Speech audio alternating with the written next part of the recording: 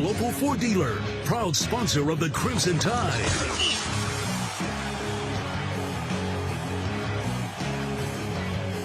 Good afternoon, everybody. Welcome to Jordan-Hare Stadium. We're on the campus of Auburn University. The Iron Bowl, one of the biggest games of the year, bar none, across this country. There are a number of regional happenings each week. A lot of these big-time rivalries, but they have to go a long way to top the importance of the Iron Bowl. I'm Eli Gold, the man who has played in many of these Iron Bowls. Alongside of me, Tyler Watts, and just watching you watch the pregame warm-ups. I mean, you're zeroed in, partner. You know, this kind of brings out the best and the worst of you, and the most intense out of every Alabama and Auburn fan here in the state of Alabama, and it definitely does the same thing with me. Just opportunity, obviously. I'm very appreciative of the chance to be able to sit here and call this game with you, and I'm definitely looking forward to it. As much as I hate this place, I'm ready to go. No doubt about it. The Everwood Countdown to Kickoff, brought to you by Everwood Treatment Company, the official treated lumber of Alabama athletics. Everwood, it's wood treated right. What was the feeling like in the locker room prior to this game, the Iron Bowl, versus any other game, be it conference or otherwise? No different than any other game. We talk about this every week, of just the locked in, how focused you are on your responsibility and what your job is once you break that tunnel and get out there on the film, or on the field rather. But it's funny, they are the calmest people in this stadium right now. No anxiety. They know what's expected. They know what they're about to see against their opponent, and they're just going to go out and play hard. Now, I will say this. When I got the nod at halftime in 1999, I knew I was going to start the second half. There was a lot of dry heaving going on because it was a lot of realistic, hey, it's finally here. I'm getting this opportunity. I'm not going to let it pass by. Those are the thoughts of Tyler Watts, who played in this Iron Bowl over his career and knows exactly what the feeling is like. Now, Auburn coming in off that remarkable game last weekend in which you could have knocked most folks over with a feather had you told them that New Mexico State would have beaten Auburn in this stadium 31-10. How difficult for the Tigers to get over that embarrassing, devastating loss. You know that they're disappointed in their performance last week, but I'm sure that after a day or two, maybe Tuesday, they were so focused in on this thing. Quite honestly, they were probably focused on Alabama the previous Tuesday when they were trying to get prepared for New Mexico State. That was definitely a look-ahead game where you could just tell in watching film they were not prepared. They did not look like the same football team they had in the previous 3 weeks. I don't anticipate that Auburn team, though, to show up versus Alabama today. They always give the Crimson Tide their best. Remember that Auburn had beaten Mississippi State. They had beaten Vanderbilt. They had beaten Arkansas. But then you analyze those games. How big were those wins, with all due respect to those schools that we've mentioned? Arkansas, God bless them, they're not having a good year. Vanderbilt has never been a major contender. Mississippi State also has been up and down, and they've changed head coaches. You wonder what the real personality of the Auburn Tigers is. It's hard to say because those were the bottom dwellers of each of their respective divisions here in the SEC. However, Auburn did start to kind of find an identity offensively, being physical up front and having the ability to run the football. Found a couple of receivers that they could throw to as well. And then defensively, really just continued to build on what they've done all year long. This has been a pretty solid unit since they opened up the season versus Cal.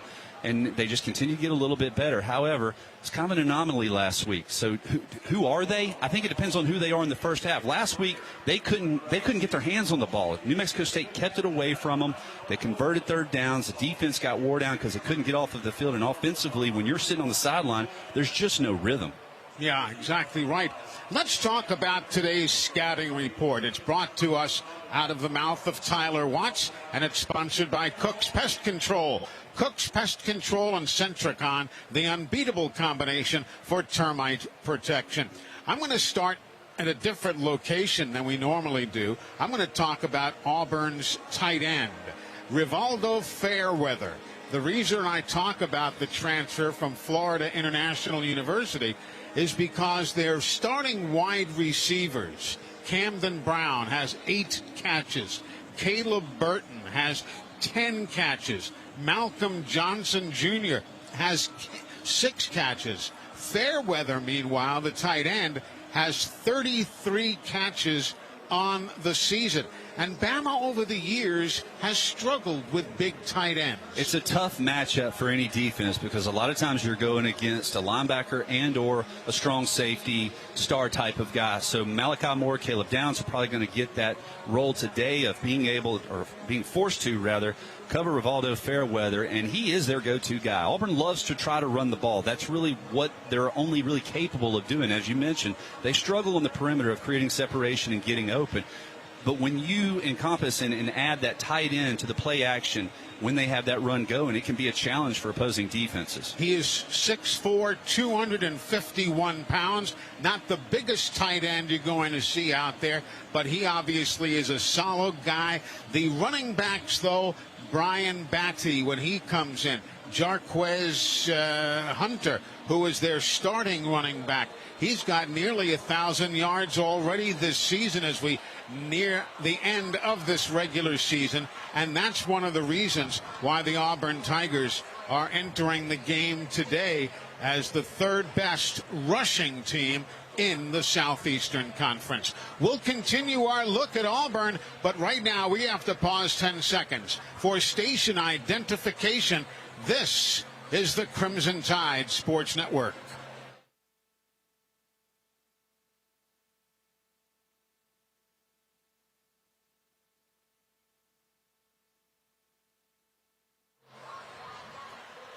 Welcome back, everybody, on a gorgeous day here in Auburn, Alabama. It's the Tide and the Tigers with kickoff coming up in about 36 minutes from now.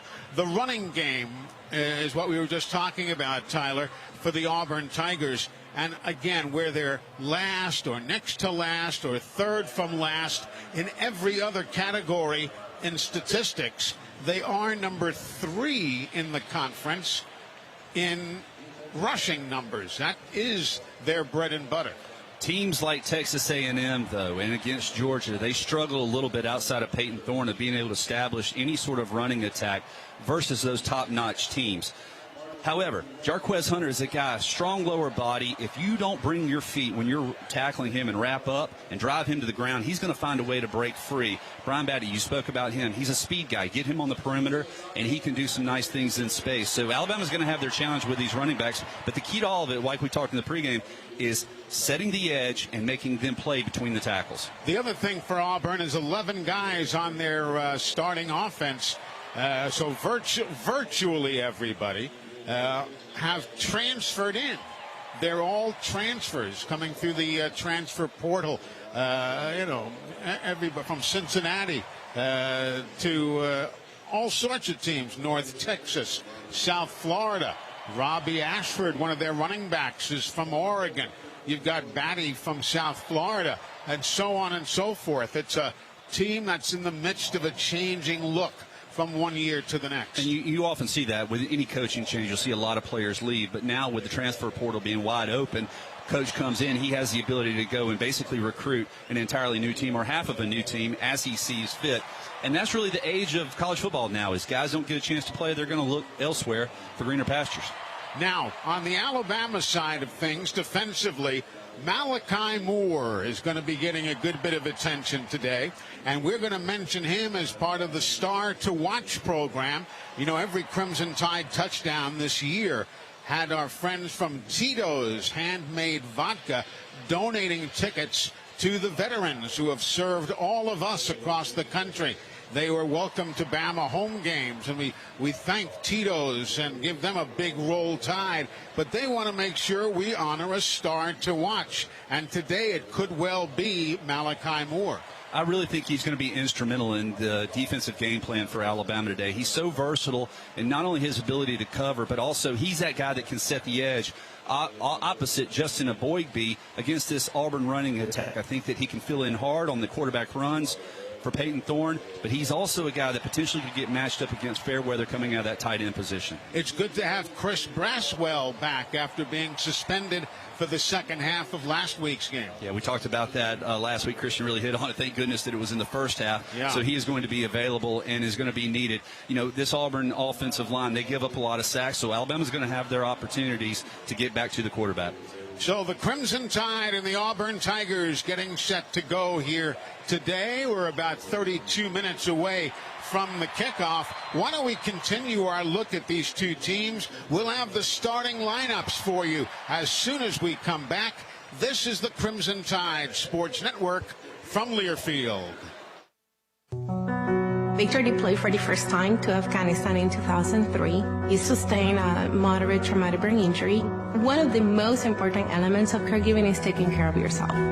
For many military veteran caregivers, their caregiving journey starts earlier in life and lasts longer. Visit aarp.org/caregiving for a free military veterans guide to navigate your caregiving journey and better care for your loved one and yourself. Brought to you by AARP and the Ad Council. Don't you wish your life came with a warning app? Stop. That dog does not want to be petted. A heads up before something bad happens.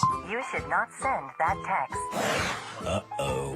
Life doesn't always give you time to change the outcome, but prediabetes does. With early diagnosis and a few healthy changes, you can reverse prediabetes and prevent or delay type 2 diabetes. To learn your risk, take the 1-minute test today at doihaveprediabetes.org. Brought to you by the Ad Council and its prediabetes awareness partners. Uh-oh, Brad's buzzed. Oh, yeah? Yeah, he's starting with the whoops.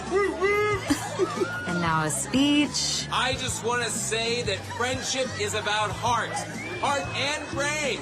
Who's with me? Good thing is, he knows when he's buzzed. And my brain is saying, when it's time to go home, somebody call me a ride. Love that guy. Me too. Know your buzzed warning signs? Call for a ride when it's time to go home.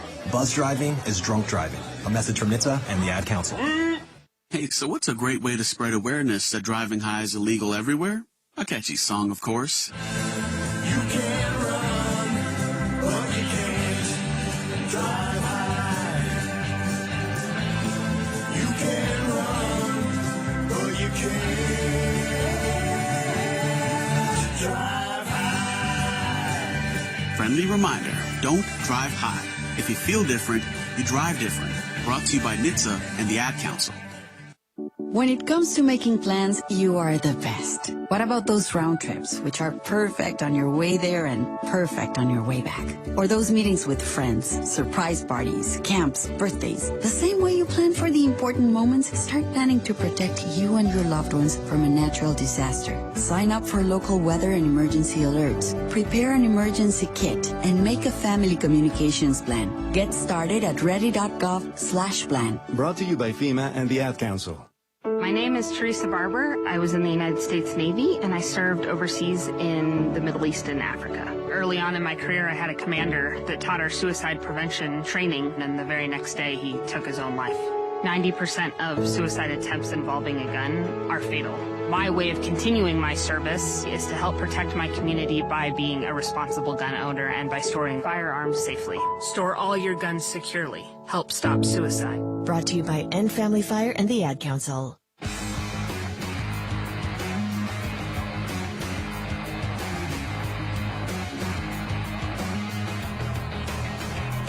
Welcome back, everybody. A beautiful day, 65 degrees right now.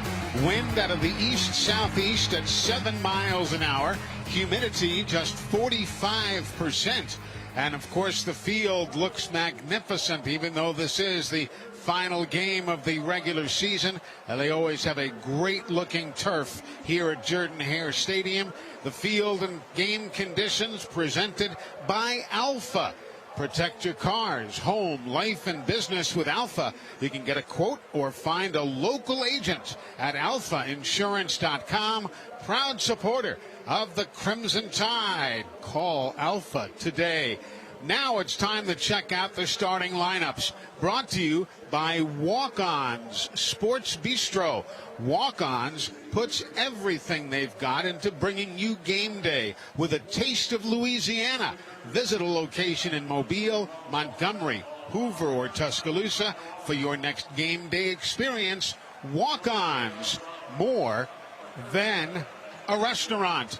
For the Alabama Crimson Tide on the offensive side, Tyler, no changes are expected.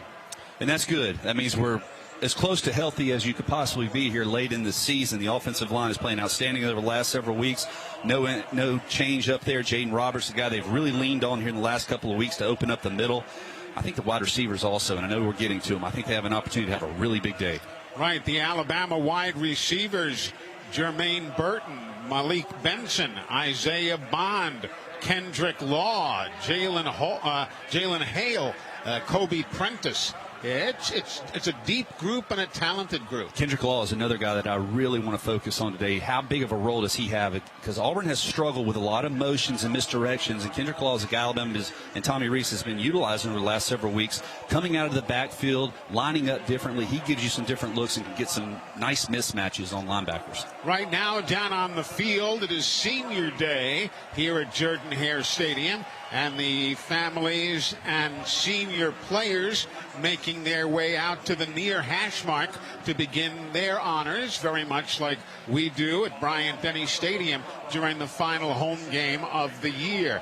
Defensively for the Auburn Tigers, it is a 3-3 look up front. Harris, Rogers, and Falk on the defensive front. McLeod, Keys, and the dangerous Eugene Asante at weak side linebacker. This defensive front is very opportunistic. They love to try to strip the ball away from you, and seems like a majority of Auburn's scoring opportunities come off of turnovers. They had a couple versus Texas A&M and throughout the course of the season. So this is the unit here that they really focus on to make things happen. Yeah, they have gained 17 turnovers this year, Auburn has. 6 fumble recoveries and 11 interceptions. A lot of those interceptions coming from Nehemiah Pritchett, Zion Puckett, Keontae Scott, Jalen Simpson, and DJ James, the transfer from Oregon. That's their starting defense. And what am I trying to say here? You have to be focused on not trying to force the issue against this secondary. The opportunities are going to come about, but you have to be very patient in hitting what they're giving you early on. They're eventually going to bite, though, and you're going to have some opportunities to push the ball deep. On the offense for the Auburn Tigers, you'll see Camden Brown, Caleb Burton III, and Malcolm Johnson Jr. They will be the starting wide receivers. And, of course, in passing, they are 14th in the SEC in passing yardage. 162.9 is all that they're averaging per game. But that's definitely not something that you can go to sleep at the wheel at if you're a cornerback like Kool-Aid McKinstry or Amos or any of the other guys, or Terrion Arnold. You have to be cognizant of the fact that they do have the ability to get downfield, play your position, but be ready to come up and run support. We talked about Jarquez Hunter. He'll be their starting tailback. He had 183 yards and a couple of touchdowns in his game against the Vanderbilt Commodores. We talked about Rivaldo Fairweather, the talented tight end transferring in from FIU, Florida International. And now there's Peyton Thorne. We really haven't talked that much about him here on the pregame. That Georgia game was really his coming out party. Until then, it was a back and forth between he and Robbie Ashford as Hugh Freeze in this offense were trying to figure out who gave them the best option or best chance to win football games. Peyton Thorne has kind of taken advantage of that by utilizing his legs more in the running game. The throwing game, the passing game is there when the running game is successful, but he is very instrumental in moving this offense forward. You cannot lose sight of where he is and make sure that you have backside responsibility for Peyton Thorne, because he will pull it out the backside and run upfield. A junior quarterback from Napersville, Illinois, now on defense for the Crimson Tide. No significant changes on the defensive front, but at linebacker, look for Deontay Lawson to come back. We've seen Tresman Marshall return. Obviously, Dallas Turner, who was named a finalist yesterday for the Lott Award. He's ready to go. Plus the established defensive backs, Terrion Arnold, Caleb Downs, Malachi Moore, Jalen Key, Kool-Aid McKinstry. that combination will yield your four-man defensive back. And Trey Amos has done a nice job of filling in for Jalen Key with Key's injury. Key was warming up. He looked good. I'm not sure if he's going to get the go or not. When you have something good rolling over the last couple of weeks, it's tough to kind of mess it up. Exactly right. But Alabama's got themselves a solid defense, and that really has been the story here of late. Defense. It wins championships for you, and it wins ball games as well. We've done an excellent job of stopping the run versus the last 4 or 5 opponents, and that's been key to their success. And they continue to get more confident in what they're doing. They're playing faster. A lot of talent on that side of the field, and when they know what's coming, they get after the ball carrier. The CBS sports music is blaring across the public address system here. They have put together a big tribute videotape with highlights of top CBS telecasts, not involving only Alabama and Auburn, but other teams within the SEC. Today is the final regular season telecast of the Southeastern Conference on CBS. They obviously will be doing the SEC championship game next weekend in Atlanta. But for regular season play, this is going to be CBS's final telecast after so many years of bringing the fans outstanding coverage. And it's the best time slot in college football. It's what everyone is jealous of, is this 2:30 Eastern or Central slot that the Southeastern Conference plays in. Indeed so. So we are closing in on this one, the kickoff for Alabama and the Auburn Tigers coming up in just a short while. It is a beautiful day today. Again, the wind is not going to be a factor. It's 7 miles an hour, as I mentioned before, out of the east-southeast, but only the big flag in the far corner of the stadium is ruffling at all. The tassels on top of the uprights are hanging limply, so it doesn't look as though it's going to affect the kickers any. And speaking of kickers, 9 points is what we now are looking for on the part of Will Reichert to tie the record for the most points scored by any one player in the history of the NCAA. 10 points will break the record. And we've already got it figured out. It's going to be 7 extra points, right? 7 extra points and a field goal or 2. He's going to get plenty of options and opportunities today. That's really been an Achilles heel of previous Alabama football teams here in this stadium, is our inability to hit field goals when we needed it. Thank goodness we got Will Reichert ready to go today. Another pregame activity taking place here today is the Auburn Tiger family is honoring a longtime member of the Auburn Tigers, and that is former athletic director David Housel, former sports information director David Housel, former everything David Housel. He has done so much for the Auburn program over the years. David's had a few medical issues of late, but he is being honored here today as they bring him out onto the field for the accolades that he is so deserving in receiving. We're now some 20 minutes away from kickoff, presented by Beatbox. Each Beatbox is bursting with delicious flavors. It's gluten-free, it's low sugar, and resealable. Look for it in stores across the Southeast for your next tailgate today. Right now, we invite you to stay tuned. It's Alabama and Auburn coming up from Jordan-Hare Stadium. Another of the Iron Bowls. Will it be a history-making one? Will it be one that lives on forever? We'll all find out together. And it's coming your way next, right here on the Crimson Tide Sports Network from Learfield. This has been the Everwood Countdown to Kickoff Show. Everwood, the official treated lumber of Alabama athletics. Alabama football is also brought to you by Guthrie's, the original chicken finger restaurant, and now an official partner of the Crimson Tide. Aetna, proud sponsor of the Crimson Tide Sports Network. And by Bud Light, easy to drink, easy to enjoy. Let's go! Here we go.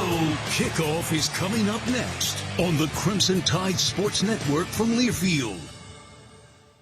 Hey there, Bob Baumhauer here. Score big deals at Baumhauer's this football season and order from our Inflation Bites menu. Try our Buffalo Wing Special with fries and a complimentary beverage for only $9.99. And what's football without a cold beer? Our pitchers of Yingling and Yingling Flight are only $7.99, served all day, 7 days a week. And huddle up, football fans. Sign up today for our free NFL Pick'em contest at Baumhauers.com for weekly prizes. Baumhauers, legendary fun and legendary food.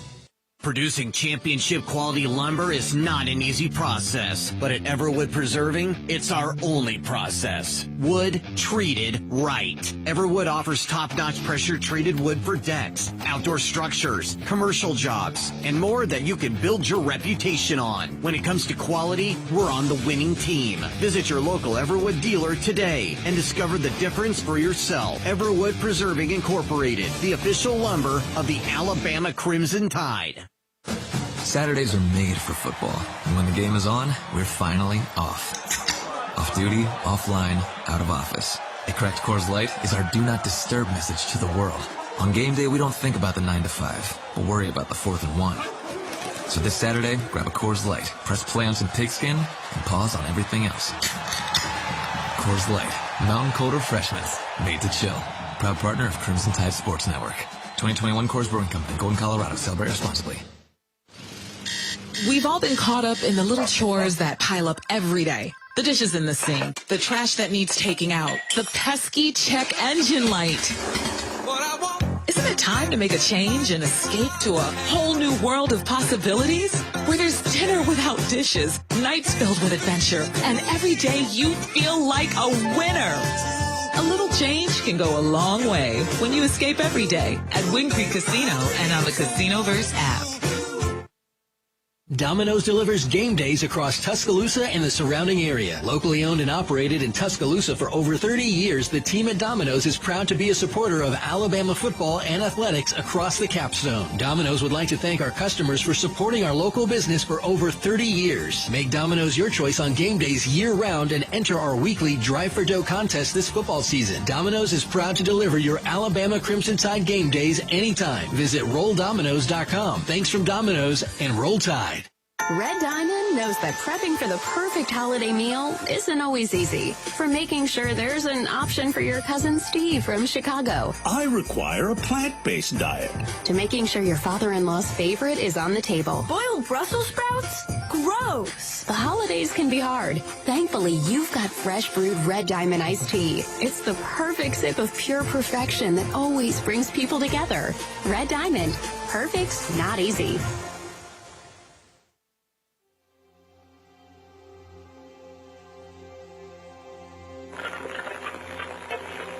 Auburn wearing white with blue numerals, white helmets, white pants. Alabama makes the traditional crimson jerseys, white pants, and red helmets. Crimson and white, orange and blue.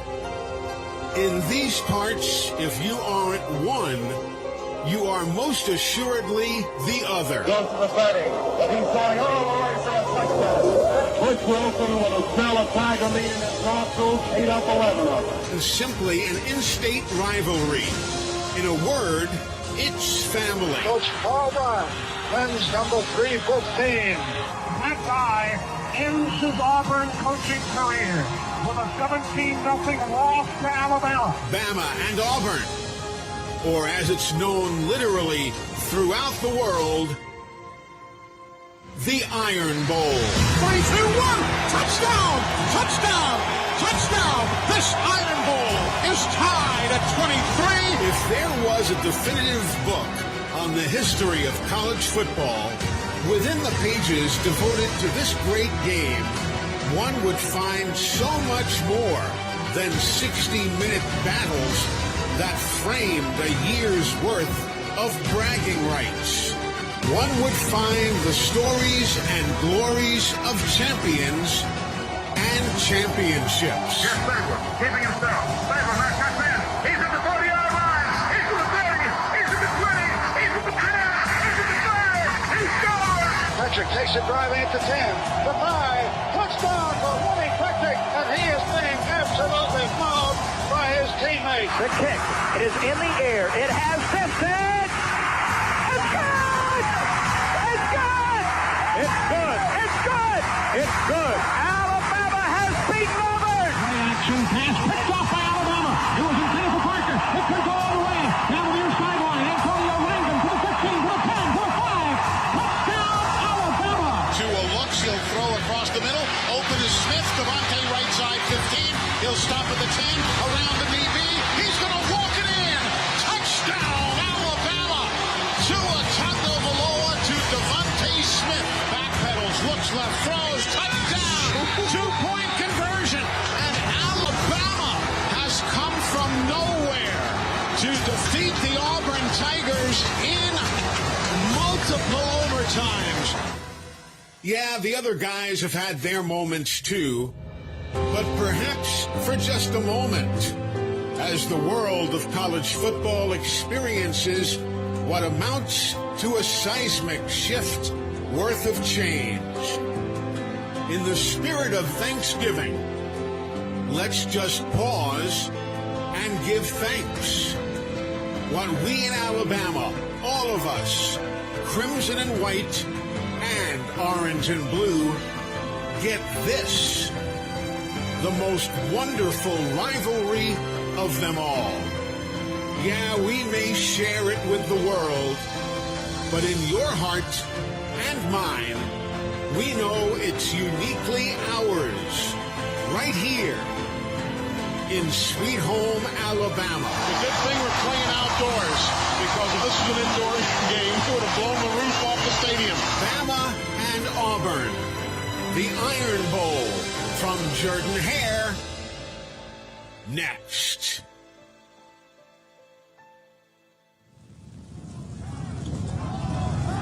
Here we go. It's time for Alabama Crimson Tide football on the Crimson Tide Sports Network from Learfield. Crimson Tide football is brought to you by Coca-Cola Zero Sugar. Is it the best Coke ever? Find out for yourself. And by Golden Flake, the official potato chip of the Alabama Crimson Tide. It's the biggest rivalry game of them all. The Crimson Tide, the Tigers. This is the 88th Iron Bowl. Now turn it up. It's game time. Good afternoon again, everybody. Welcome to Jordan Hare Stadium. The national anthem about to be performed by the Auburn Marching Band. Here come the colors being presented as they march out from the corner of the end zone across to our left.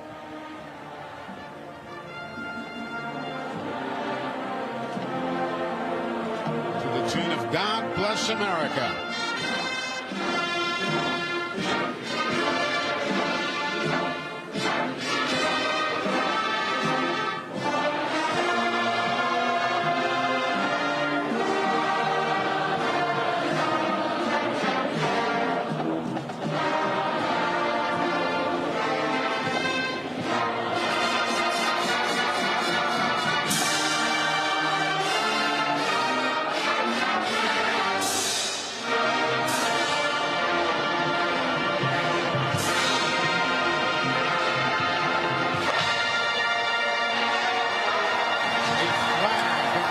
Of a shield with colors like the Star-Spangled Banner being carried out now.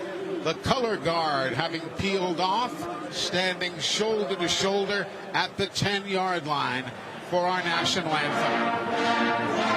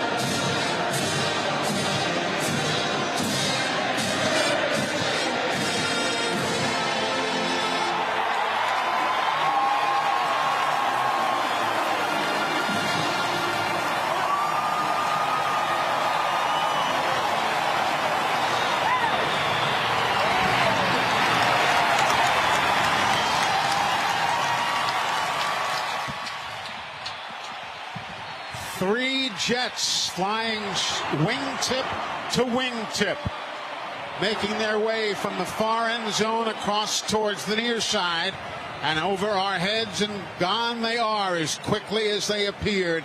A beautiful presentation of our colors as we get set for the playing of the Iron Bowl. Alabama's regular season concluding. The Tide 10-1 on the year. They are 7-0 in SEC play. The Auburn Tigers 6-5, 3-4 in Southeastern Conference play. Both teams still in their respective locker rooms. A fairly complex pregame ceremony. Yeah, it's kind of old school, right? They don't have all the jumbotrons and everything like we do in Tuscaloosa, so it's still down to the band's responsibility to entertain us.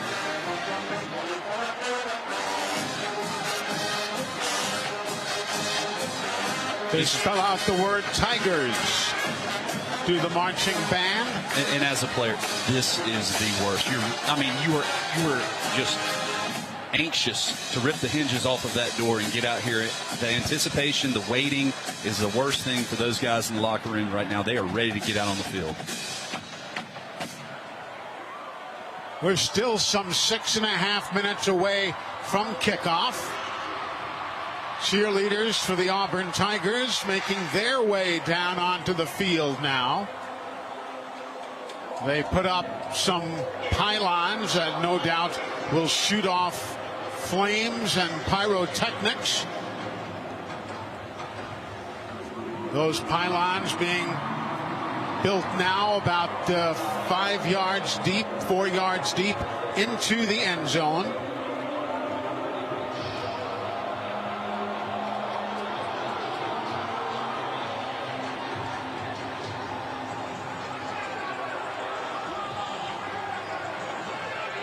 Meanwhile, elsewhere, Michigan on the Alabama Power scoreboard with a 30-24 lead over Ohio State.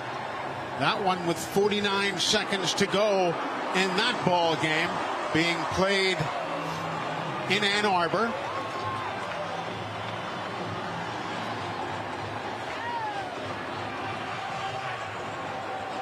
Ohio State and Michigan both 11-0 on the year. Ohio State trying to move the football. They do across the middle. The ball is loose after a tackle. And now it's a 1st and 10 for Ohio State with 35 seconds to go. Meanwhile, the fans here at Jordan-Hare being whipped into a frenzy. We've already seen the Eagle go flying by. At the far end of the field, Alabama's kickers are kicking to the uprights there. Talty, Reichard, Burnip, all loosening up their legs across the way. No such thing on the near side for Auburn because their band and the cheerleaders have occupied the area. But now here come the coaches for the Auburn Tigers. They will begin the quick run to the elevators, and they will make their way up to the press box level.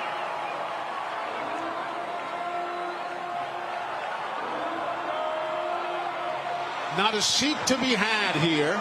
It is a hard sellout, as you can imagine. And that's the great thing about this rivalry, Tyler Watts. It doesn't matter what the records are, what the rankings are. It's Alabama and Auburn, and it doesn't matter if they're playing hockey, if they're playing soccer, if they're playing volleyball. It matters not. When these two schools get together, it's just an event of great magnitude. And here go the pyrotechnics flying into the air out of those cauldrons that were built moments ago that we told you about. And now in their blue jerseys with white pants and the white headgear, The Auburn Tigers coming out of their locker room. And if you listen carefully, you can hear a chorus of boos as across the way, wearing their road white uniforms, here come the Alabama Crimson Tide, trotting from their locker rooms. White jerseys, white pants, crimson headgear, the white stripe down the headgear's middle, and the numbers that are in crimson on the white jerseys. And just watching these two teams come out, I heard a phrase last night that I really liked. It was standard over emotion, or standard above emotion. Auburn has always played with so much emotion, especially here in this building. Alabama must play to the standard that they have set throughout the course of this season. If they're able to do that, we're going to come out of here with a victory. Jason Autry is the referee here today. Let's listen in to the toss of the coin.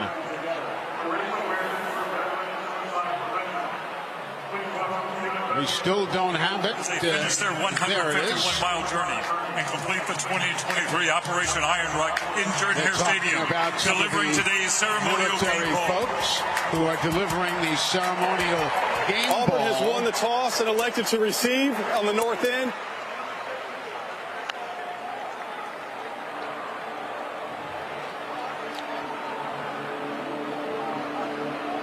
So the toss of the coin. So Auburn won and they elected to receive. A lot of times you'll see that team, the winner, will defer. Auburn must have a couple of things up their sleeves so that they're wanting to get out here on the field early on and try to implement. They always do in this Iron Bowl. The referee, Jason Autry. The umpire is Walt Hill. Chad Green is the head line judge. The line judge is Chuck Rice. Alan Nicholson is the field judge. The side judge is Brandon Spencer. At the back judge, Peter Buchanan. And center judge, Chris Sneed.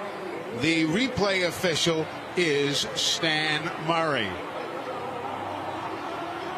Right now at midfield, the presentation of the game ball, while we send it back now to our Crimson Tide Sports Network studios. Brian Houseworth with an update on the game from another conference. EY and Tyler, I'll tell you what, this has just been an absolutely incredible game. Back and forth all game. Number 2, Ohio State. Number 3, Michigan. In Ohio State marching down the field, Kyle McCord throws a ball that appears to be picked off. Now, there is a flag right now. It appears to be excessive celebration, but if this play stands, Michigan is going to have an interception, and they're going to win this ball game. They're up 30-24. An incredible finish. McCord hit as he delivers the ball. Appears to be an interception, EY. All right, Brian Houseworth in our studios. Thank you, sir. We'll get updates as we continue. Looks like that's, everybody was watching that one. Why not? Both teams were 11-0 coming in. Again, it's now 30-24 Michigan with 25 seconds to go, and they are having a review of a call on the field. But now, more important business. The Iron Bowl getting set to kick off. Jarquez Hunter is deep for the Auburn Tigers to the right side. Brian Batty is to the left side. Walking to the tee at the 35-yard line is Will Reichard. The officials asking him to wait a moment. Now they give him the okay. So Will turns around. He'll walk back towards the 30-yard line. He'll take 5 strides to his left. He approaches the football, and the Iron Bowl is underway. It sails into the end zone, and it's coming out. Batty comes out. He'll do a head fake at the 25, 30, 35-yard line, and he is put down there by the Alabama Crimson Tide. So Auburn going to work. 1st and 10 now. It'll be at the 25-yard line officially. Auburn in their blue jerseys over the white pants. They have orange and blue striping down the outside of the pant leg. Michigan has defeated Ohio State 30-24. As Auburn now goes to work 1st and 10 from the 25-yard line. Quarterback rolls to his left, throws it across the middle, nobody home, incomplete as Thorne was looking, and it looked to me as though Deontay Lawson was in the way of a pitch try to Luke Deal. Yeah, Luke Deal is who he wanted to go the ball with, but Luke Deal did not want the ball because Deontay Lawson was right there in coverage. Excellent job there on the first down. Now Jarquez Hunter on a 2nd down and 10 play. 2 wideouts either way. Man in motion from the backfield. Here's a throw to the near sideline. And the catch is not made in bounds. It is out of bounds by Rivaldo Fairweather, the tight end of whom we spoke extensively earlier. And it's going to bring up a 3rd down and 10 now, as Auburn quickly comes back to the line of scrimmage. Empty backfield. Quarterback looks, and there's whistles sounding, as you hear in the background. And somebody moved for Auburn. False start. Offense. Not all 11 players were set prior to the snap. 5-yard penalty. Remains 3rd down. So it'll be a 3rd down and 15 now.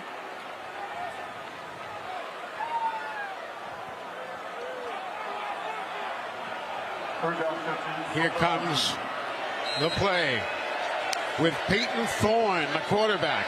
Gets the snap, looks for running room, escapes to the near side and throws. It is tipped away out of bounds by Alabama, and the very, very first big-time defensive stop for the Tide, brought to you by Truckworks. Roger, that's the kind of defensive stop you wanted to see from Bama to start the ball game. Absolutely, that big-time stop by Bama, again presented by Truckworks, the official commercial truck dealer of the Crimson Tide. 13 locations all across the Southeast. Keep your business rolling. And as we saw last week, Caleb Downs took over from Kool-Aid McKinstry as the deep man on punts. The ruling of a pass behind the line is under video review. Timeout. So the officials want to review that one, Tyler. So he may have, Peyton Thorne may have completely crossed the line of scrimmage when he released that football. Now, any part of his body can be behind. He's definitely a yard or so in front of the line of scrimmage. I'm sure that Alabama will decline this. Terrion Arnold did an excellent job of high-pointing this, because Malcolm Johnson was open on the sideline, and it would have been a completion had Terrion Arnold not leaped as high as he possibly could and batted that ball away. And unfortunately, Arnold was a little slow in getting up. The officials standing at the 19-yard line across to our left. And they are looking at the video monitor to get a good look at, make sure they knew exactly where the quarterback was when he released the football. But nevertheless, the Bama defense doing an outstanding job. Yeah, the first play, the play action pass, everyone was covered up. 2nd down, you force the incomplete, and then 3rd, you get the batted ball. That's 0 for 3. The ball is at the 19-yard line. Referee Jason Autry will tell us what the decision is. After video review, the passer threw the ball beyond the line of scrimmage. Therefore, illegal forward pass, offense number 1. The penalty is 5 yards from the spot of the foul with the loss of down. It'll be 4th down for Auburn from the 15-yard line. So a good explanation from Jason Autry right there on the first penalty flag of the day. And we talked about 2 years ago how Alabama, every time they got the ball, their backs were against the goal line. They're going to have an opportunity, because of the defensive play, to have excellent starting field position. And as you mentioned, Caleb Downs, who took over the return job last week for Kool-Aid McKinstry, Caleb is standing at his own 35-yard line. Here's the kick now by Oscar Chapman. Downs lets it bounce around a bit and roll to a stop at the 31-yard line. So Bama will be starting 1st and 10 from the 31, a 55-yard punt and no return. Now let's see what Alabama can do here offensively. Quarterback Jalen Milroe, semifinalist for the O'Brien Award and a semifinalist for the Maxwell Award. has Jace McClellan lined up to his right rear.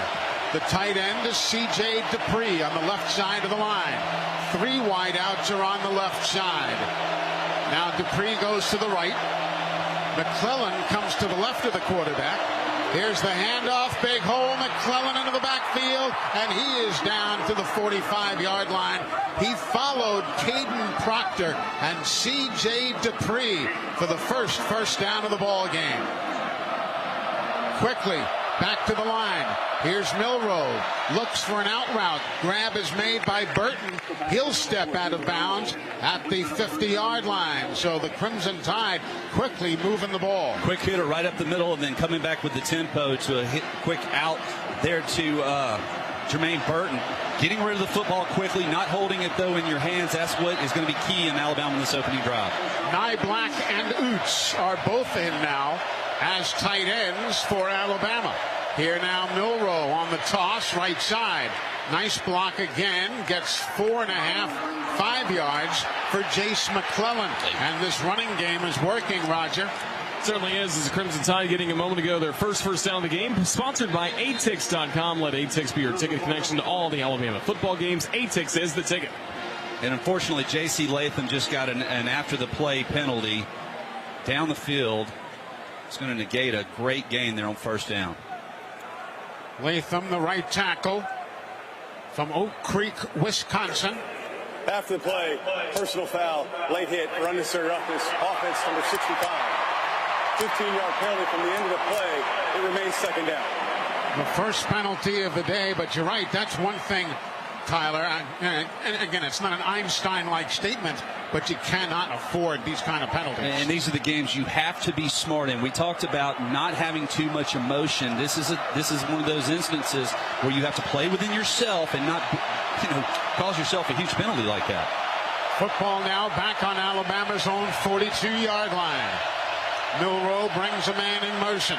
He'll hand it off on a shovel to Kendrick Law. And as Law goes laterally, he gets taken down after a pickup of maybe a yard, if that much. But you still like how Alabama is stretching Auburn sideline to sideline, making them run. That's going to open up the creases on the interior.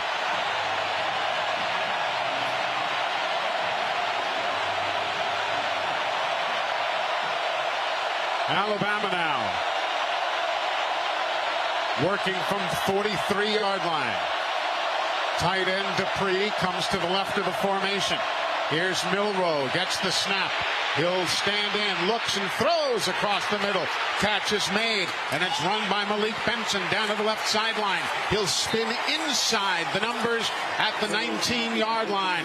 Big time pickup by Malik Benson on the bang-bang throw from Jalen Milroe. Well, I'd say it's a heck of a job by the offensive line, especially J.C. Latham, forcing the defender on the right side up the field. Jalen Milroe stepped into the throw. Huge lane open across the middle. Now with the ball at the 22-yard line. Milroe stands in, looks left, throws left. Stepping out of bounds with the ball is Burton after making the reception. We'll have to wait and see exactly where they spot it. We'll tell you, folks, that as Bama gets into the Chick-fil-A red zone, we are sitting in the back of the end zone at the other end of the field. So it's tough to tell exactly where the ball gets spotted. It's going to be at the 11-yard line. Here now the give, looking for running room. Roydell is there, and Roydell Williams gets down inside the 3 to the 2-yard line as he weaved his way towards the right hash mark. Did a good job of bouncing to the outside. Robbie Oots set a nice block on the edge. And anytime you can get a running back one-on-one against a safety and/or linebacker, he's got to win that. Roydell Williams did that, picking up an extra yard or two. 2 wideouts are wide left. Robbie Oots is to the near side as a tight end, and Dupree to the right side as a tight end. Here now the give, back up the middle. Roydell runs up the pipe, and he is in for a touchdown. Jaden Roberts threw a pretty block, really nice, and opened up the running lanes for Roydell Williams. Touchdown, Alabama. Boy, heck of an opening drive there by Alabama. Great field position. Started off with an incredible defensive play. You're able to overcome a mental mistake by J.C. Latham by picking up the 3rd and long across the middle to Benson. Heck of a drive to open this game. Latham, then he came back and he took care of the bad news by throwing a pivotal block on that 2nd down play. Here now is Will Reichard to attempt the extra point. It is up. And it is good. So Reichard now needs 8 points to tie and 9 to become the all-time scoring leader in NCAA history. We have timeout, 10:53 time remaining. Opening quarter here at Auburn. Bama on their first possession, taking a 7-0 lead on the Crimson Tide Sports Network from Learfield. Picture yourself here.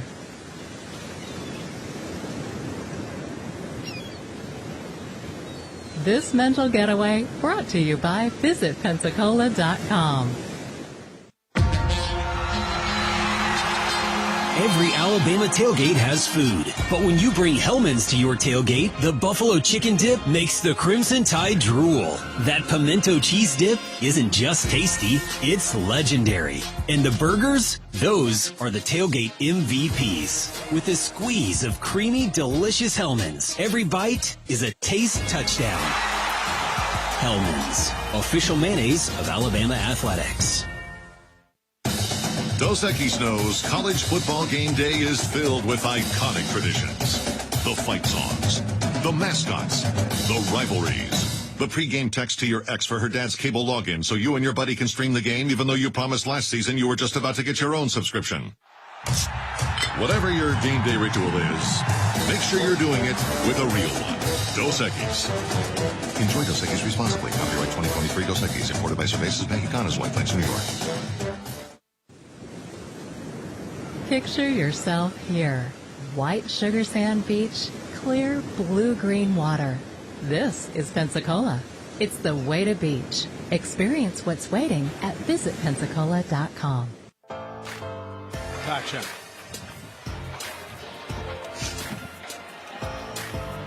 Alabama 7, Auburn nothing with 10:53 left to go in the first quarter.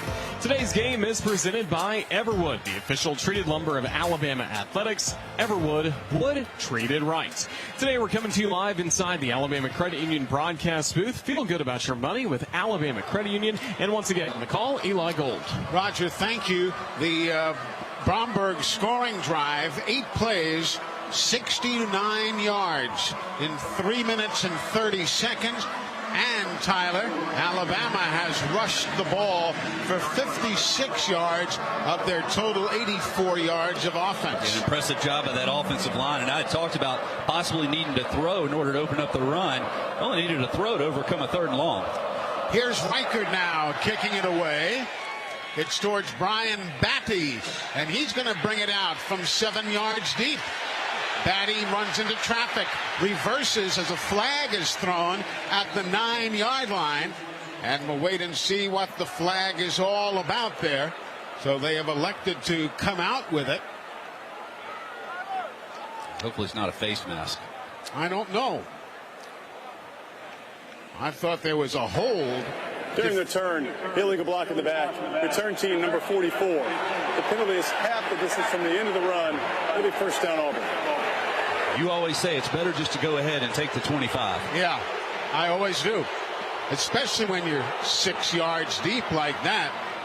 On that play, though, Kendrick Law is the outside gunner, and we did get away with a face mask. Kendrick Law is the outside gunner. He got blown up on the first kickoff, and this time he snuck it in underneath it and forced that to the short boundary. The fans seeing the replay on the Jumbotron, and they are reacting, but oh well.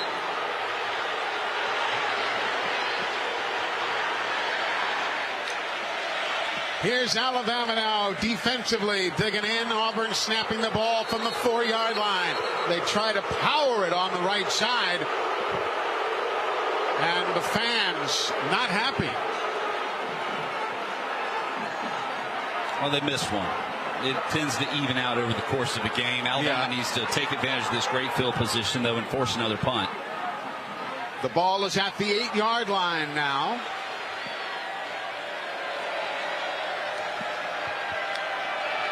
Owen waits, gets the snap. Hands off, right side, nothing there. As Jarquez Hunter gets stacked up again. Now, I don't know if they're booing. They're just mad. They're mad because they're the lack good, right? of no call from before, or they're, booing that they're not moving the ball, whatever. Malachi Moore was right there to make a big-time stop for Alabama.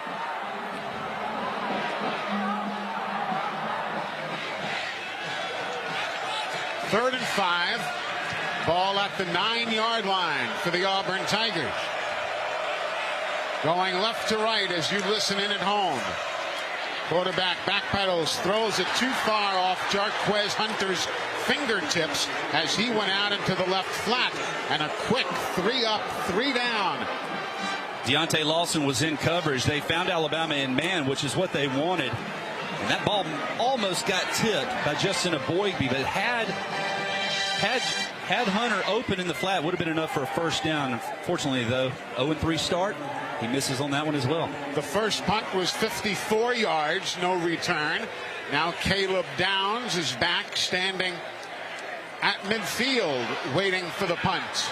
He'll drift to his right, says fair catch, and he'll make the grab right at midfield at Alabama after a 41-yard punt. No return, as the fans are still letting the officials have it after that no call of earlier. We've got timeout, and Bama's got great field position. When we come back, it's Alabama 7, Auburn nothing on the Crimson Tide Sports Network from Learfield. On game day, success starts with a great game plan. No matter if you're at home or on the road, greatness starts here with the Ford F-150 truck. Delivering a rare combination of power and smart technology like the available class exclusive Pro Power onboard, Ford F-150 helps make great things possible.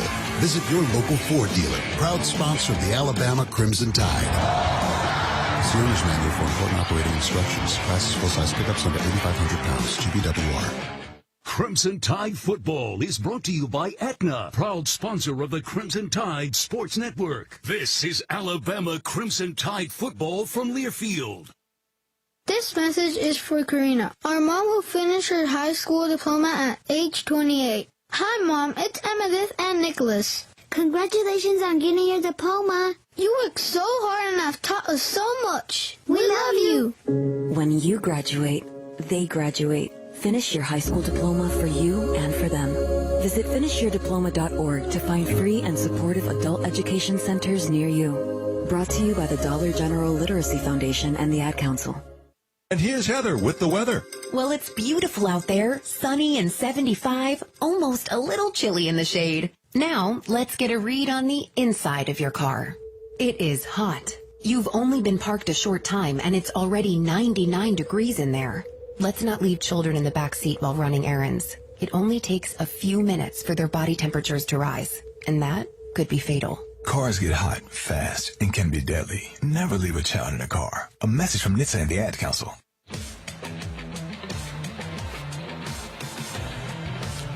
9:21 left to go in the first quarter. It's Alabama with a 7-0 lead against Auburn. Last drive for the Tide, Alabama scored a rushing touchdown. So you can score, fans, a free donut with the purchase of a beverage from Dunkin'. Bama runs on Dunkin'. Look forward to heading down to the field coming up later on as our Cooks Pest Control and Centricon sideline reporter. Again, Cooks Pest Control and Centricon, the unbeatable combination in termite protection. All right, Roger, thank you very much. Glad you're with us on this beautiful Saturday. 9:21, time remaining, opening quarter. Alabama leads 7-0. They've got the football starting at midfield here. Here now is the give. Nothing there for Jace McClellan as he is taken down after the handoff by Keontae Scott. And we pause 10 seconds for station identification. This is the Crimson Tide Sports Network.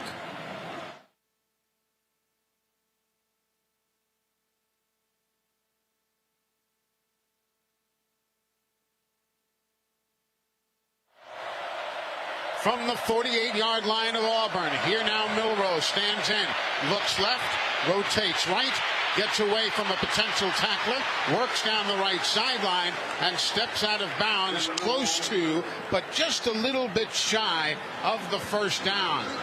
He gets to the 42-yard line, needed the 41 and change. So it's going to be a third down play.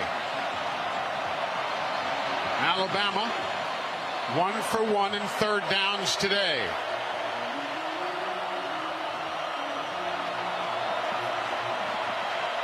Jace McClellan, the running back. Everybody is in tight. All the wideouts from either side in tight. Now a man in motion as McClellan gets the handoff.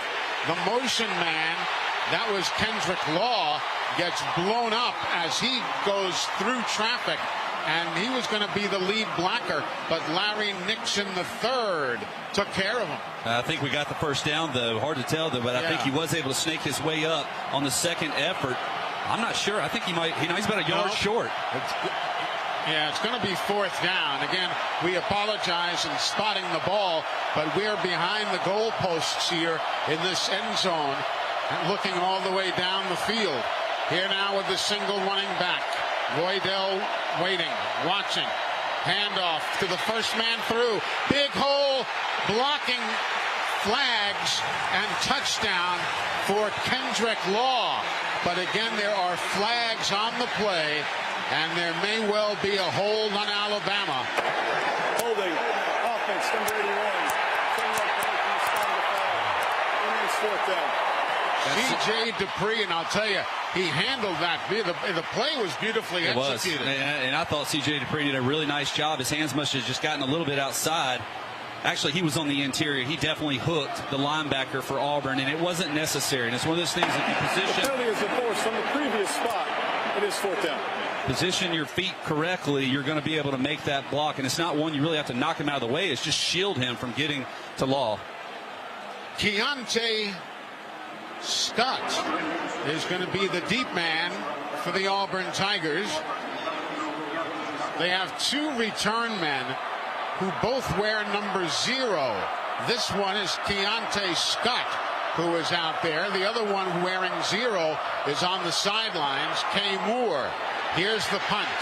It sails to the far sideline and goes out of bounds in midair. We'll have to wait and see exactly where the official spots it. He runs it up the far sideline, still walking, and he's going to say the 32-yard line. So that's where Auburn will get it when play resumes. It's the Tide on top, 7-0, 7:14 remaining in the opening quarter of play. This is the Crimson Tide Sports Network from Learfield. Get your game face on and roll Tide with Shoe Station. As a proud sponsor of Alabama football, Shoe Station is the place to shop for game day style and trends. With a store in Tuscaloosa, 2 convenient locations in Birmingham, and stores all over the Gulf Coast, you can score big with our massive assortment of men's, women's, and kids' shoes from all the top brands. Check out shoestation.com/Bama today to shop game day ready shoes. Shoestation.com/Bama. Don't you mean fa la la la la la la la la? Nope, we're shaking things up. Whatever you say. Shake things up this season at the Toyotathon sales event. Lease a new 2024 Toyota RAV4 LE for $339 a month for 24 months, plus $500 holiday bonus cash. Toyota, let's go places. Offer valid through December 5th, 2023. Well-qualified lessees with approved credit through Southeast Toyota Finance. 3638 due at signing. No security deposit with select equipment. $350 disposition fee. Excludes tax, tag, registration, title, and dealer fees. See dealer for details. SeatGeek's the ticketing app for fans like the sideline shot caller. Come on, boys, pick up the pace! SeatGeek got him a great deal on seats right near the action, so when he yells, "What are you doing? Block him!" he can be absolutely sure the players heard him. SeatGeek handles the tickets to sports, concerts, and more, so fans can fan.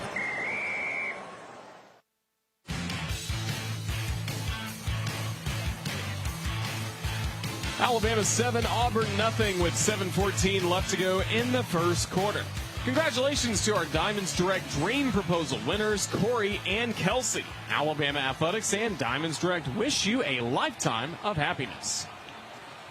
Did you, when you and Lanzi got engaged, did you go crawling around looking for a diamond? We were able to find one pretty quickly. It cost me a lot. Well, it's all right. But I should have gone to Diamonds Direct. You should have. 7:14 time remaining. Opening quarter here at Auburn. On a beautiful day. Temperature right now 64 degrees. Jarquez Hunter is the running back.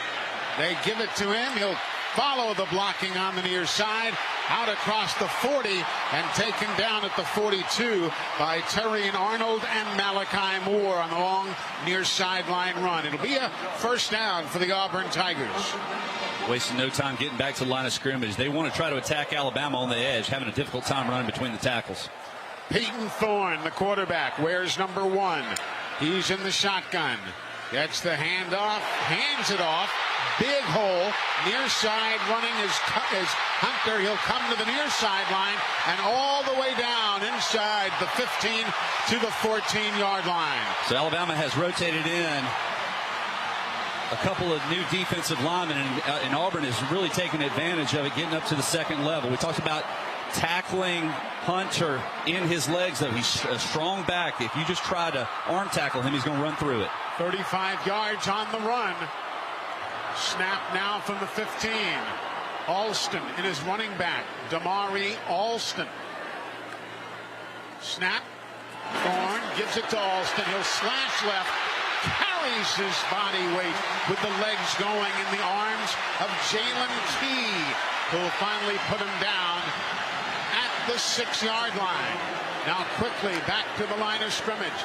Handoff once more, and this time there'll be a gain of about 1.5 yards by Damari Alston.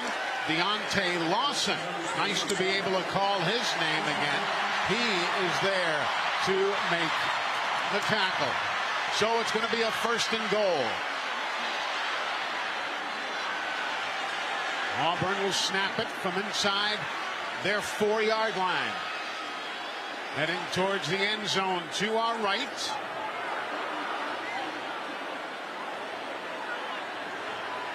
Or below us, to be more accurate. Alston stays in at running back. Thorne is under center. He'll hand it off to Alston. He'll spin out of a tackle and get to the goal line, and he is in for a touchdown. Damari Alston with a 3-yard touchdown run. Jalen Key met him in the hole, but he did a little spin move and was able to break 3 and prevent Key from really wrapping up on him good. He did just enough to get across the goal line.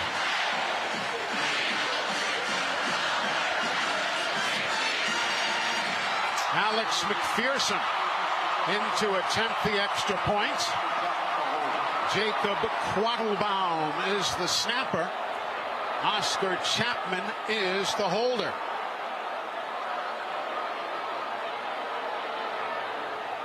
They are checking the video to make sure that he did, or the ball did, get across the goal line.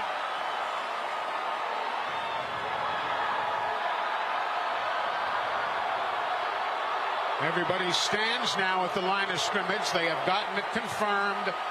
The score was good. And now the extra point by McPherson. The snap and spot are there. The kick is on the way, and it too is good. So here in the first quarter, each team with a touchdown. It's 7-7 with 5 minutes remaining in this opening quarter of play. So your thoughts at this point, Tyler Watts? Very frustrated with that penalty. C.J. Dupree, it ended up being very costly. That's a 14-point swing right there. You erase a touchdown for Kendrick Law, and then you force the punt, and 2-3 plays later, Auburn finds a way to score. Alabama rotated in a new defensive front on that particular set of. We had Jamarian Latham come in, Tim Smith came in, as well as Damon Payne Jr. just did not do a good enough job of stalemating up front and allowing the linebackers to get downhill. So the Bromberg scoring drive, 5 plays, 68 yards in 2 minutes and 14 seconds. And the Auburn Tigers have tied it at 7 apiece. Folks, don't forget our next football broadcast here on the network next Saturday as the Tide meet the Georgia Bulldogs in the SEC championship game at Mercedes-Benz Stadium in Atlanta. You know, Tyler, it wouldn't be an SEC championship game if Alabama wasn't in it. It wouldn't feel right, would it? No, it wouldn't. Not at all. We'll have the coverage for you at noon, kickoff at 3 o'clock. That's next Saturday. The SEC championship game against Georgia here on the Crimson Tide Sports Network. And, of course, Coach Saban will be with us. We're back on our normal Thursday night schedule. Last week, of course, with Thanksgiving, we moved his talk show to Wednesday. But our weekly talk show, Hey Coach, and the Nick Saban Show will return, and it's going to be renamed the SEC Championship Game Preview, brought to you by Alpha. And it's coming your way next Thursday at 6:30 from Baumhauer's Victory Grill in Tuscaloosa. Coach Saban and members of our broadcast crew will be joining us as well. Hope you can tune in. Should be a lot of fun as we preview the SEC championship game. Kendrick Law is deep along with Roydell Williams.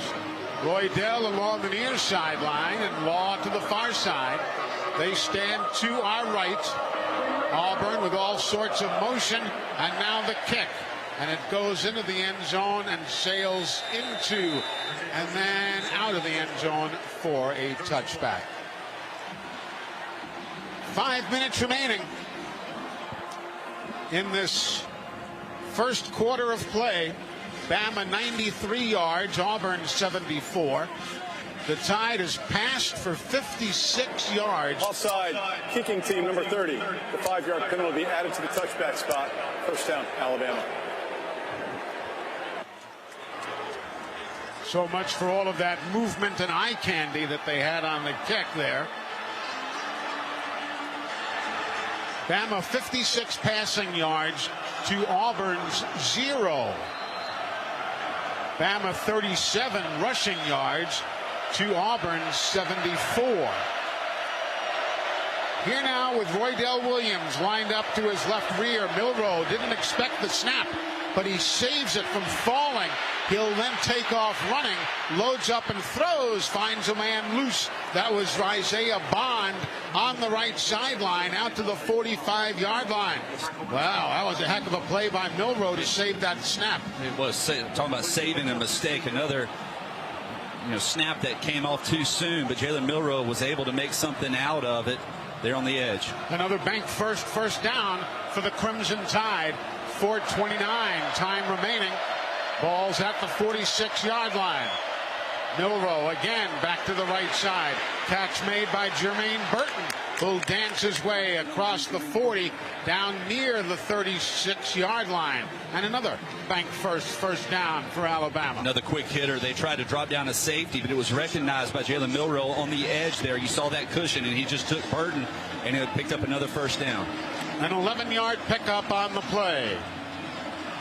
Now Bama comes to the line of scrimmage, keeping Roydell in as the running back. Jalen Hale is one of the wideouts. We've got 3 to the right side. Milroe waits. And now he'll move up to the line of scrimmage. He will audible play clock at 2. Gets the snap off.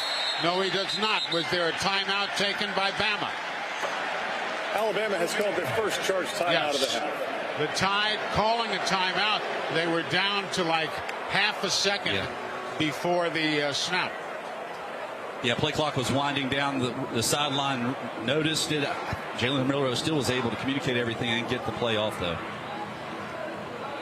So Alabama is going to be keeping it with 3:38 remaining in the opening quarter. Game tied at 7. Roydell Williams with an 8-yard run. Excuse me, a 2-yard run, on 8 plays. And then Alston on a 3-yard run for the Auburn Tigers, tying it at 7 aside. Roger Hoover, let's look ahead to a little basketball. What's the schedule looking like coming up here? Bama and Oregon are in action, aren't they? They are. I've not been keeping up with it, to be honest with you, but Clemson will be in town coming up on Tuesday in men's basketball. 7:30 airtime, 8:30 will be the start time. The women's basketball team is in action today against Gonzaga. They'll finish up play in the Betty Chancellor Classic tomorrow against Liberty, but we will get you an update on Alabama and Oregon very, very shortly. All right. That one is just getting going, and it's Oregon 15-10 over the Crimson Tide now, with 14.5 remaining in the opening half of play. The ladies had a big win yesterday. They really did. They did. It played very well against one of the top programs in the country in Louisville, and now trying to keep it going today against Gonzaga. Now the football, 36-yard line is where Alabama will be going to work, 1st and 10, having used their first timeout of the first half. Milroe. Everybody collapses in. Roydell Williams to his right rear. Dupree in motion. Here now rolling right in a toss. Caught out of high midair by Kendrick Law. And he gets snowed under fairly quickly as he worked towards the 30-yard line. It'll be the 33 officially, where they say he made the grab and was downed. So Alabama will have the football from there. And that's Kendrick Law coming out of the backfield. He can really hurt this Auburn defense from that position. Jam Miller checks in now. He's to the right of Milroe. 2 wides on the right. One by moves to the near side. Handoff to Jam Miller. He'll dash to the left sideline. Runs over a man and gets down to the 25-yard line. So the Crimson Tide now. I tell you, Jalen Hill was out there blocking on the edge, and Jam Miller ran over him too because he wouldn't get out of his way. Yep. So Bama about a yard shy on a 3rd down here. Jam Miller lined up to the right of Milroe. 3 wideouts to the right side. Here's the snap. The give to Miller. He goes left down to the 25-yard line, and that'll move the chains. Austin Keys, the middle linebacker, made the tackle, but not before Jam Miller picks up the Alabama first down. Yeah, Jaden Roberts tried to get up to the linebacker level. If he's able to make that block, it's probably a 15 or 20-yard game. Snapping it now, Bama from the Auburn 25. 1:56 to go in the opening quarter. Here is Milroe under pressure, dances left, pulls it down, takes off, and then tosses it out of bounds, underhanded onto the Alabama sideline. Well, excuse me, the Auburn sideline. And that's a smart play. Once he breaks containment, all he has to do is get it past the line of scrimmage. Outside of the tackle box, and the ball went beyond the line of scrimmage extended. Therefore, it's an incomplete pass. 2nd down. They were trying to work the backside in a one-on-one, and it was well covered by Auburn. 1:44 to go in the quarter. 7-7 the score. Jace McClellan checks in for Alabama. C.J. Dupree is in. Wideouts either way. In motion. Here's the give inside. And down goes McClellan to about the 19-yard line. You know, I know the passing attack is working well right now, but the way this offensive line is blocking up front, you almost have to feed that beast and just keep running behind them. They say officially the 18-yard line now.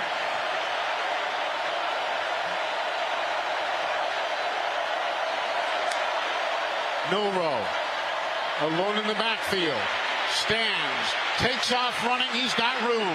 He's directing traffic, and he'll slide to a stop at the 10-yard line. Very calm right there. It's good for a first down, a bank first down for the Crimson Tide. And Bama now is 3 of 4 in third down conversions, and they're knocking on the door from the 13-yard line, so it'll be a 1st and 10 from the 13. 40 seconds to go until this quarter is in the books. We're tied at 7. McClellan behind Milroe. Oops in motion right side of the line. Handoff to Jace. Stutter step move. He'll get to the left side, and he'll step out of bounds inside the 10. Zion Puckett, the weak side safety, was there to stop him at the 8-yard line. Jace did a nice job breaking a tackle from Larry Nix, and that linebacker had him in open field. It would have been no gain if he hadn't been able to run through that tackle. And that is going to do us for the first quarter of play. The clock winds down to zeros. We're all tied up at the Iron Bowl. 7-7. That's the end of the first quarter. Alabama and Auburn here at Jordan-Hare Stadium on the Crimson Tide Sports Network from Learfield. When the game goes into overtime. But the game goes into overtime. The choice to enjoy is easy. Bud Light, easy to drink, easy to enjoy. Order Bud Light online today. Enjoy responsibly. Anheuser-Busch Bud Light Beer, St. Louis, Missouri. I'm Ashley Johnston, and I'm an organ donor. I'm Rob Vaughn, and I'm an organ donor. I'm Patrick Murphy, and I'm an organ donor. I'm Nick Saban, and I'm an organ donor. I'm Nate Oates, and I'm an organ donor. And I'm Tyler Watts. I'm also an organ donor. Saving a life has never been easier. You can register online at legacyofhope.org. Give the gift of life. Be an organ donor.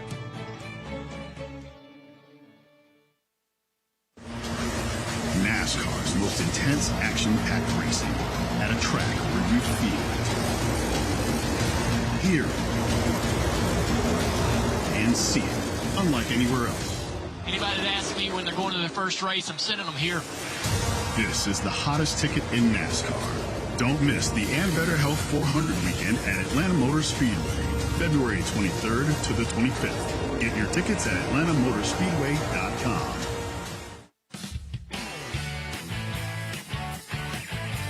And your scores are brought to you this hour live by the folks at Alabama Power. I'm Brian Houseworth. As we speak right now, Tennessee leading Vanderbilt 14-7. They are in the second quarter. Big game earlier today. Michigan holds on, an interception at the end. They beat Ohio State 30-24. LSU over A&M 40-30. And Troy is now 10-2 from Troy, Alabama. They beat Southern Miss 35-17. Let's send you right now to the Plains. Back to Jordan-Hare and Roger. Thank you so much, Brian. The first quarter recap is presented by Knox Pest Control. With over 80 years of experience, Knox Pest Control has been serving the communities of Alabama, Georgia, Mississippi, and North Florida, offering pest control, wildlife control, and lawn care. Call 877-KNOX-PEST or visit KnoxPest.com. Knox knocks them out. Through the first 15 minutes of play, it's Alabama and Auburn all even at 7 from Jordan-Hare Stadium. Today's Iron Bowl is presented by Everwood, the official treated lumber of Alabama Athletics. Everwood, wood treated right. As we continue live inside the Alabama Credit Union broadcast booth, again, Alabama Credit Union. Feel good about your money. Once again on the call, here's Eli Gold. Roger, thank you. We've got Tyler Watts seated to my right. Christian Miller unable to be with us here this weekend. We trust he had a very memorable Thanksgiving Day in light of his mom passing away not too long ago. He's with his dad and the family, and we certainly have him in our thoughts as per usual. Our engineer producer Tom Stipe, our spotter Butch Owens, handling the Royal Furniture in-booth camera. That's his cue to wave. That's Roger. Of course, Ethan Carabin is handling that chore right there. All right, here we go. Bama now from the 8-yard line. It'll be a 2nd down and 5. Robbie Oots in at the tight end spot. Milroe points with his right arm. Gets Law in motion. Play action fake. Milroe keeps it, goes laterally, and loses yardage as Zion Puckett comes up from his safety spot to put him down at the 10.5-yard line. Yeah, Sante was also out there. We tried to get leverage or get him on the outside, but Robbie Utes was unable to secure that block. And then that ate up our running back in Law, and we weren't able to get to the edge. So it'll be a 3rd down and 7. Ball is at the Auburn 10. So again, Alabama can get a 1st down at the 3 without scoring if necessary. Here's the snap. Milroe looks left, looks right, taps the football. He'll run to the near side. He's to the 10. He'll flip it into the end zone. Caught on one knee. Amari Niblack. Touchdown, Alabama. Touchdown. But now the question is, was he across the line of scrimmage when he threw the ball? And the officials are talking, and they're going to have to review this one, I'm sure. Not for long. His was worse. His was worse than Peyton Thorne's. He was a good 2 yards past the line. Illegal forward pass, offense number 4. The penalty is 5 yards from the spot of the foul with the loss of down. 4th down. Wow. You know, I credit him for keeping his eyes downfield, but you still have to have that awareness of where you are. Not that it really hurts necessarily, but that's 2 touchdowns been wiped off the board. Yeah. Here comes Will Reichard to attempt the field goal. It'll be a 32-yard try. Burnett will hold it. Neelan Hibbett will snap it. The kick is up, and there's a flag down. The kick was good, but there is a flag down at the 14-yard line. The offsides. We'll decline that. It is against Auburn, so the 32-yard field goal. Offside, defense number 34. The penalty is declined. The field goal is good. Timeout. So the field goal is good. Alabama has taken a 10-7 lead now over the Auburn Tigers. And for Will Reichard, he is now 5 points away from tying the record for the most points scored by any individual in the history of NCAA football. 5 points to tie it and 6 points to break the record. We're back in a moment. 10-7 Bama on the Crimson Tide Sports Network from Learfield. It takes hard work to be the best in the game. Planning, commitment, resilience, sweat. That's why Old Dominion Freight Line, the #1 national LTL carrier for quality, works hard to be the best in the game and is proud to support those striving to be the best in theirs.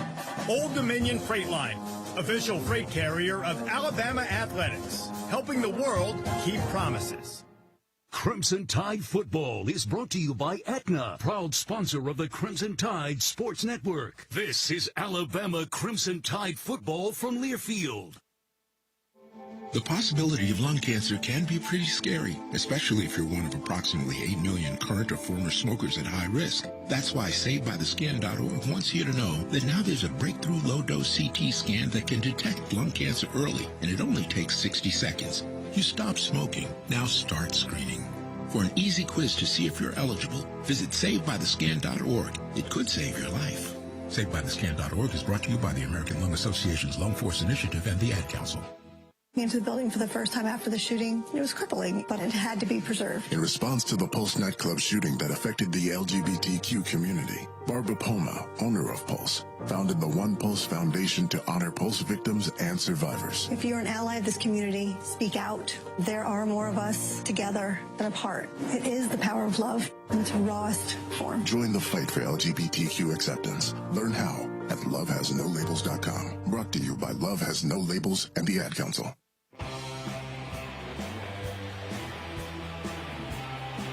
14:09 left to go in the second quarter. It is now Alabama 10 and Auburn 7 across the conference, presented by T-Mobile. T-Mobile bringing 5G to hometowns all across the SEC and a proud partner of the Crimson Tide. How about the men's basketball team? Alabama now up 25-22 against Oregon with only 8 minutes to go in the first half from the Emerald Coast Classic. All right, Raj, thank you. Batty and Hunter are the deep men to field the kickoff.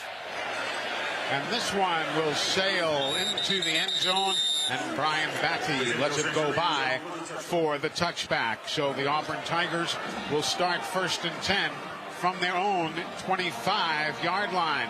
Hey, you see where Dallas Turner got named to the finalists list for the Lott Award? Nice honor for him. Yeah, he's having an outstanding season. Hopefully he can get a couple sacks for us here today. He's on the semi-finalist for the Maxwell, the Lombardi, the Bednarik, and a finalist for the Lott Award. Here now the Auburn Tigers trying to spread the field out to the right side. Hunter gets taken down by Terry and Arnold and Deontay Lawson, who come up and make a play on him going to his right. Lawson did a nice job of scraping down the line, and you can tell he is not 100%. He is out there playing, but he is only about 70%. He's a step slow. Here's a 2nd down and 8. Wide out, splitting either way. Luke Deal is one of the tight ends who goes wide right. Here now pressure.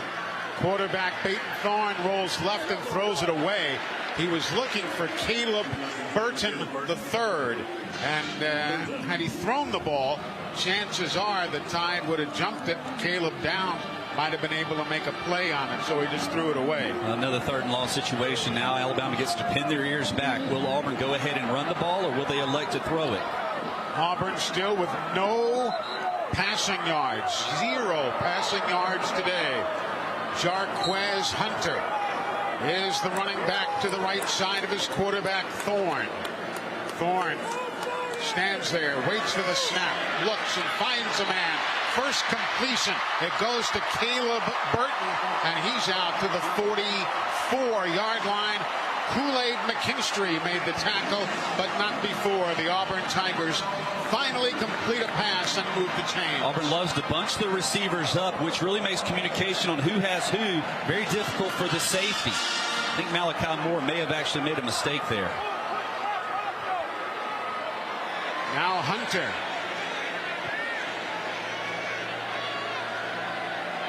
With the quarterback under center. Thorne looks right, rolls left. Bama trying to chase him, and they'll force him out of bounds. And that was a quarterback keep the whole way. They had linemen downfield as well, just trying to get Thorne out on the edge, get something positive going. They pick up about 5 or 6 yards. Auburn sideline along the near side. On the far side, it's Alabama. Football at the 46-yard line now. Alabama leads 10-7. 12:30 to go in the first half here at Jordan Hare. One wide out. Malcolm Johnson Jr. split wide to the right. They now send another man in motion. That's Javarius Johnson. So those 2 men are wide right. Single setback, and now timeout being taken by Auburn. Auburn called their first timeout of the half. So the Auburn Tigers will take their timeout. The play clock was down to 1 second, so they will take more than that. They'll take about 120 seconds right here as we break away for these messages. It's 10-7 Alabama, 12:13 to go in the half. This is the Crimson Tide Sports Network from Learfield. Some people just know that the best rate for you is a rate based on you with Allstate. Not one based on a guy in post-game traffic watching the post-game highlights while trying to make a left turn out of the very busy post-game parking lot. Why would you pay a rate based on anyone else? Get a rate based on you with DriveWise and the Allstate app. Not available in California, subject to terms and conditions. Some states participation in DriveWise allows Allstate to use your driving data for purposes of rating, while in some states your rate could increase with high-risk driving. Safer drivers will save with DriveWise. Allstate Fire and Casualty Insurance Company affiliates, Northbrook, Illinois. A caring man took a walk. He saw people suffering. Anxiety ran high. Hatred rose. I'll prepare a feast and bring them together, he thought. But some refused to join him. He was heartbroken because he wanted everyone to be filled. Not with food and wine, but with compassion. Jesus welcomed all to the table. Visit HeGetsUs.com to learn more. Did you know you can shop Cyber Monday early at Kohl's? Well, guess what? You can. With their Cyber Jumpstart deals, I got 40% off a vacuum and 50% off toys my kids will love. Then I found matching PJs for my whole family for 60% off, plus an extra 20% off. So what are you waiting for? Get to Kohl's now to save big. Select styles, floor care and toys. Coupons do not apply. Some exclusions apply. Offers end November 26th. 20% off valid through November 27th. See store or Kohl's.com for details.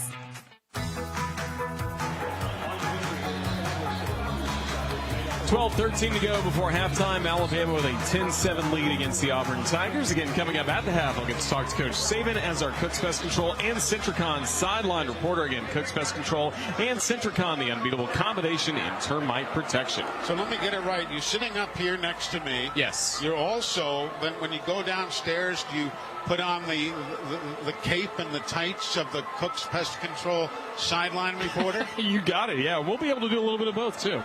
Wow. And I'll host the first part of the halftime show down there as well. He's multifaceted, ladies and gentlemen. Here now, the Auburn Tigers is Peyton Thorne at the quarterback spot. He'll hand it off, and Jaquez Hunter gets snowed under by Alabama as he tries to go to the right side. Jaheim Otis and Deontay Lawson combining on the stop. Boy, Jaheim's a load, isn't he? Big fella. Yeah, and I keep waiting for him to really come on and make a huge impact throughout the course of the season. Keenan's done an excellent job. Boygby's done an excellent job. But Oates just kind of does his work silently. I mean, he's doing a good job out there. Yeah. But I'm ready for him to just knock somebody's head off. Auburn, 1 of 3 in third down conversions. Here's a 3rd and 6. Alabama's defense busily moving around. Lawson barking the defensive signals to the Tide. Auburn brings a man in motion all the way across the formation. A throw, a slant across the middle. It is caught, but short. He looked like Jay Fair. Did he get it? They're going to say he got it. Just barely. Just barely. Jay Jay Fair made the reception and picked up the first down by inches. Malachi Moore was in coverage and hit him as soon as he caught that ball. Yeah. He was able to lunge forward and pick up just enough yardage for the first down. So now Peyton Thorne from the 48-yard line of Alabama, heading towards the end zone to our far side. Here's the give, looking for running room, winding his way through traffic. Jaquez Hunter. And he's at the 41-yard line now. A pickup of 6 on the play. 10:36 to go. First half, 10-7 Alabama. Touchdown and a field goal for the Tide. Here now Thorne with the running back, getting the handoff. Hunter finds a hole right side, ducks his head down low, and then gets gang tackled by the Tide. Justin Boygby and Damon Payne Jr.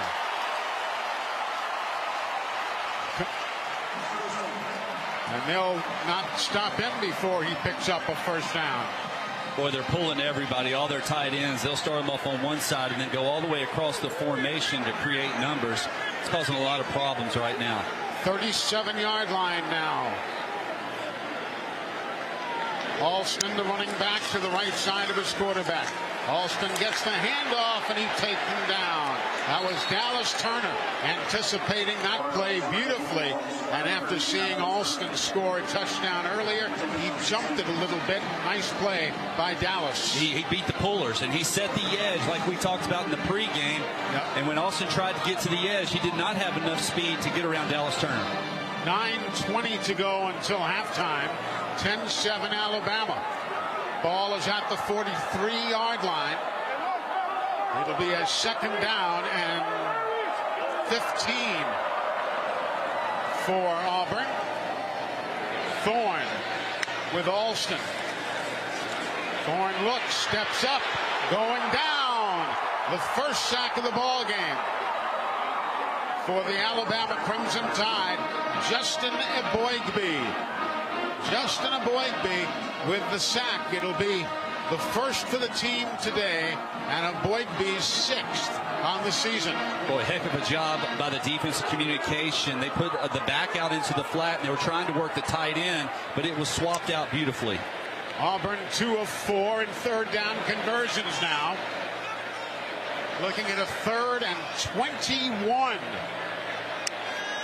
Thorne on the give. Very little there for Hunter. He gets snowed under, and Alabama. That's big right there, too. Yep. When you don't give up, they're trying to catch us in a coverage defense to where they can pick up 10, 15 yards potentially. They've done it a couple of times this season. And then that gives them an opportunity to maybe go for it on 4th down. But now you force the punt, and hopefully you can get it outside the 10 to 15-yard line. Eboigbe and Robinson made the stop on that play. And now the punch. Oscar Chapman booms it away. Caleb Downs waits and watches it. And it goes to the goal line. And is downed there. Downed at about the 1-yard line by the Auburn Tigers. It will be a 44 3/4 yard punt. Wow. It is what's most frustrating about these rugby-style punters is they buy enough time if you don't put pressure on them for their coverage unit to get down the field. And we talked about the importance of not allowing the ball to hit the ground. Problem is it's so low, you can't adjust to it. You don't know where it's going. Punter's just floating around, then all of a sudden he kicks a low and it just rolls on inside the 5. So Bama has the football, but in the literal shadows of their goalpost. We're coming back right after this on the Crimson Tide Sports Network from Learfield. Do you say roll tide instead of hello? See elephants in the clouds? Never wear blue and orange together? If so, there's no better way to show your Crimson Tide pride than with the University of Alabama Regions Visa debit card and prepaid Regions Now card. As passionate as you are about Bama, Regions is even more passionate about celebrating your every financial win and helping you plan for the next one. To order your card, visit Regions.com/GoBama. Regions, official bank of the SEC. Member FDIC. Terms, conditions, and fees apply. Crimson Tide Football is brought to you by Aetna, proud sponsor of the Crimson Tide Sports Network. This is Alabama Crimson Tide Football from Learfield. The impact of a meal goes well beyond feeding our bodies, because feeling full can sound like this. How did the interview go? I did it! I got the job! I can't believe it! And like this. Mom, I got first place at the science fair with my volcano project. That's amazing, sweetie. Congratulations. Because when people are fed, futures are nourished, and everyone deserves to live a full life. Join the movement to end hunger at feedingamerica.org/act now. Brought to you by Feeding America and the Ad Council. Hi, I'm Smokey Bear, and I made an assistant to help you out, because only you can prevent wildfires. Hey, Assistant Smokey Bear, call me Papa Bear, because I'm grilling up dinner. Did you get it? Yes, good job. So, what should I do with all these coals? Don't just toss them out. Put them in a metal container, because those embers can start a wildfire. I understand. The stakes are high. Ha, ha, ha, ha. Learn more at SmokeyBear.com. Brought to you by the U.S. Forest Service, your state forester, and the Ad Council.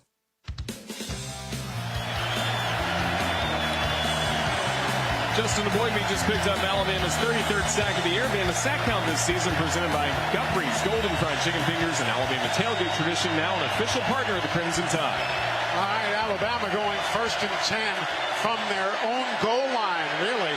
And Oots and others were there to power their way off the goal line. He led the way for Jalen Milroe. And unfortunately, you just have to waste a play just trying to give yourself a little bit of breathing room. We didn't get much there either.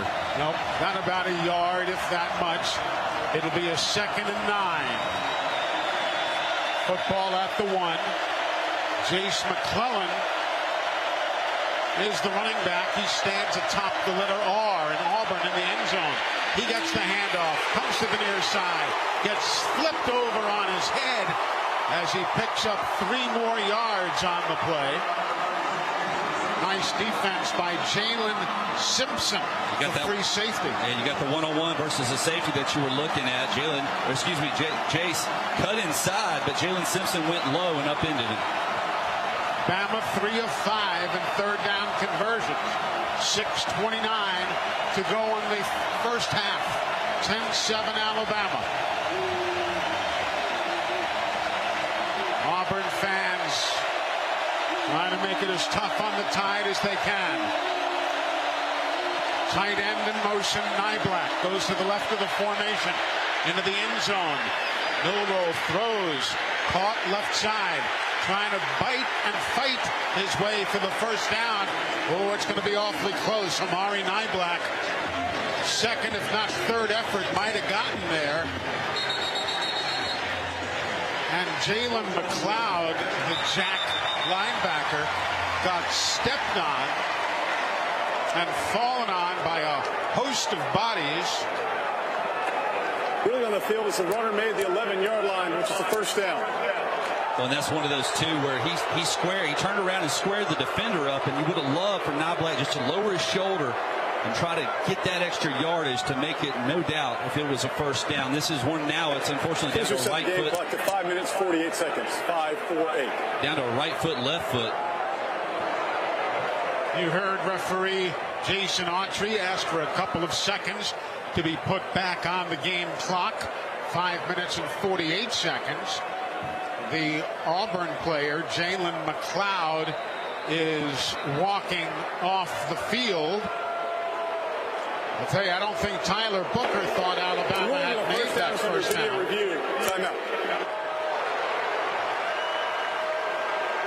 He kind of took his hands and banged his helmet, upset that the Tide had come up short. But that good thing is Nyblack fell forward. On my first call, I thought he made it, but you know, it's tough to tell from our vantage point. That side judge was right there, and he spotted it right on the 11-yard line, which was the yardage to gain. Yeah.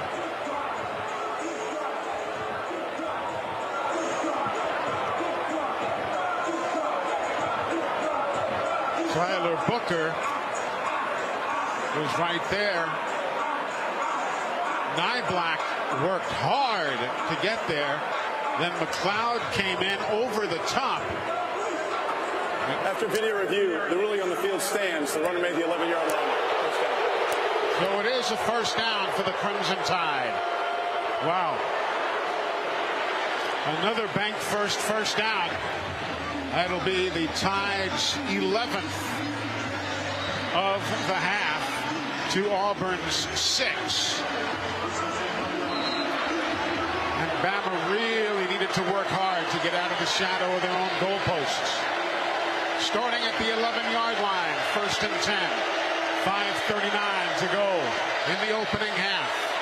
Jace McClellan is the single setback. He's lined up to the right rear of his quarterback, Milroe. Motion, Oots towards the formation. Handoff in the backfield. Keep those legs going, and Bama picks up 5, maybe 6 on the play as Jace McClellan found some running room and just kept on trucking. Well, it's one of those plays where it doesn't look like anything's developing, and all of a sudden the pile just continues to move forward. Now from the 16, 1st and 10. Milroe in trouble, ducks underneath the arm of the tackler, gets around a man at the 20. He cuts inside and then out and steps out of bounds at the 25-yard line. He'll make a 9-yard pickup out of nothing. He's been so headsy today with throwing the ball away, getting down, not taking contact, and he almost made his first mistake with a sack inside the 5-yard line. Somehow was able to get out and not only pick up positive yardage, but get the first down as well. Yep, they're going to give him the first down. So the ball's at the 25-yard line. Milroe's action. Fans don't like that in the least little bit as the handoff now goes to McClellan, and Jace will fire up the middle. And everything that Bama is getting now, these fans think is because of the officiating. Yeah, and that's okay. They wanted to hold on the previous play. Holding happens all the time. Right now, though, this Alabama offensive line, a little bit of breathing room. Jalen Milroe's nice play on first down. Here's Roydell Williams checking in. Alabama snaps it from their own 30-yard line. Going left to right. Motion. Benson comes to the right side of the formation. Milrose stands and stands, looks and waits and throws. And was it a one-hopper? Yes, it was. Isaiah Bond made the grab, but after the ball did hop once en route to him, and it's going to be third down. It was close, too. That's really the first underthrown ball of Jalen Milroe of the day. Just didn't step into it. His feet weren't square. He didn't step towards his target. Bond did a nice job on the square, and he was wide open. The middle of the field is open against this Auburn defense. So now a third down and 4.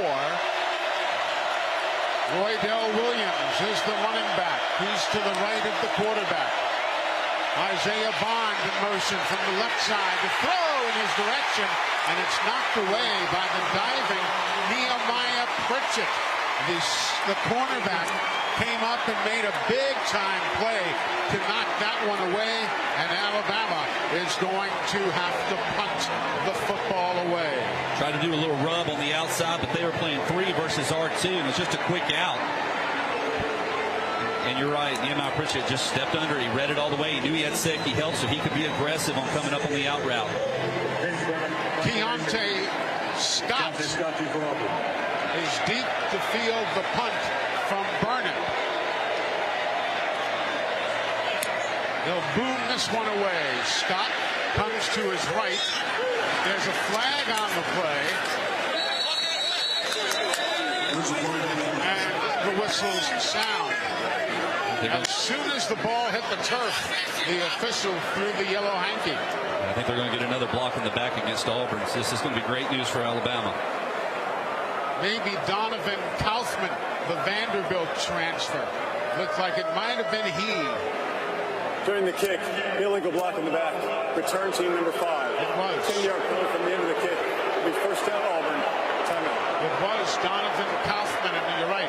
A big break for the Crimson Tide. So we've got timeout. 3:32 remaining in the half. It is Alabama 10, Auburn 7, here on the Crimson Tide Sports Network from Learfield. Important reminder, don't delay emergency care, especially for signs of life-threatening and severe illness and injury, such as stroke, heart attack, trauma, and more. Ascension St. Vincent's ER care teams work quickly and listen to understand your health needs and deliver the care that's right for you and your family. Doctors and nurses are here for you 24/7, close to home. And you'll be connected to leading specialists and trusted providers for follow-up care. Visit ascension.org/St. Vincent's AL Care.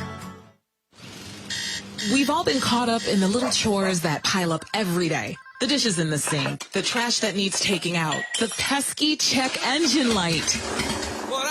Isn't it time to make a change and escape to a whole new world of possibilities? Where there's dinner without dishes, nights filled with adventure, and every day you feel like a winner. A little change can go a long way when you escape every day at Wind Creek Casino and on the Casinoverse app.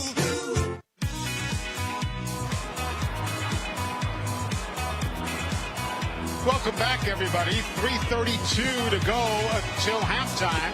Alabama leads Auburn 10-7. And coming up is our Full Moon Barbecue halftime report. And having changed into his cape and, what would you call that, a Speedo, I guess? Roger Hoover in the corner of the end zone waiting to talk to the coach. What else you got coming up at the half, Raj? Yeah, flew down to the field faster than the War Eagle. Bama fans, after another Alabama victory, dropped by and celebrated Full Moon Barbecue, now with 16 locations. There's always one near you. It's the best little pork house in Alabama. Again, Eli, we will have the Full Moon Barbecue halftime report, including our conversation with the head coach of the Crimson Tide, Nick Saban, coming up in only 3 minutes, 32 seconds. All right, Raj, of course, that visit with the coach brought to you by Golden Flake Snack Foods, the official potato chip of the Alabama Crimson Tide. Well, what are you thinking, Tyler? Hopefully force a quick 3 and out. The biggest thing is first down. You got to keep Auburn behind the chains on first and second down. When they get in that third and short, they're dangerous. Rivaldo Fairweather, the tight end, in motion to the right. Running back is to the right side. He gets the handoff, comes to the left, and you can't do those hand tackles. You talked about it before. Deontay Lawson tried. Jalen Key finally shoved Hunter out of bounds, but not before he picks up 8 yards on the play. Yeah, Deontay, you can just tell he's a step slower because normally he will make that play right off of the edge, and instead he's having to wait on the running back to come to him. Dallas Turner had to check out, a little gimpy coming off the field. Now with Alston going in motion to the right of the quarterback, he'll get a handoff, pumps left, and oh no, big hole. One man to try and make the play, and Bama chases him down at the 20-yard line. That was Jalen Key, and there could also be a face mask penalty there. We'll have to wait and see. All kinds of misdirection going on, but once again, you just kind of lose containment, and you don't get flow by the linebackers, and it's to the boundary. Personal foul, face mask, defense number 6. Half the distance from the end of the run. First down, Auburn. Jalen Key. So that play goes for 64 yards between the run and the penalty. And Auburn's going to have the football with 2:46 to go at the 12-yard line. 2:46 remaining in the half. Alabama 10, Auburn 7. Damari Alston is the running back. Peyton Thorne, the quarterback. They come to the near side. Little toss to Johnson, and Javarius Johnson takes it in for the touchdown. A 12-yard run on the after the toss from the quarterback Peyton Thorne, and Auburn has taken the lead. Well, in this offense, if you want to know where the ball's going, just watch the tight ends. They are pretty much the lead blockers on every run. A little misdirection here, but they pull Luke Dill out, and he's the guy that leads around. Jahai Campbell's able to get there, but not until the ball carrier crosses the end line.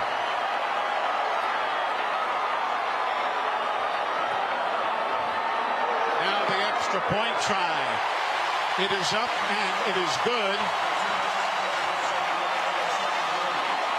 But Javarius Johnson from Hewitt-Trussville High School with an 11-yard touchdown play, got the toss and took it on in. The Bromberg scoring drive will be 3 plays, 88 yards, plus that big penalty for face mask. It took just 1 minute and 8 seconds, and the Auburn Tigers have now jumped out to a 14-10 lead over the Alabama Crimson Tide. Well, if there's any saving grace, you still have 2 1/4 left on the clock before halftime, so Alabama very accustomed to going into the 2-minute. They'll go ahead and try to get that first down, and then see if they can't start pushing the ball down the field a little more. We're coming right back. But first, we have to pause 10 seconds for station identification. This is the Crimson Tide Sports Network.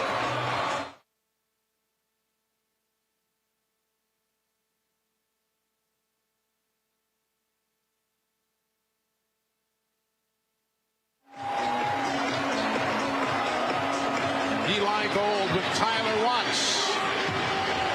Roger Hoover.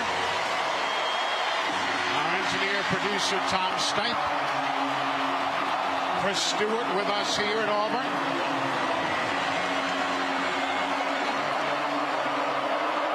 Ethan Carabin running the Royal Furniture in-booth camera.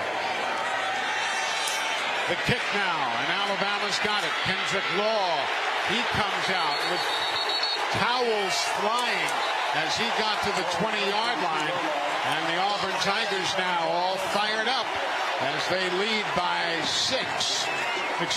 4 with 2:17 remaining until halftime. So the most important play in this is always getting the first down. So first down, you have to be positive, not surprised at all if Alabama comes out and runs the ball. So now Alabama starts from their own 20-yard line. Jace McClellan is the running back.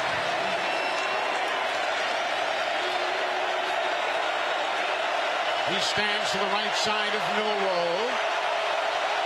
Wide outs either way, and now a man in motion as the give to McClellan, and he'll find running room for 5 yards out to the 25.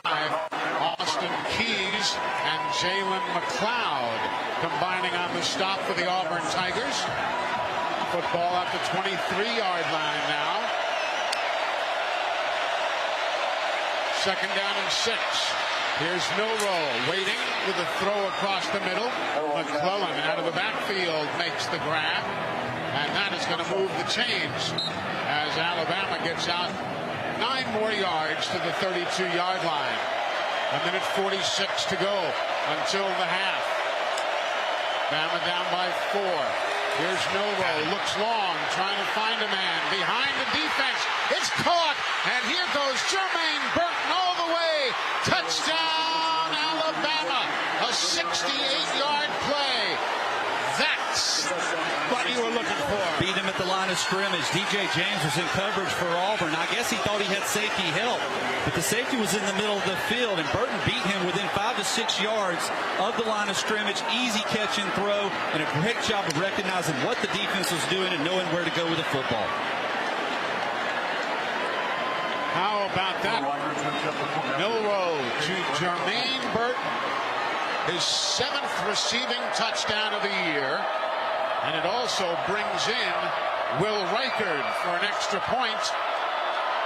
The kick is up. The kick is good. Reichard needs now 4 more points to tie the NCAA record for most points scored by a single player in his career. 5 points more, and the record will be his. What a play. What a play. Boy, you talk about needing to respond. You pick up 4 to 5 yards on first down with a run. You hit your check down to move the chains. Now all of a sudden that triggers. Now we're an aggressive 2-minute offense now. You catch Auburn with miscommunication in the backfield, or excuse me, in the secondary. And DJ James, a guy that Jermaine Burton has really taken advantage of a couple of times here today, runs right past him, wide open for the big score. You know, we talked about that scoring drive for Auburn, which was 3 plays, 88 yards in a minute and 8 seconds. Bama then answers with a 3-play, 81-yard drive in 44 seconds. And now with a minute and a half to go, your defense has to step up because there's still plenty of time for Auburn to get into field goal range. They have a kicker with a big leg. The kick. Batty comes out from the goal line. Batty to the 20. He gets bumped down, and again is put down at the 21-yard line. A lot of whistles as everybody unpiles there.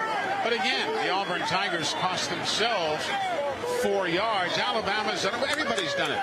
They just think they can bring it out past the 25, and it just doesn't work.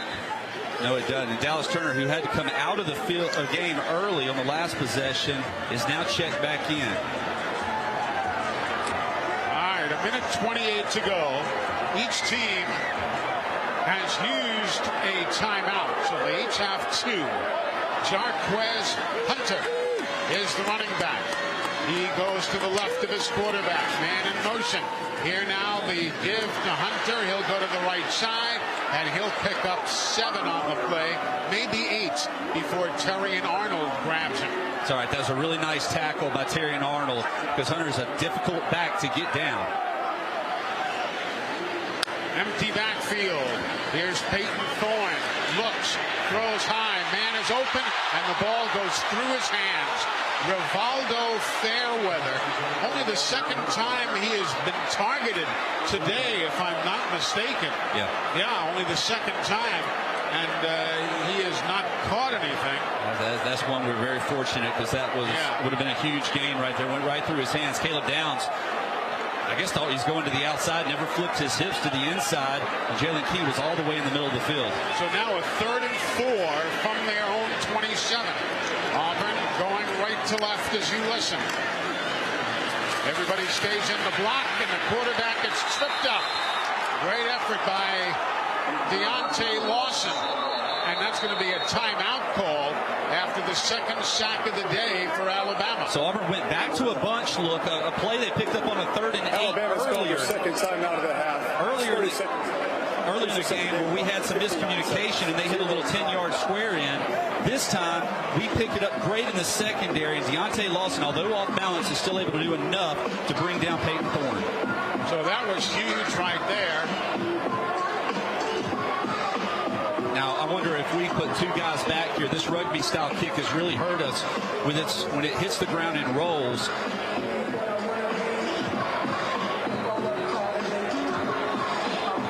Of course, our friends at Guthrie's acknowledging every Crimson Tide sack this year.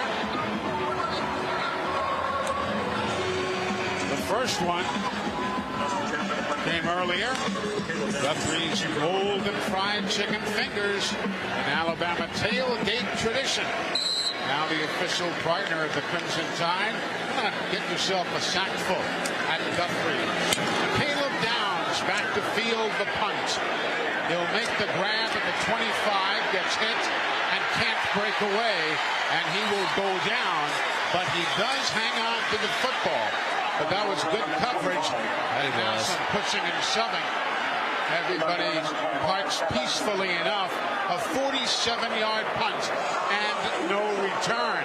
But Bama's got 50, that's 5-0, 50 seconds and a timeout remaining to try and put some more points on the board. So there's plenty of time, and the formula remains the same. Get the first down, and then let's get after it. 17-14. Alabama leads Auburn. 50 seconds to go until halftime. Don't forget Roger Hoover with the coach coming up at the break. Here now the snap.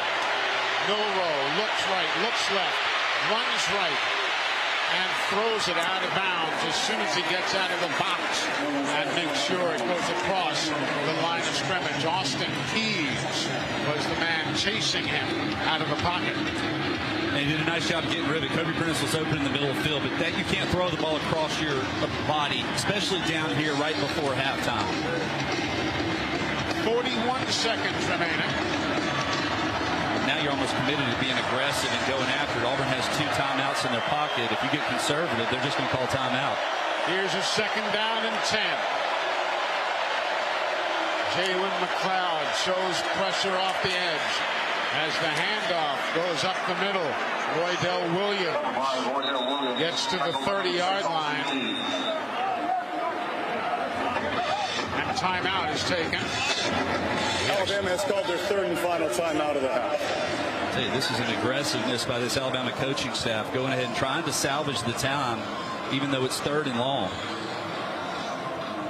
Will Reichard, his career long in a field goal, 55 yards. So it needs to get down into the 30s, spot the ball at the 45-yard line.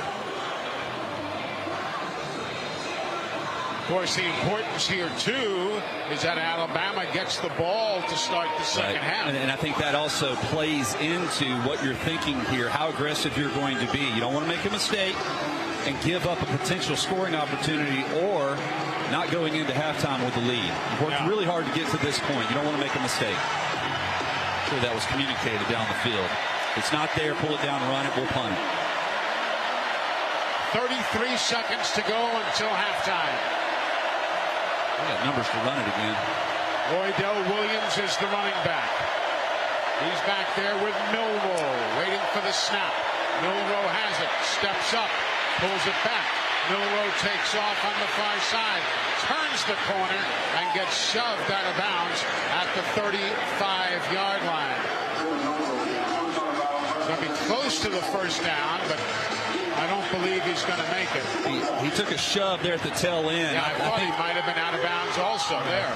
I think that he thought he was going to have an opportunity to tightrope it down the the line is there on the sideline, but took a shove from the backside and knocked him out of bounds. But it's going to be a 4th down and 2 for the Alabama Crimson Tide, and they are going to bring out the punting unit. Keontae Scott is deep to field the punt from James Burnett, who is 2nd in the SEC and 5th in America now in punting numbers. Delay game, kicking team, 5-yard penalty, remains 4th down. That's frustrating. Delay of game for the Crimson Tide. You can't give up 5 yards there. That might be big. Now we're going to need a big punt here by Burnett. That's the 5th penalty on Alabama for a loss of 47 yards. And Burnett today is only averaging 33 yards a punt. For the season, of course, he averages 47.9.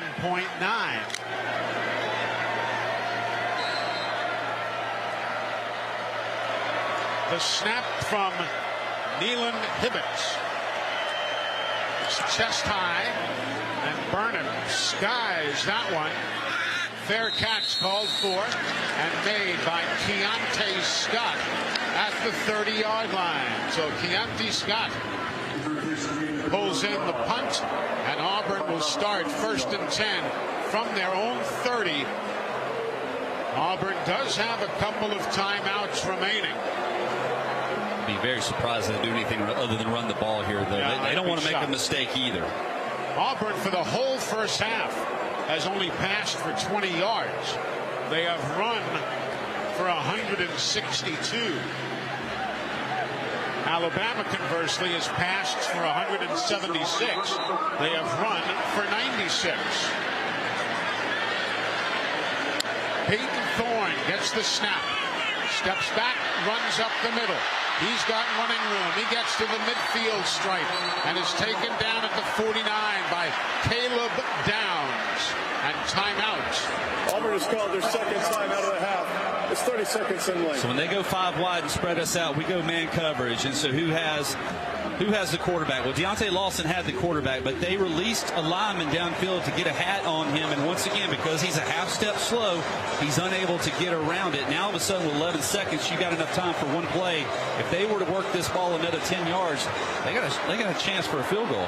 They do. McPherson's long is a 53-yarder this year at Texas A&M.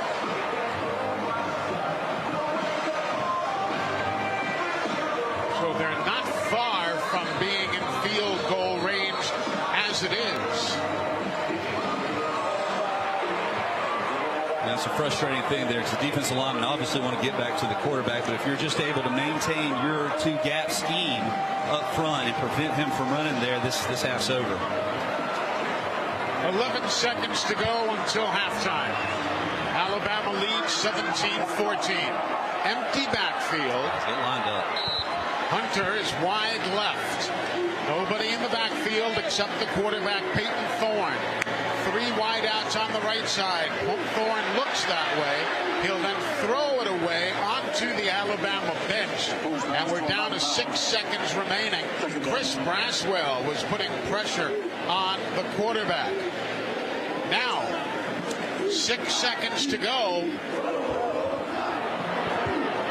And they're keeping the offense out there. If they can do something quickly, we'll see with 1 timeout to go. Here's the snap to Thorne. He steps up and throws a high riser, and the clock is at 000 as he was looking again for Rivaldo Fairweather. Please reset the game clock to 1 second. There's 1 second remaining in the half. Well, we've seen this happen before. 1 second being put on the clock.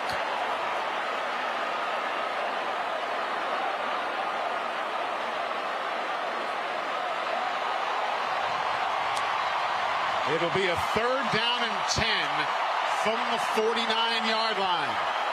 Thorne, the quarterback, back up, backs up, steps up, lets this one fly into the end zone. It's knocked away and intercepted by Alabama. That will be Terrion Arnold. Terrion Arnold will intercept it, and Alabama has ended the half with a 17-14 lead. Roger Hoover standing by with Coach Nick Saban. Gentlemen. Coach, your thoughts on the first half? Well, we had 2 touchdowns called back with penalties. Lost the momentum of the game. Not playing very well in defense, not stopping the run, so we need to do a better job of that in the second half. Got to finish some drives on offense. We get the ball back in the second half, so we got to do something with it. Thank you, Coach. Thank you. All right, Coach Nick Saban and Roger Hoover, brought to you by Golden Flake Snack Foods. Now some 60 years worth of sponsorship of the Alabama Crimson Tide. Yeah, he's spot on. I mean, leaving points on the field is always frustrating. Not doing a good job with your feet defensively and getting in position. Bringing your legs with you when you tackle. These running backs for Auburn can run through those things. And now all of a sudden you're finding yourself in a fight. You potentially could be up 3 or 4 scores. And instead, it's a one-possession game. It is that, and we have come to halftime. It's Alabama 17, Auburn 14. We invite you now to stay tuned. The Full Moon Barbecue halftime report coming your way from Jordan-Hare Stadium here in Auburn. It's next on the Crimson Tide Sports Network from Learfield. Hey there, Bob Baumhauer here to enjoy another great football season with y'all. And guess what? The salmon are running, so make sure you try our delicious lemon garlic salmon. And for you land lovers, try our sizzling char-grilled flat iron Callaway steak, complemented with our special shrimp etouffee. And you'll definitely want to tackle our Alabama hot chicken, smothered in our zesty and tangy, immune-boosting special Alabama hot sauce. Baumhauer's legendary fun and legendary food. Bama's football tradition includes 18 national championships and 29 SEC titles. Reminds me of another winning tradition, Cook's Pest Control and the Centricon system, the unbeatable combination for termite protection. You know, I have peace of mind knowing that my home is protected by Cook's and Centricon. Discover how affordable it is to protect your home. Make the right call. Cook's Pest Control. Looky, looky, looky, here comes Cookie, Cook's Pest Control. Champions never give in. That's why Cadence Bank is the teammate to help you get the extra yardage you need to secure victory in your financial journey. Whether you're saving for a dream home, starting a business, or just need to tackle everyday life, we have the teammates, tools, and strategy to help you stay in the game. Dreams are in reach for those who never give up. Visit cadencebank.com to learn more. That's cadencebank.com. Your team, your cadence. Cadence Bank, member FDIC. Sports not only bring us together, they inspire us on our own health journeys. Whether we're walking an extra lap, crushing a new goal, or spending time with friends cheering in the stands, we all win when we feel healthier and happier. That's why Blue Cross and Blue Shield of Alabama is a proud sponsor of athletic programs across the state. Because a healthier Alabama is a happier Alabama. Blue Cross and Blue Shield of Alabama. We cover what matters. This is the Full Moon Barbecue Halftime Report on the Crimson Tide Sports Network from Learfield. Full Moon Barbecue, the best little porkhouse in Alabama. Alabama football is also brought to you by BASF, we create chemistry, and by Sherwin-Williams. Looking for a color change? Ask Sherwin-Williams. Shop online or at your local store. Halftime at Jordan-Hare Stadium. It's Alabama leading Auburn 17-14. Welcome back to Jordan-Hare Stadium. I'm Roger Hoover. The game stats and facts are brought to you by Cadence Bank, your team and your cadence. It was Alabama and Auburn tied at 7 through the first 15 minutes of play. Then in the second quarter, the Crimson Tide outscored the Tigers by a 10-7 mark. The prescription for success in the second half is presented by Payless Drugs. Payless Drugs, your locally owned family pharmacy with 4 locations in the Birmingham area. Payless can handle your prescriptions, over-the-counter solutions, and home delivery. Visit mynewpharmacy.com to pay less. As Coach Saban talked about, got to take advantage of all the opportunities that Alabama's had in this ball game. Also, limit Auburn's rushing attack. That will be key coming up in the second half. In football, there's always a winner and a loser. When it comes to Great Southern Barbecue, there is only one winner. Full Moon Barbecue, voted one of America's top 10 barbecue joints, and now with 16 locations to serve you. You're listening to the Full Moon Barbecue Halftime Report, and this is the Crimson Tide Sports Network from Learfield. Chevron with Techron has unbeatable engine cleaning power, and it gives you unbeatable mileage for all kinds of unbeatable destinations, like time in the sun at the beach, or time in the sun riding roller coasters, or a day in the sun hiking mountains. Well, probably just one mountain would be enough for a day, but hiking a mountain is still an unbeatable choice for how to spend time. Download the Chevron app now to get unbeatable mileage at locations near you. Red Diamond knows that prepping for the perfect holiday meal isn't always easy. From making sure there's an option for your cousin Steve from Chicago, I require a plant-based diet, to making sure your father-in-law's favorite is on the table. Boiled Brussels sprouts? Gross! The holidays can be hard. Thankfully, you've got fresh brewed Red Diamond iced tea. It's the perfect sip of pure perfection that always brings people together. Red Diamond. Perfect, not easy. Crimson Tide Football is brought to you by Aetna, proud sponsor of the Crimson Tide Sports Network. This is Alabama Crimson Tide Football from Learfield. Adopt US Kids presents What to Expect When You're Expecting a Teenager. Learning the lingo. GOAT, G-O-A-T, acronym, stands for Greatest of All Time. As in, spaghetti sandwiches for dinner? They're my fave. Dad, you're the GOAT. You don't have to speak teen to be a perfect parent. Thousands of teens in foster care would love you just the same. Visit adoptuskids.org. Brought to you by the U.S. Department of Health and Human Services, Adopt U.S. Kids, and the Ad Council. What is dedication? My biggest fear in the middle of my addiction was that my kids wouldn't have a father. And I started thinking, you know what? This isn't my story. I definitely had to become a better man to be a better father. It's important to me that my kids are empowered and truly believe that if they can think it, they can do it. That's dedication. Visit fatherhood.gov to hear more. Brought to you by the U.S. Department of Health and Human Services and the Ad Council.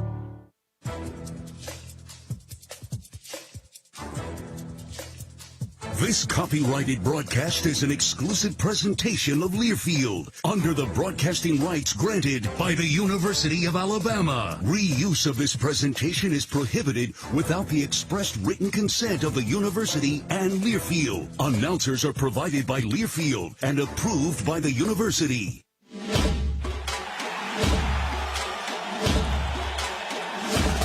Live from the Learfield Network Studios, this is the College Scoreboard. And a pleasant good afternoon, my friends, across the great state of Alabama and the southeastern United States. Our time is 4:22. This is your Alabama Power Scoreboard Update. The latest scores from the SEC and around the nation are brought to you by Alabama Power, a proud supporter of the Crimson Tide. Alabama Power is power for a better Alabama. I'm Brian Houseworth, live in studio. What a ball game right now. Throw the records out the window. You know Auburn is going to give you their best game of the year. I said so in the pregame show, so did Coach Saban. What a physical football game. Number 8, Alabama, leading Auburn 17-14 at Jordan-Hare. It is loud right now at the half. Your halftime highlights are presented by Hellman's Mayonnaise.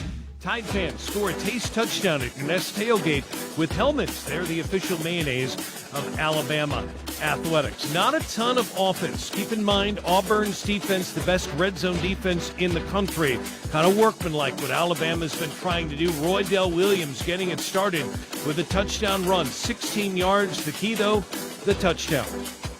Here now the give. Back up the middle. Roydell runs up the pipe, and he is in for a touchdown.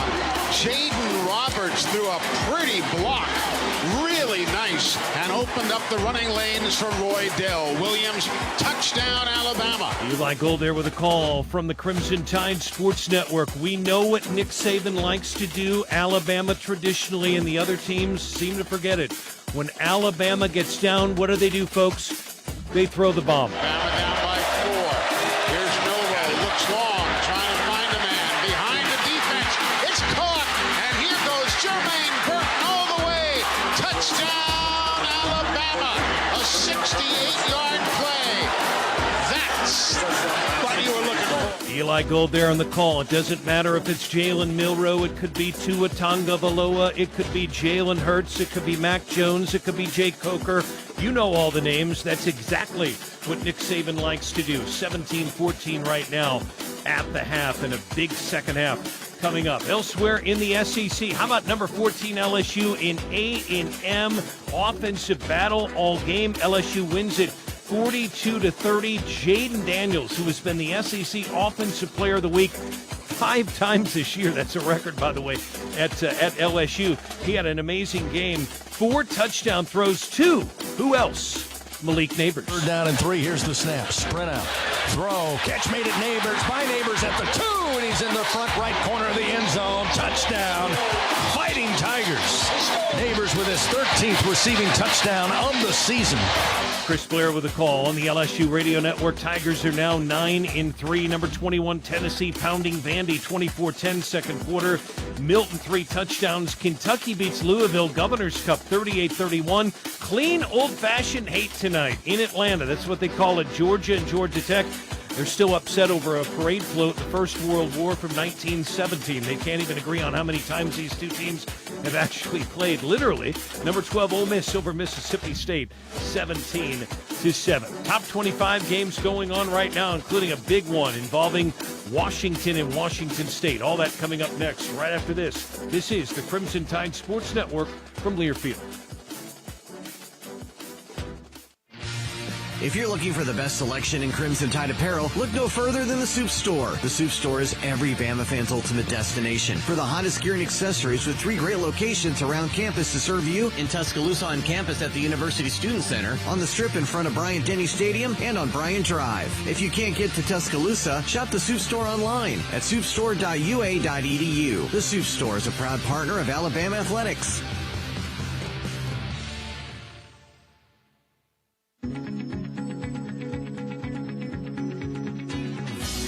Just like the Crimson Tide, Serve Pro is honored to be the #1 choice in cleanup and restoration. With more than 2,000 locations nationwide and over 50 years of experience, Serve Pro is faster to any disaster. To find an Alabama Serve Pro service location near you, simply click on ServePro.com. Serve Pro is a proud supporter of Alabama football. Crimson Tide Football is brought to you by Aetna, proud sponsor of the Crimson Tide Sports Network. This is Alabama Crimson Tide Football from Learfield. This is your captain. We are going to be experiencing some slight turbulence. Please fasten your... Oh, hold on. Just got a video of my cat. Imagine the pilot of an airplane was as confident as you are texting and driving. Seems kind of crazy when you put it like that. Visit StopTextStopWrecks.org. A message brought to you by the National Highway Traffic Safety Administration, Project Yellow Light, and the Ad Council. Came to the building for the first time after the shooting. It was crippling, but it had to be preserved. In response to the Pulse nightclub shooting that affected the LGBTQ community, Barbara Poma, owner of Pulse, founded the One Pulse Foundation to honor Pulse victims and survivors. If you're an ally of this community, speak out. There are more of us together than apart. It is the power of love in its rawest form. Join the fight for LGBTQ acceptance. Learn how at lovehasnolabels.com. Brought to you by Love Has No Labels and the Ad Council.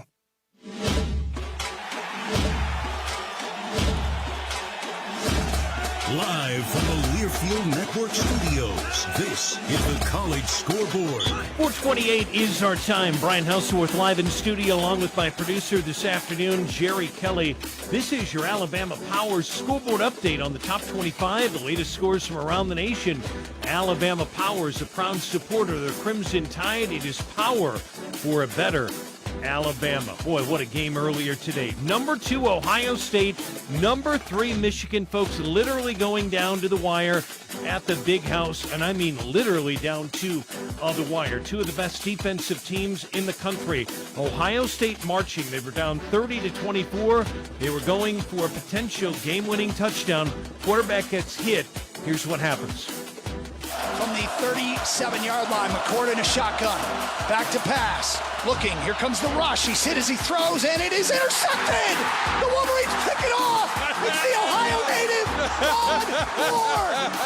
Doug Karsh there on the call from Learfield. Sharon Moore, the interim coach, as Harbaugh is out. Michigan will play Iowa in the Big Ten championship game. We don't know where Ohio State will end up, but they lose in a heartbreaker earlier today. In the Apple Cup, presented by Boeing, it is number 4 Washington and Washington State.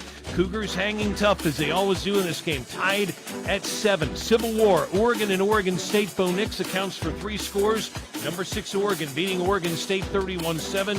Autzen Stadium in Eugene, they're touting him as a potential Heisman contender. And Iowa will play Michigan. They beat Nebraska yesterday 13-10. Today's game, folks, is presented by Everwood. Everwood is the official treated lumber of Alabama athletics. Everwood is wood treated right. We're at the half right now at Jordan-Hare on the Plains. Number 8 Alabama leading Auburn 17-14 in the Iron Bowl. I'm Brian Houseworth, live in studio. Roll Tide, my friends. Next up, your second half kickoff. Eli, Tyler, and Roger right after this on the Crimson Tide Sports Network from Learfield.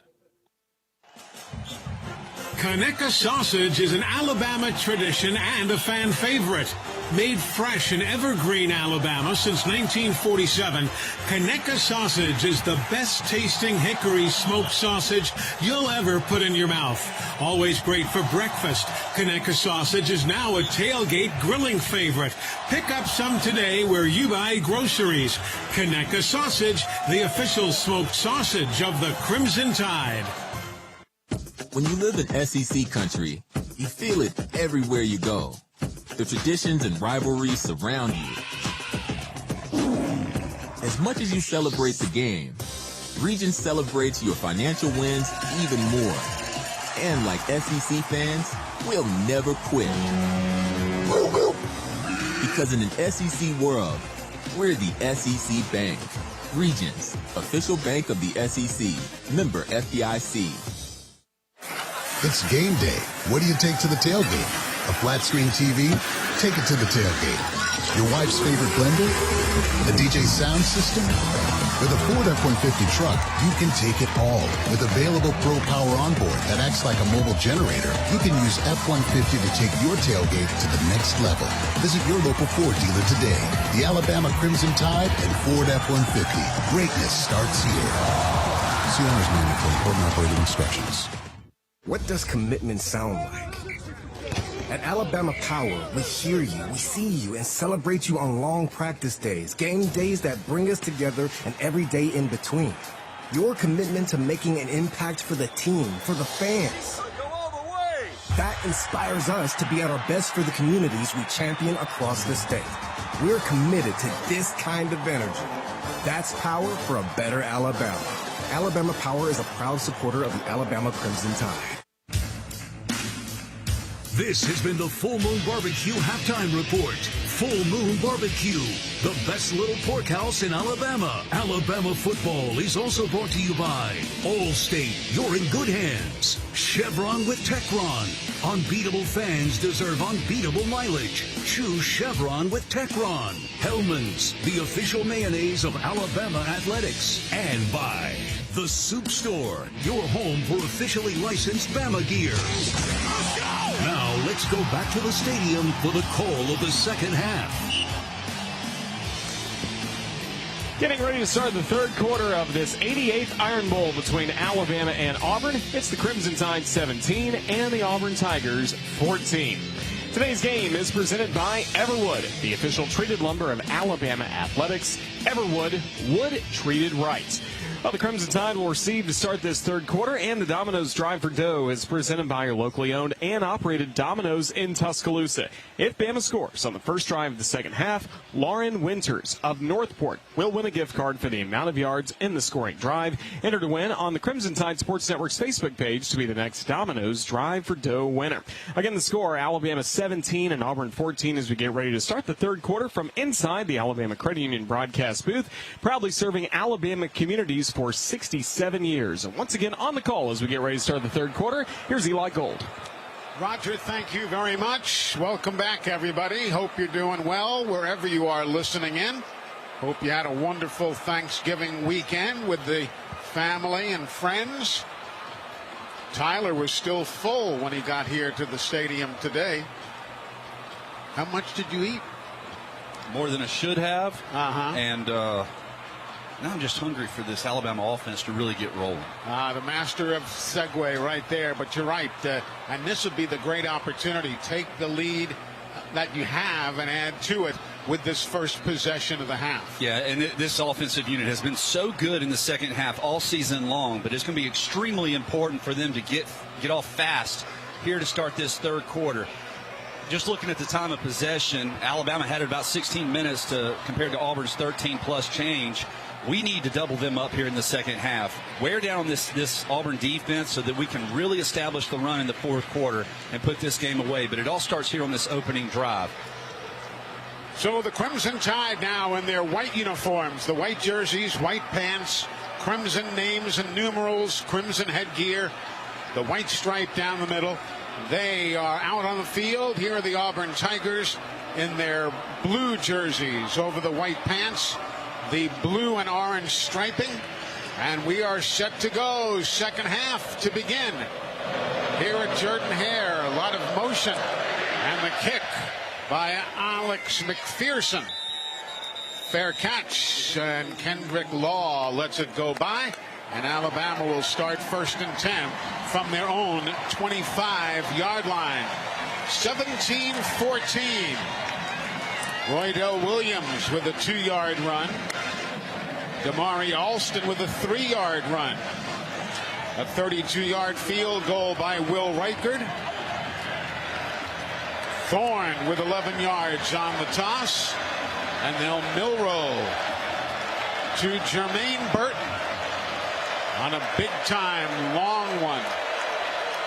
And Alabama has the lead. Here we go now. 1st and 10. Bama from their own 25-yard line. Milroe looks left, throws, caught by the tight end, Amari Niblack. Nicely done. A good job by the big body to reach out. Boy, heck of a catch there by Niblack, and an even better throw by Jalen Milroe. I tell you, J.C. Latham a little sluggish coming out to line of scrimmage as well. Cannot afford to lose him at that right tackle position.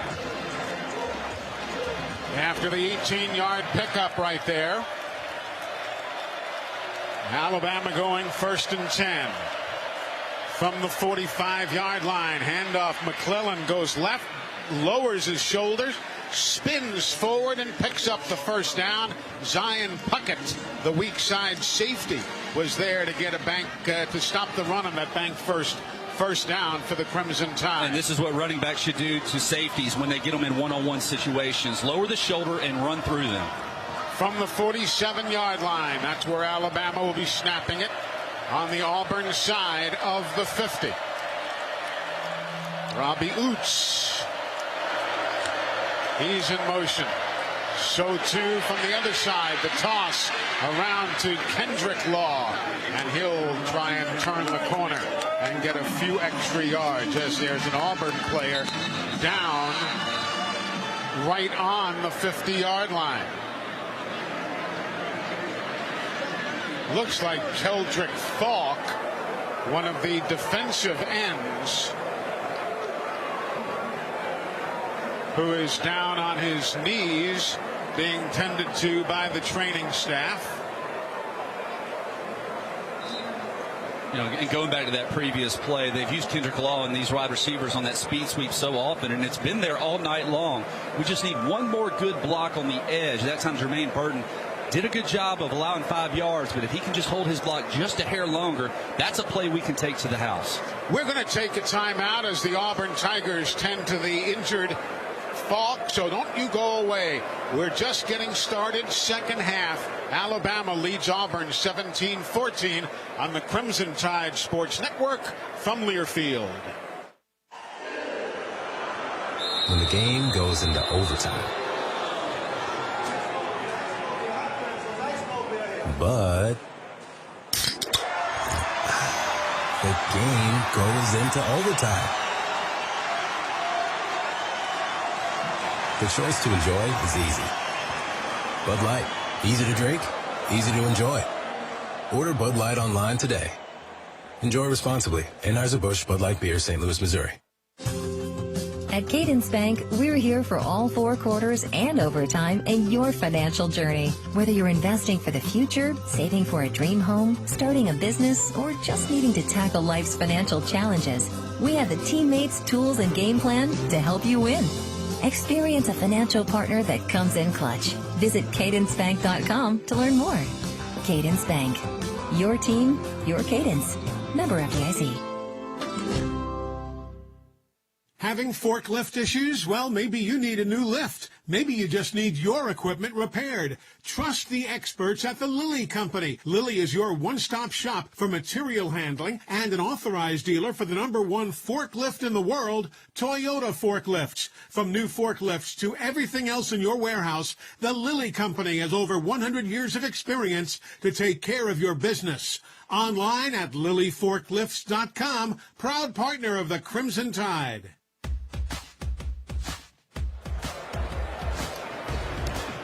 Third quarter at Auburn, it's Alabama with a 17-14 lead against the Auburn Tigers. We just saw a injury timeout brought to you by Andrews Sports Medicine and Orthopedic Center, the official sports medicine provider for the Alabama Crimson Tide football team. Keldrick Falk was able to be helped to his feet and make his way back to the Auburn sideline and eventually to the injury tent. So good to see him again off the field for the Auburn Tigers as we just saw the Andrews Sports Medicine injury timeout. He's from Highland Home, Alabama. Falk is. Here's a 2nd down and 5 now. Alabama from the Auburn 41. Heading to our right. Clapping his hands, Milroe. On the handoff and a quick break to the near side. And nothing much there. Elijah McAllister and Keontae Scott made their way around here to take the running room away. So Bama now 4 of 8 in 3rd down conversions. Looking at a 3rd down and 4. Football is at the 40-yard line. Alabama leads 17-14. We're 2 minutes into the 3rd quarter. Off the near hash mark. Man in motion to the far side. McClellan. Pressure. Milroe escapes.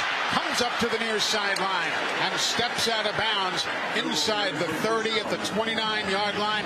How he got away, I don't know. He gets 11 yards on the play. How they didn't get him from behind, I don't know. Well, he finally stepped up into the pocket, and this is what he needs to do here in the second half, is go 1, 2, 3, and then run the football. Don't wait around trying to create something downfield. Use your legs as you were a couple of weeks ago to break down this defense. Jace McClellan is the running back. Now shifting the right side of the offensive line, moves to the left side. Oots and Dupree.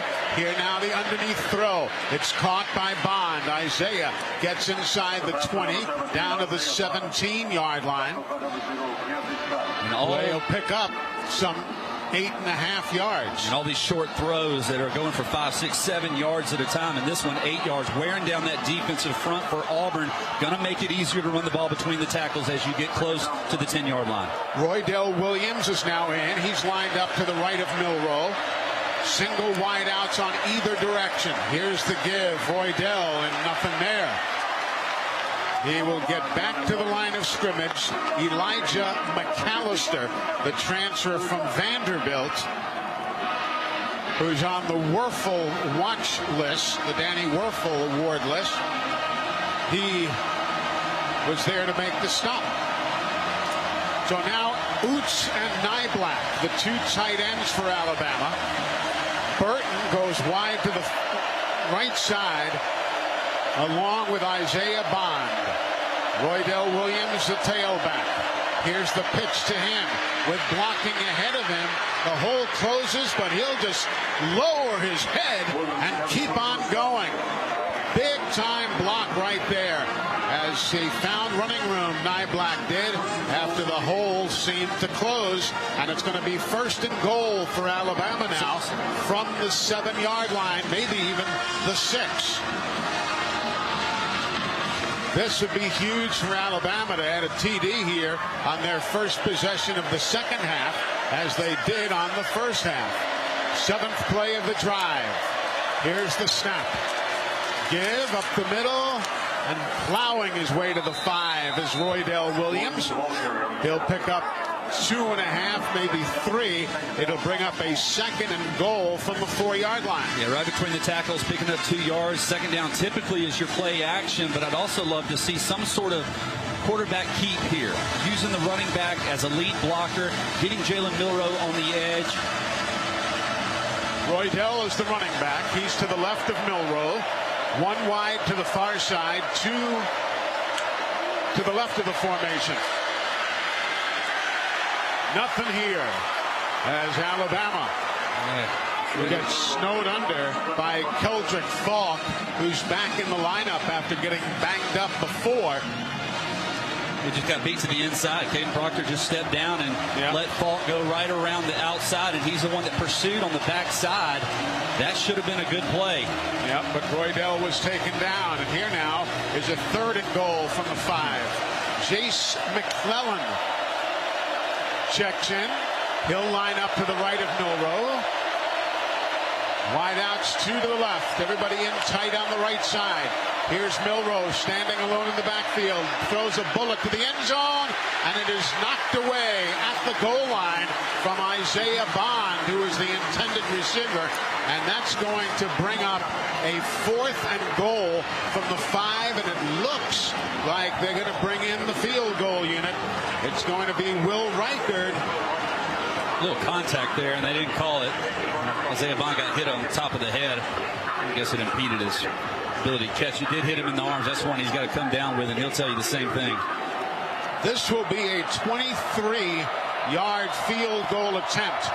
Just 2 yards longer than an extra point. The snap by Neeland Hibbett, the hold by Burnip, and the kick is up and good.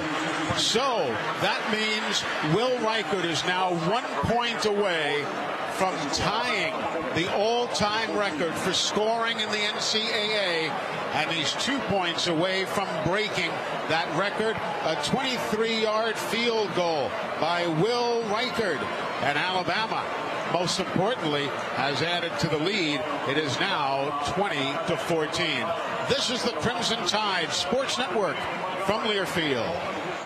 What does commitment sound like? At Alabama Power, we hear you, we see you, and celebrate you on long practice days, game days that bring us together, and every day in between.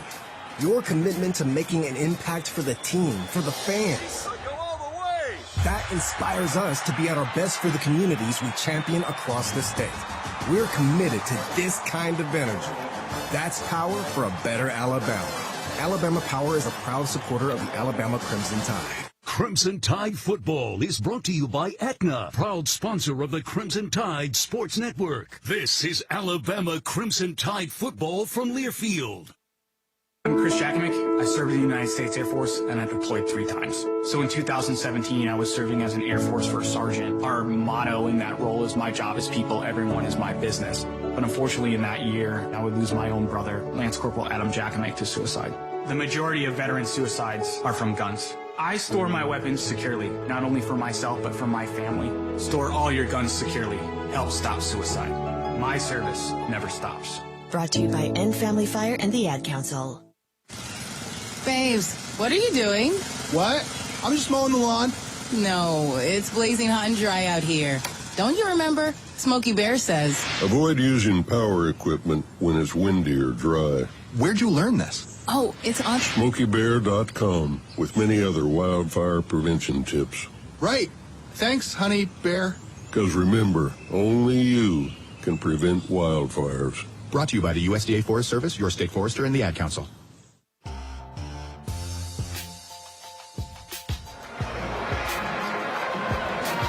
We are back. Hey, a big shout out to the great folks at Big Mike's Steakhouse. Folks, if there's one near you, and chances are that there is, you need to go by and taste some of the best steaks, some of the best fish, some of the great side dishes, anything you want. They've got locations in Thomasville, Andalusia, Gunnersville, Orange Beach. There's one in Lee County right here in Auburn. And, of course, the one in Mountainville, closest to Tuscaloosa. You're always close to a Big Mike's Steakhouse. Visit them online at mikesteakhouse.com. You can get the hours and all the details you might want. Check it out, Big Mike's Steakhouse. They've got a great location here in Auburn. We weren't able to go. The team didn't stay in Auburn last night. They stay in Montgomery for the trips here, but we went by the Big Mike's yesterday. It looked great. I'm sure the food is as delicious as everywhere. Here's Jarquez Hunter. Quarterback keeps it. Peyton Thorne. He'll go across the 25 to the 27-yard line. Brings up a 2nd down and 7 for the Auburn Tigers. 8:56 to go in the third. Alabama leads 20-14. So Auburn basically has become a triple option offensive unit here in the third quarter. With Hunter to the left, he'll come across, get the handoff, turn the corner, and does not get the first down, though, as Jalen Key goes with him laterally and runs him out of bounds. It'll be about a yard shy of the first down. Auburn's 28% on third down conversions today. Made a lot of success on the edges with Luke Dill, their big tight end, as a lead blocker. But this is where you really got to watch out for Peyton Thorne and make sure that you account for him. Here now the 3rd and 3 from the 32. Hunter goes to the right of his quarterback. There's motion on the far side. That was Johnson in motion. Quarterback looks. He'll hung it off to Johnson. Johnson cuts back from the far sideline.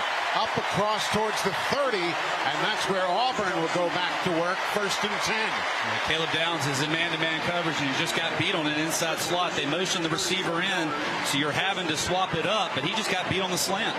A 41-yard pickup on the play. 1st and 10. Auburn from the Alabama 31-yard line. Peyton Thorne. No, Robbie Ashford now. Robbie Ashford is the quarterback. Here now is the fake give, and Ashford will keep it for himself. Chris Braswell stays there and makes the play. Ashford from Hoover High School by way of the University of Oregon. One of the transfers. Auburn fans upset. They thought he pulled a Mike or Dyer and never came down. Here now Thorne back in the lineup.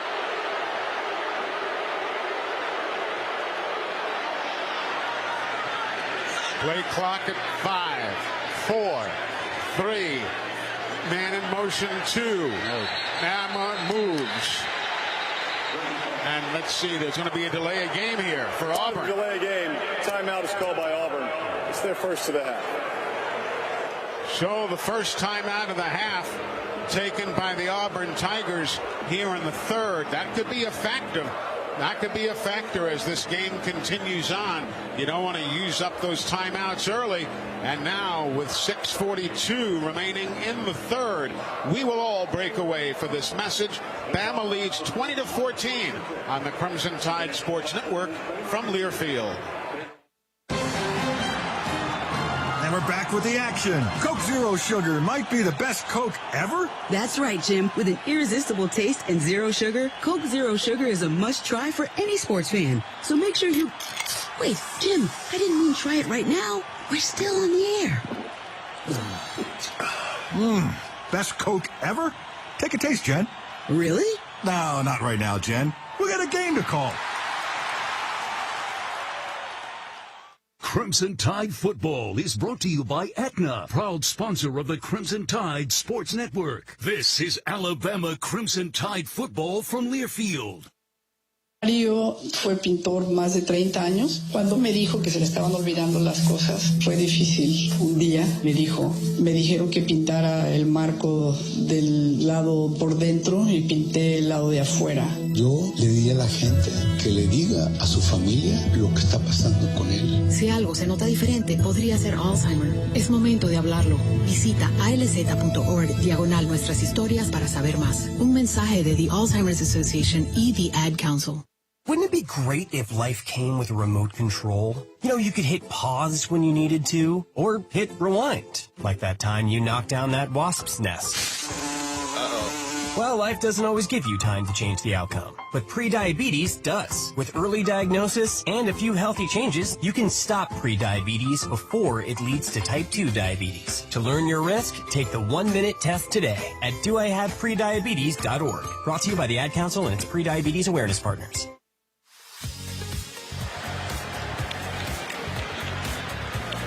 6:42 left to go in the third quarter. Alabama 20, Auburn 14. We salute our radio affiliate of the game, 101.9 FM in Gadsden. Follow the Crimson Tide Sports Network on Facebook. Tell us where you're listening from for a chance to win 2 free meals from Jack's. Thank you to 101.9 FM in Gadsden for carrying Alabama football this season, and a good basketball update. It's the Crimson Tide 92, the Oregon Ducks 84. Eli with less than 3 minutes to go. All right, great news right there for Coach Oates' fellas. From the 28-yard line, here's Auburn now looking with a wide-open receiver. They lost him, and Javarius Johnson with another touchdown for the Auburn Tigers. They totally lost him. There was nobody between Johnson and Montgomery, it seemed like. And Auburn now has come back to tie the game at 20 aside. Well, Malachi Moore is responsible for the guy going in motion, and he got picked at the line of scrimmage, and his eyes immediately went back to the backfield, anticipating the run.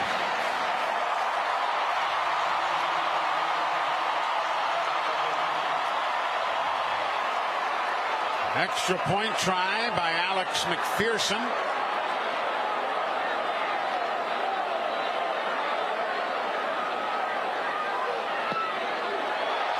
Kick is up, and the kick is good, and that gives Auburn a 1-point lead at 21-20.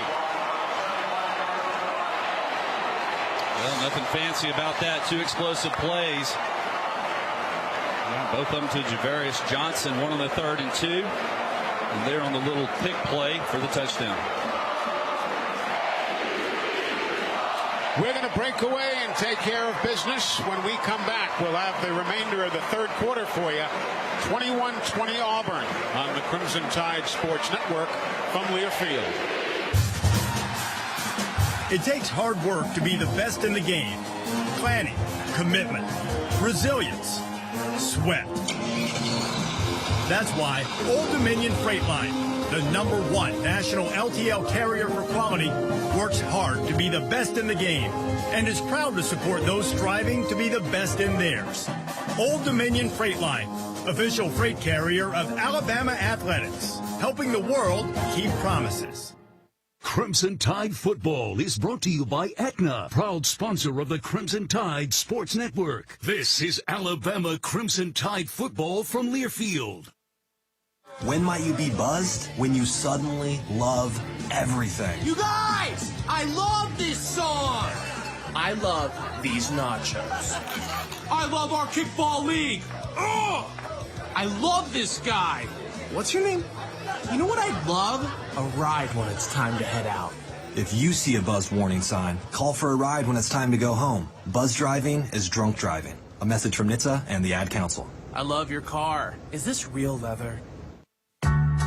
When you're high, you feel different. You think different, you talk different, you draw different, you listen to music different, but you probably knew that. Problem is, you also drive different, and not in a good way. That's why driving high is illegal everywhere. So if you're high, just don't drive. Make a plan to get a sober ride. Because if you feel different, you drive different. Brought to you by NHTSA and the Ad Council.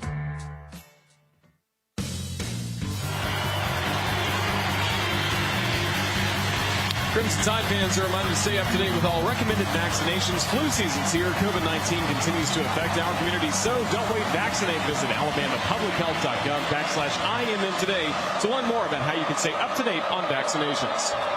All right, Roger, thank you. 6:36 to go. Third quarter. Auburn up by a point. They will boot this one away, and it's going to be into and out of the end zone. So we have got a touchback, and Bama goes to work from the 25. After we pause 10 seconds for station identification, this is the Crimson Tide Sports Network.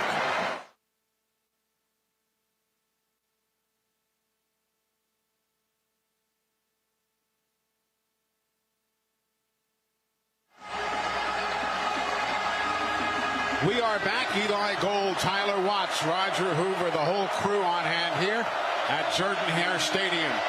Jace McClellan, the running back, on a 1st and 10 for Alabama from the 25. Milroe drops back.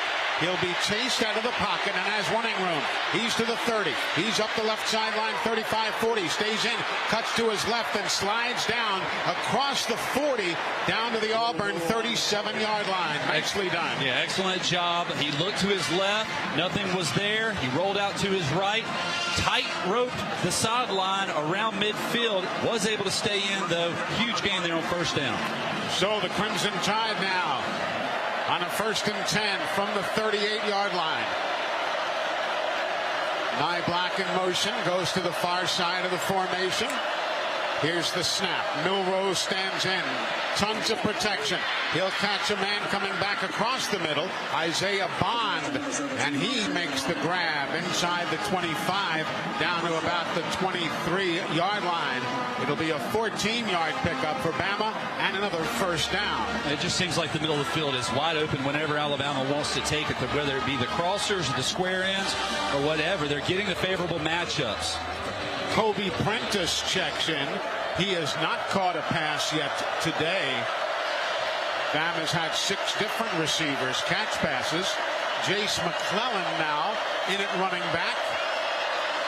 On the fake give, and it's a keeper for Milroe. He'll dance his way inside the 20, down to about the 18-yard line, maybe the 17, before DJ James stops him in the red zone. He picked up 2 or 3 yards, but was able to get it inside the 20, down to the 18. So now in the Chick-fil-A red zone, Bama going to work.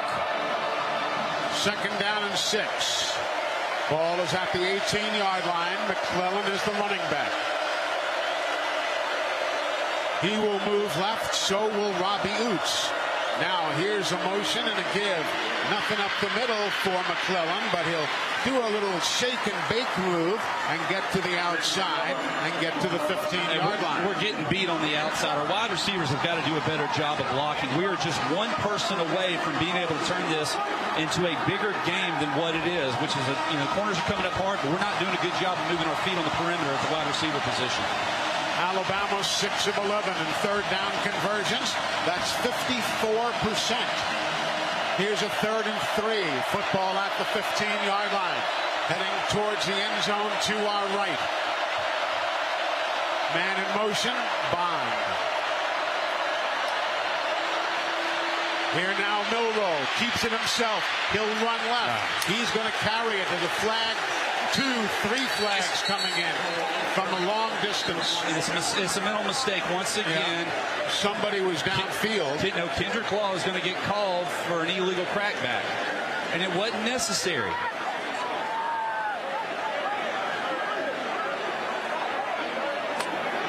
There you run. Personal foul. Illegal blindside block. Offense number 13. 15-yard penalty from the start of the foul. Repeat, 3rd down. They called it on 13, but I don't believe it was Cole Adams. No, it was not 13. I believe it was Kendrick Law, if I'm not mistaken. But Bama 6 flags for a loss of 62 yards today. And we're now looking at a 3rd and 12 from the 24-yard line.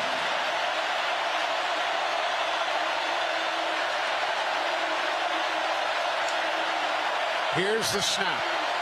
Milrose stands in, looks long into the end zone, and is caught short. Incomplete. Looking for Malik Benson. And DJ James is the man who knocked it down. Across the middle once again, though. The middle of the field's open. Malik Benson, it hits him square in the numbers. He's got contact, but he's got to have strong hands there and come down with a big first down catch.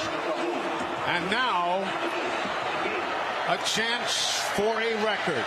A 41-yard field goal attempt for Will Reichard. It'll give Bama the lead and Reichard the record for most points scored. Here's the kick. It's not looking good, and it goes wide. It goes wide to Reichard's right. A 41-yard field goal goes wide right. And Alabama still trails 21-20. Yeah, you can tell as soon as it came off of his foot, it looked like he pushed a little bit. Didn't miss it by much. The defense has got to come up with a play right here. You know, that's points left on the field once again by the offense. Bad penalty inside the 10-yard line. Defense has to come up with something.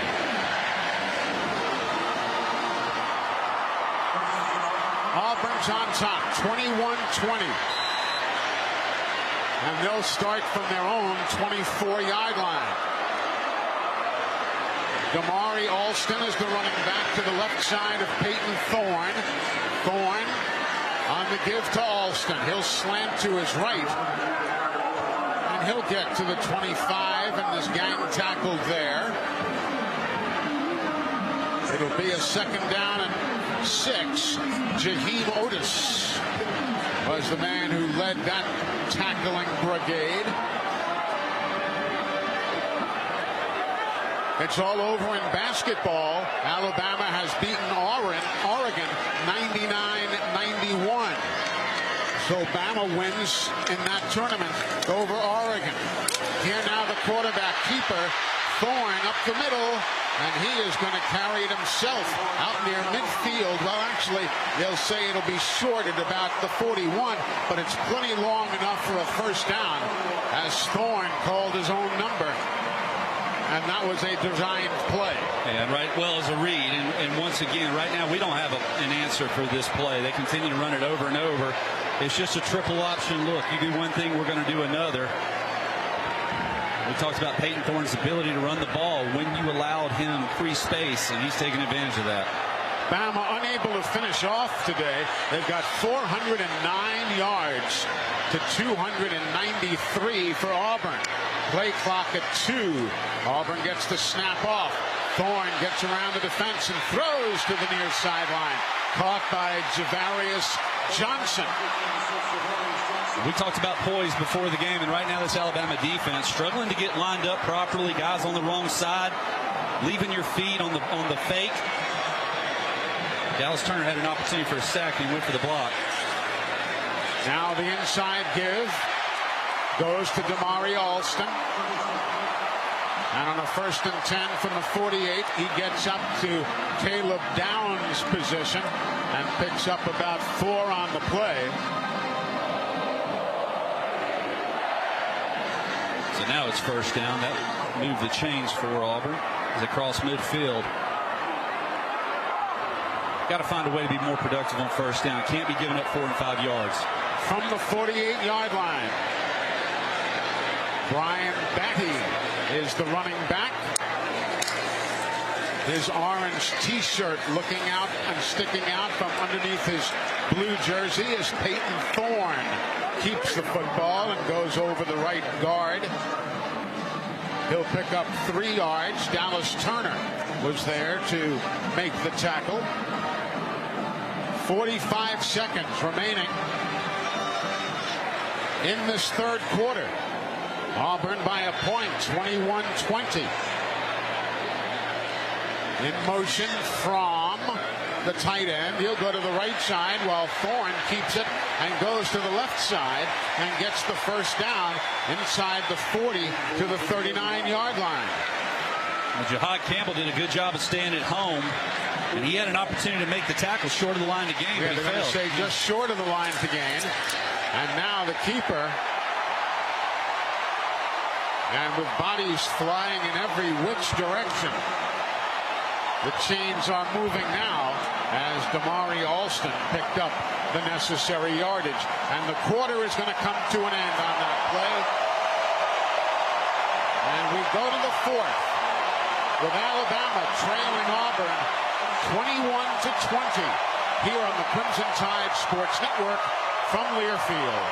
Some people just know that the best rate for you is a rate based on you with Allstate. Not one based on the college football superfan who painted their back window in school colors and their side windows and the mirrors and most of the windshield. Why would you pay a rate based on anyone else? Get a rate based on you with DriveWise in the Allstate app. Not available in California, subject to terms and conditions. Some states participation drivers allows Allstate to use your driving data for purposes of rating. While in some states, your rate could increase with high-risk driving. Safer drivers will save with DriveWise. Allstate Fire and Casualty Insurance Company affiliates, Northbrook, Illinois. Roll Tide. This is Alabama Crimson Tide football from Learfield. Sometimes I just cannot believe all the storms we've gone through here. I can only hope that we'll be able to leave this house to you one day, baby. You're our legacy. Planning for these disasters will make sure we're safe, and is the best way to protect that legacy. Protect your legacy. Visit ready.gov/plan for the tools and tips you need to start your emergency preparedness plan today. Brought to you by FEMA and the Ad Council. Hi, I'm Danica Patrick. Watching my nieces grow, play, and learn is amazing, but not every child gets to be carefree. 1 in 6 kids in the U.S. are hungry. This breaks my heart, and it's something that Feeding America is working to change. Each year, the Feeding America network of food banks rescues billions of pounds of good food that would have gone to waste and gives it to families in need. To help, visit feedingamerica.org. Brought to you by Feeding America and the Ad Council. It is 5:10. I'm Brian Hillsworth, live in studio. Your scoreboard brought to you tonight by Alabama Power. They're in the third right now in Knoxville. Number 21, Tennessee pounding Vandy 38-10. Again, that's the third quarter. Clemson, South Carolina, Palmetto Bowl coming up tonight in about an hour and 20 minutes. Apple Cup tied up at 14, Washington and Washington State. And how about Troy, Alabama? The Trojans will host the Sun Belt Championship in a week. They pound Southern Miss today, 35-17. Let's send you back right now to the Plains. Jordan Hare and Roger.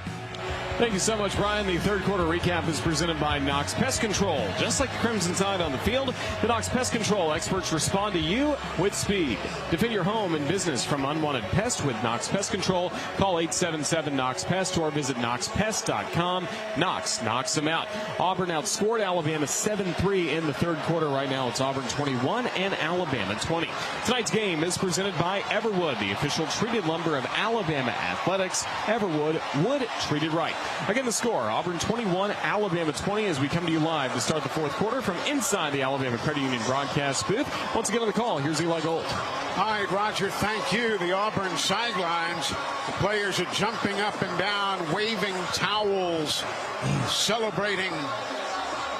Although there's still a quarter of football to play, and it's only a 1-point Auburn lead. On the Alabama sideline, Tyler, though, far more businesslike.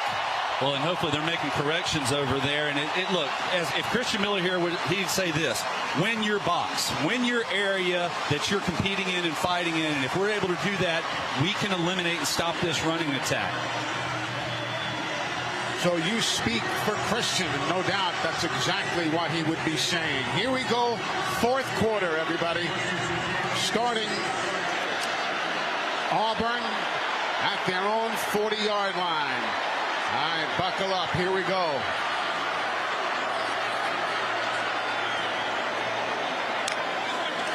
On the snap, Peyton Thorne goes up the middle with a man on his back. That was Deontay Lawson. But he picks up a couple. Even on that tackle, though, Deontay's not able to bring his feet with him. It's almost like he's not able to plant hard and push off. He's far from 100%. Still okay to play, but yeah, we've been saying a few times today. Here's Thorne on the inside give. Nothing there, but kicking it outside. Great job by Jalen Key to stay with the play and to take the running back off. And and it brings up a third down situation now. We're playing heavy with the safeties coming up in run support now, so you got to think that Auburn is noticing that and going to take a shot. We got to be solid on the edges. Auburn 4 of 9 in third down conversions. Jarquez Hunter, he's been tough to deal with today. He's got 85 yards. Here now to the near side, not able to turn the corner. And Alabama doing the job there as Robbie Ashford was looking to get to the sideline. 4th down and 3. Now it's going to be 4th down and 3 indeed. They're going to leave the offense on. If nothing else, try to draw us off sides. Got to hold your water. Peyton Thorne back in at quarterback. 2 wides to the left side. Then a man comes in motion to the near. Oh, everybody moved there. And Thorne just throws this one away. So it's a hard shift with the tight ends, and that drew us across. The question is, because it occurred at the clap, are they going to make it a false start or an offsides? I don't know. Are they going to claim Alabama was responsible? Referee Jason Autry in a huddle with 3 of his other officials. I mean, this is either a first down or a super long field goal. Nick Saban looking on from the Bama sideline, waiting to hear what the officials say. And if nothing else, the ball will snap with 2 guys in motion. Yeah.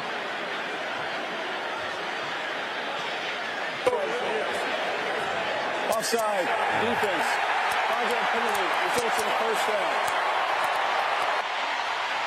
Coach Saban with his arms outstretched, asking how is that possible? And he walks with one of the officials all the way back to the sideline. And I don't agree, because there was no contact. He is in the neutral zone, but you got multiple guys. I don't know. You got 3 guys in motion at the same time. So Robbie Ashford now at quarterback with Jarquez Hunter as the tailback. They wind the clock. 13-12 to go in the 4th. 21-20 Auburn. Here now, man in motion. Quarterback keeper. And he cannot get away from Deontay Lawson, who'll go with him laterally, helped by Terry and Arnold.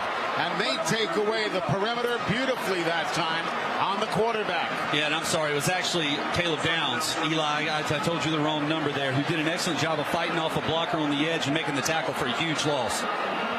So now it is going to be a 2nd down and 17. Peyton Thorne is back in at quarterback. Hunter lined up to his right. Then he goes in motion. Empty backfield now. Here's Thorne looking, calls his own number. Up the middle, breaks a tackle. He's got a first down, and he goes right at the 8-yard line, and they'll be moving the chains. A pickup of 22 yards, and it'll be a 1st and goal. Auburn from the 8-yard line. Well, he's able to do the same thing versus Georgia. When they empty, we go man, and that leaves nobody for the quarterback. They're also releasing a guard upfield in case we do leave a spy in there. I mean, you got to make this guy read coverage. He's not been very good when he's had to throw the ball into coverage. But the problem is you're having to commit so many safeties to stop the run. You're kind of one-handed. Malcolm Johnson goes wide left. Thorne is the quarterback. He has a running back to his right, to his left side. Here's the give, and Bama will swarm Hunter and put him down, but not before he picks up 3 yards and gets down to the 5-yard line. It'll be 2nd and goal from there. Well, this is big right here. We got to be productive here on 2nd down and force a field goal. Keep this thing respectable now. Everybody play your position. A 13-play drive so far. Empty backfield again. 3 wides left. 1, now 2 to the right. Now finally Hunter comes back into the backfield. The quarterback claps his hands, looks and throws, end zone, knocked away. Great job by the Crimson Tide defensively. Caleb down. Yeah, wanted to go to Javarius Johnson once again on the back edge, back corner. back end line, rather. Caleb Downs with good coverage right in the hip pocket. They will stick that hand up there and deflect it. Caleb is the bigger of those two men. Auburn 4 of 10 in third down conversions. Here's a 3rd and goal from 5 yards out.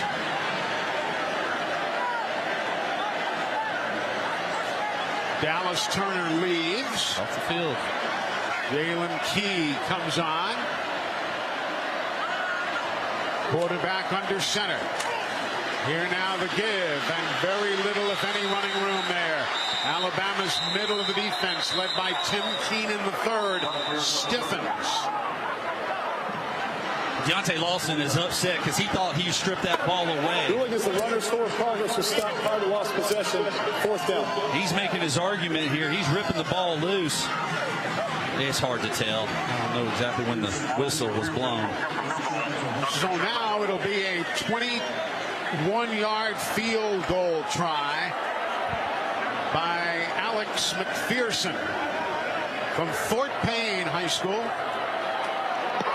Kick is up, and the kick is good. So a 21-yard field goal. Alex McPherson and the Auburn Tigers have padded their lead to 24-20 with 10:15 remaining in the ball game. This is the Crimson Tide Sports Network from Learfield. Dos Equis knows college football game day is filled with iconic traditions. The fight songs, the mascots, the rivalries. The pregame text to your ex for her dad's cable login so you and your buddy can stream the game even though you promised last season you were just about to get your own subscription. Whatever your game day ritual is, make sure you're doing it with a real one. Dos Equis. Enjoy Dos Equis responsibly. Copyright 2023 Dos Equis. Imported by Cervezas Mexicanas, White Plains, New York. This is Alabama Crimson Tide football from Learfield.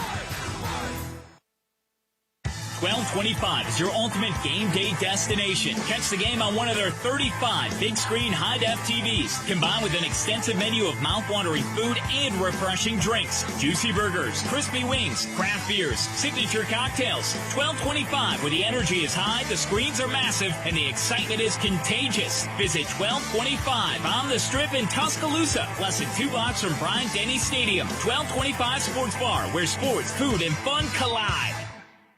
I was diagnosed with breast cancer last year and had chemo and radiation at DCH's Lewis and Faye Madison Cancer Center. I'm thankful for the support of my nurse Kate, my breast navigator Katrina, my doctors, and the whole staff. I have felt confident like I was the most important person there, before, during, and after. Tuscaloosa is blessed to have such an excellent team at the Madison Cancer Center.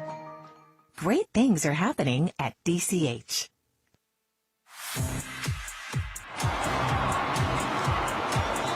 Auburn 24, Alabama 20 with 10:15 still to go in this game. The attendance figures are courtesy of ATIX. The official attendance for tonight's game is 88,043 fans. ATIX is the proud sponsor of the game's attendance. ATIX says thank you to all ticket-holding Crimson Tide fans. And we do thank you, fans, wherever you go, home and away. We love to see you at the stadiums. When the buses pulled up today, there were a ton of Bama fans there to say hello. It's always very special to the players, especially on the road and especially here. All right, kickoff for the Auburn Tigers. And that one sails over the head of Kendrick Law. So Alabama starts from their own 25-yard line. 24-20. Auburn up with 10:15 to go in the game. All right, got to get something going right here. You have to be able to respond with a touchdown, not just a field goal. Roydell Williams is the running back here. Roydell today with 28 yards rushing. Jace McClellan with 64. Two tight ends, Oots and Dupree. The snap, no roll. Fakes the give to Roydell.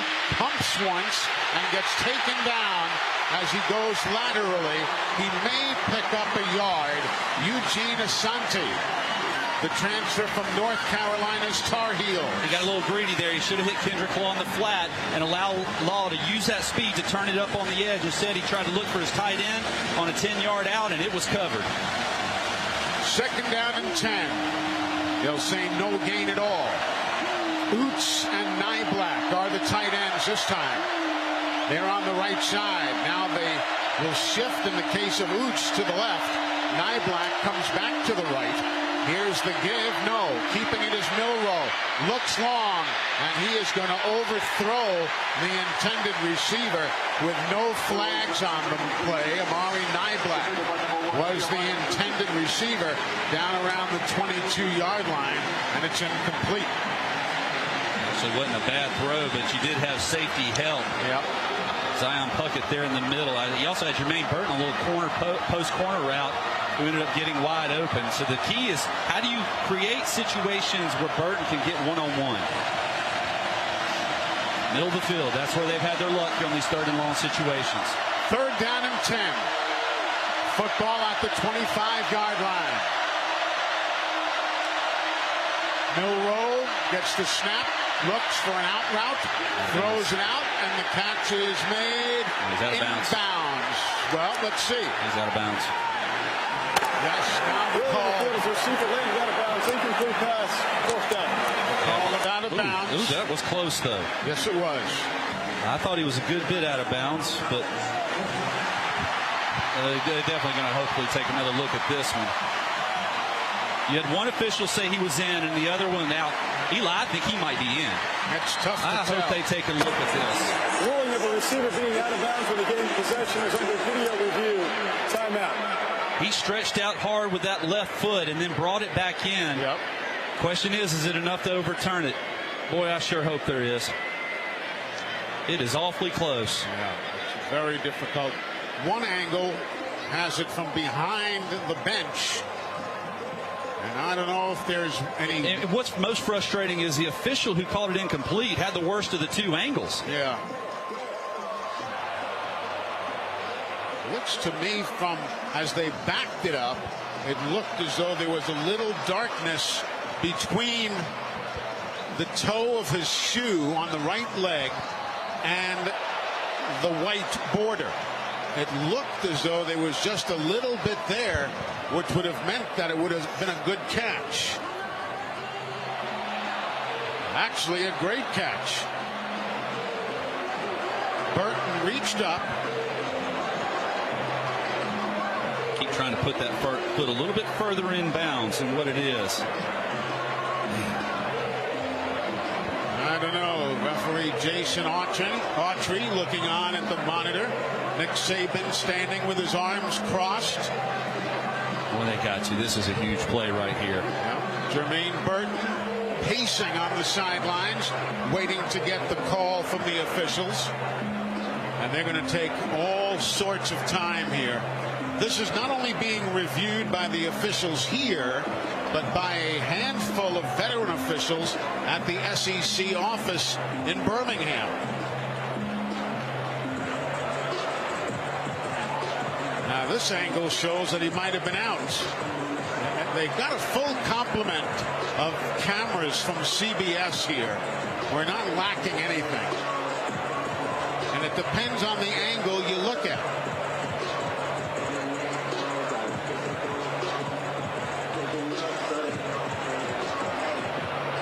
And again, Jason Autry, the referee, still looking it over. There's 9:20 remaining in the game.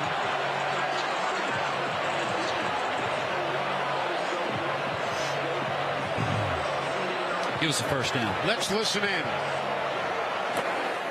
After video review, the ruling on the field stands. Incomplete pass.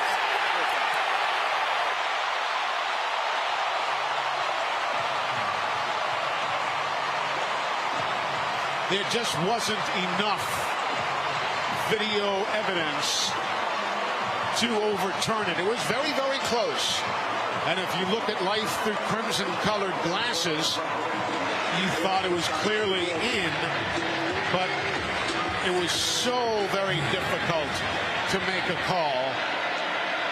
So the call stands, and Keontae Scott is deep to field the punt from James Burnett, a Ray Guys semifinalist. Going to his left is the receiver. He'll make the grab, comes upfield, returns to the near side, and then gets spun around by the Crimson Tide. And now pushing and shoving, players getting flipped over. Everybody who has a yellow handkerchief is throwing it. There's a guy in section 102 just threw his yellow hanky in the air. Everybody throwing their penalty flags.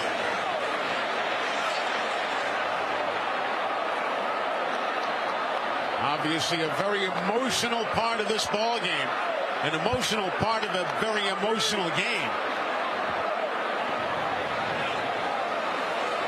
The punt went 58 yards, and Keontae returned it for 4 yards.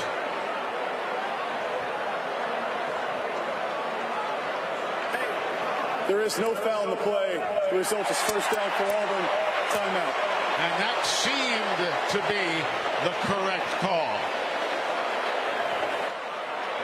Everybody was grabbing one another.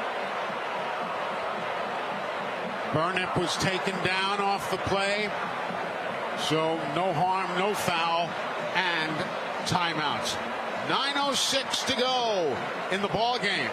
Auburn by 4, 24-20 here on the Crimson Tide Sports Network from Learfield. When the game goes into overtime. But the game goes into overtime. The choice to enjoy is easy. Bud Light, easy to drink, easy to enjoy. Order Bud Light online today. Enjoy responsibly. Anheuser-Busch Bud Light Beer, St. Louis, Missouri. This is Alabama Crimson Tide football from Learfield. You took the first step and quit smoking, but even former smokers may still be at risk for lung cancer. That's why SaveByTheScan.org wants you to know about a new low-dose CT scan that can detect lung cancer early. It takes only 60 seconds and could save your life. You took the first step, now take the next. Visit SaveByTheScan.org for a simple quiz to see if you're eligible and talk to your doctor about screening. SaveByTheScan.org is brought to you by the American Lung Association's Lung Force Initiative and the Ad Council. My simple solution to the problem was remove people from the scene and help them feel safer. In response to attacks against Asian Americans, Maddie Park raised over $250,000 to donate cab rides to the Asian community. There is so much more work to be done. We really need to come together and tackle this issue as a community. Support the Asian community. Learn how at lovehasnolabels.com. Brought to you by Love Has No Labels and the Ad Council.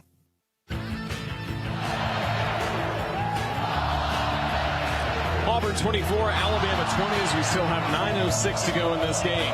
Best move of the game presented by Old Dominion Freight Line. Old Dominion works hard to be the best in the game and is proud to support those striving to be the best in theirs. Let's go back to the first half. That 68-yard touchdown from Jalen Milroe to Jermaine Burton. Now the Crimson Tide defense needs to stand tall. All right, Raj.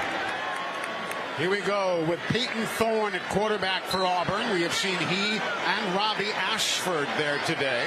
Jarquez Hunter is the running back. He goes to the right rear of his quarterback. Here's the snap. The inside give.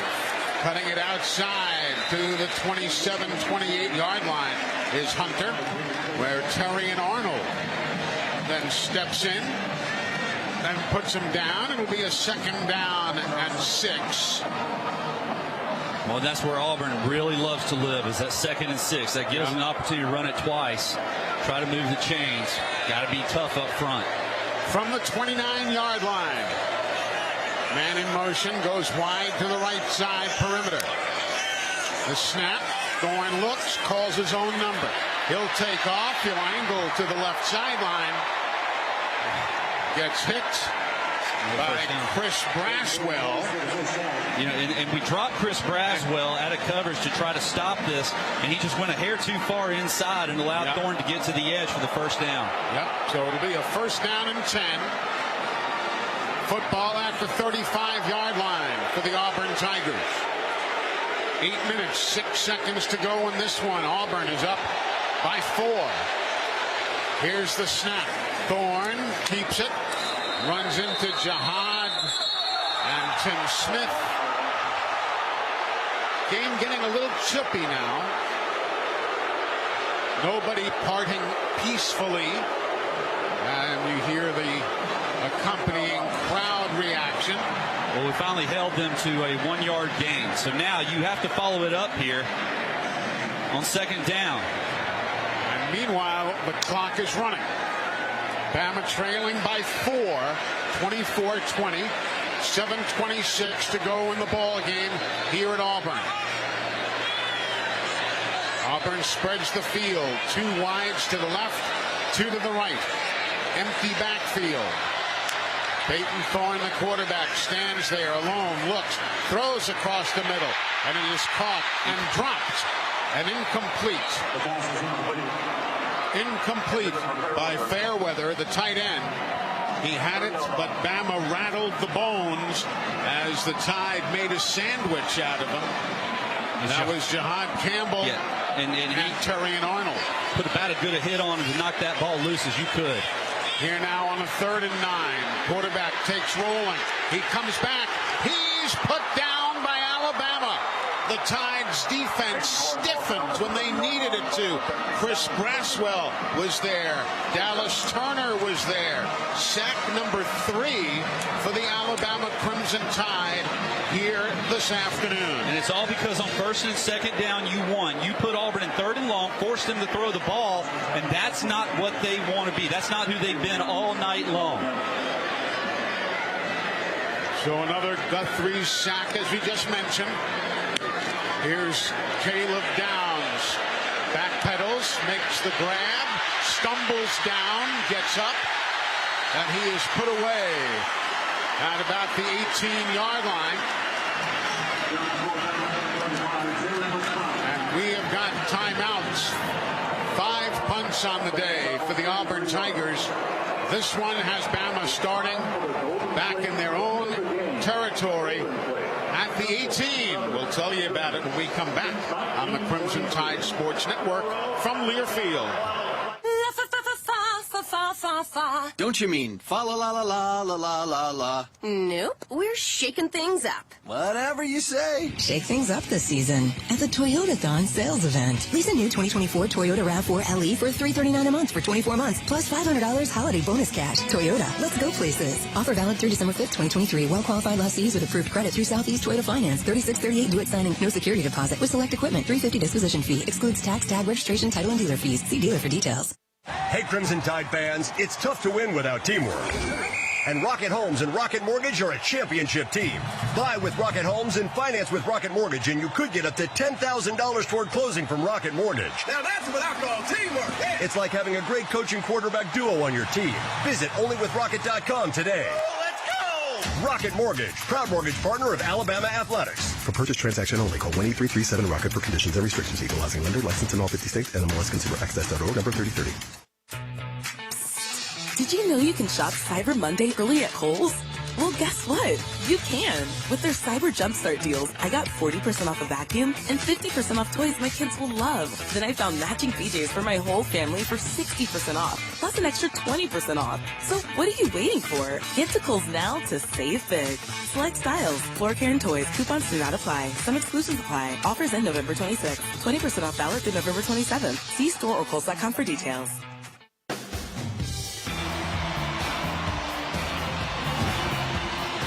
6 minutes, 19 seconds to go at Auburn. It's the score of the Auburn Tigers 24 and the Alabama Crimson Tide 20. Make sure you stay tuned after this game is over for the region's 5th quarter show and the post-game press conference with head coach Nick Saban. It's brought to you by Tri-Green Equipment, your John Deere dealer for North Alabama and Middle Tennessee. Roger, thanks. Tyler, this is where Bama's got to use one of those vintage 6-7-minute drives and take it all down from here. Jalen Milroe would pull out his inner Greg McElroy and lead us on an 80-yard drive, score with about 15 seconds to go. 1st and 10, Alabama from their own 18-yard line. They're going from our right to our left as you listen. Jace McClellan, the running back. 2 wideouts right, 1 to the left. Here's the throw to the far side. Catch made by Isaiah Bond. He gets around a couple of guys and is taken down at the 21-yard line. A pickup of 3 on the play. Good game, though. Quick hitter there. Get ahead of the chains. Stretching that defense. You got to understand, you bring those corners up, eventually you're going to be able to run by them like Jermaine Burton did right before halftime. 6 minutes to go in the game. Auburn up 24-20. 2nd down and 7. Football at Bama's own 21-yard line. Milroe with McClellan to his left. He gives it to Jace. He tries to find a little running room down low, and he can only get out to the 24-yard line. And it'll bring up a 3rd down and 3.5 for 4. Call it 4 here. Alabama throwing the ball extremely well, especially on the crossers. For Isaiah Bond or someone else to come across the middle. Kendrick Law's in the game. Bama 6 of 14 in 3rd down conversions. Here's a 3rd and 4 from the 24. McClellan to the right side of the quarterback. Man in motion from the near side. Here's quarterback Milroe, thought about running, then comes back and then unloads the football as he goes down. He was trying to shovel it out to Jace McClellan, but the ball goes out of bounds. Ruling appeals an incomplete pass. 4th down. And so many times over this year, he's been able to make these type of plays. I think if he just goes ahead and uses that speed, he might be able to get it. Instead, he reverses field, and he's got McClellan open, but just not enough balance there. He ain't up far enough to be able to complete that pass. So James Burnett, the junior from Mount Macedon, Australia, has averaged 41 yards a punt today. He is in. The long snap. He's got it, and he'll boot it away. Fair catch being made, and it's loose. It's picked up by Alabama. It's down the near side, and they call the play dead. They call the play dead. It was Jahad Campbell who picked it up. They'll say it was dropped. They said it was dropped. He never had possession. He never had possession of the ball. Jahad Campbell picks it up. First touch by the receiving team, recovered by the kicking team. By rule, it's dead when recovered by the kicking team. 1st down, Alabama. One day we're going to learn the rules, but until then, we'll take the ball. Yes. Until then, Bama will take the ball after Coy Moore mishandled it. Coy Moore mishandled it.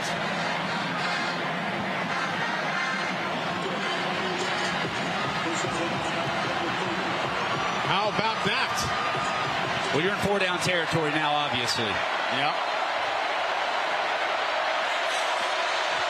Alabama going with Jalen Milroe at quarterback. We've got 4:48 to go in the ball game. Milroe takes off running. He's got room. He goes to the far sideline. He'll turn the corner and get out of bounds around the 24-yard line before he is taken away. He did a good job getting the edge, and Kendrick Law was out there trying to throw a block, but he smartly pulled up because it would have been another blindside block. 24-20 Auburn. Ball's at the 19-yard line officially. Milroe with Jace McClellan to his right. Burton and Bond are the wide receivers to the far side. Here's the give inside to McClellan. He gets taken down. And that's Jalen McLeod who makes the tackle for the Auburn Tigers, their jack linebacker. And C.J. Dupree just absolutely let that defender come by untouched. He's in position and doesn't put a hand on him, and he makes the tackle. Bama needs a touchdown. A field goal will not do it right now. 24-20 Auburn. 3:45 to go in the game. Here's Milroe in the shotgun. Gets the low snap. Picks it up. Looks right. Rolls right. And down he goes. That was Marcus Harris recording the first sack of the ball game for the Auburn Tigers. And it's just a four-man rush, too. It's just the play took a little bit too long to develop, and leakage up front by Roberts. Didn't move his feet and got beat. And when it comes right up the gut, there's nothing a quarterback can do. So now it is going to be a 3rd down and 20. Bama trailing by 4. Milroe stands at the 30, gets the snap, looks for a running hole, gets one, goes left, he's got running room, 20, 10, he cuts back into the 5, and it'll be a 1st down for Alabama. A bank first down for the Crimson Tide. Nehemiah Pritchett made the tackle, but Milroe, he showed some patience, and you were telling me before, Tyler, you said we need to see number 4 start doing some running. Yeah, he's the difference maker here. He can break down a defense. They're going to check the spot of this. I'm not sure that he made that. I think he's going to be about a half a yard short. He gave Pritchett the better of it, but he still didn't get the 1st down. Yeah, you're right. He may not have. Looks like he may be just a foot shy of the needed yardage with 2:38 to go in this one.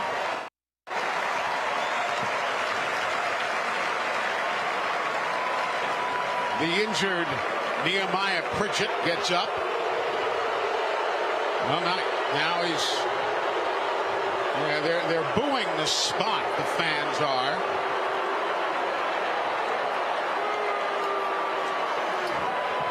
And from where we're sitting, we can't see where they've put the football or what has gone on. Again, we're behind the end zone at the other end of the field. This is taking place about 100 yards from where we're sitting right now. So I'm not exactly sure where the ball is being spotted, and we'll have to find out here in just a bit. It's definitely only a foot or 2 to pick up that 1st down. Less than a yard here.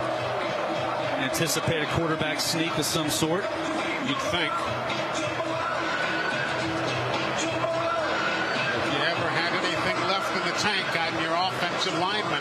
Tell you what else we've done also, though, in these situations. Of course, it wasn't down here on the goal line where everybody was uptight, but we've taken Kendrick Law and put him on the perimeter with a motion, and probably anticipate some sort of motion just to try to get a few guys in the secondary. Get him away. Thinking a little bit, hey, is he going to go to the perimeter?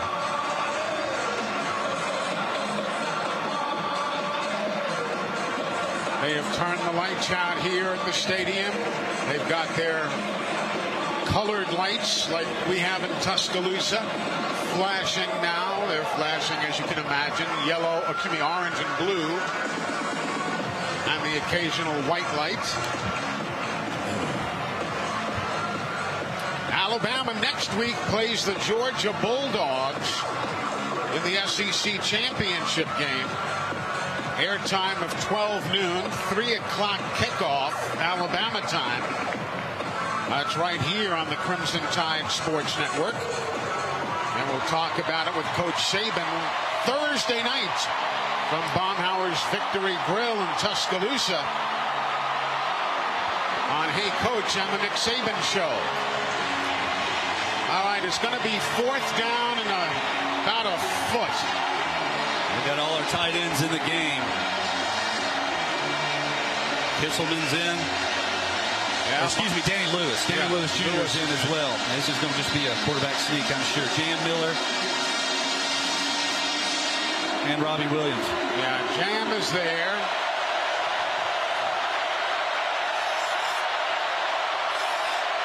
Don't hold him. Go. Milroe under center. Looks right, looks left again. He'll audible. He's there. Fakes the toss. and throws it for a first down. You know, they were in a bear look up front. Williams. They were in a bear front up front, which means the center and both guards and everybody is really just lined up. There's no way you're going to successfully run a quarterback sneak against that look. Very great job, nice job of the offensive line holding their water, though, and then attacking them on the edge, which is where you have better numbers. And now Jalen McLeod, the jacked linebacker for Auburn, he is down back at the 20-yard line.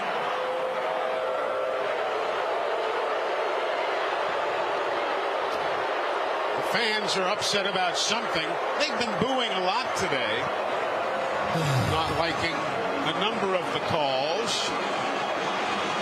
You've got 4 downs to get 7 yards. And 7 points.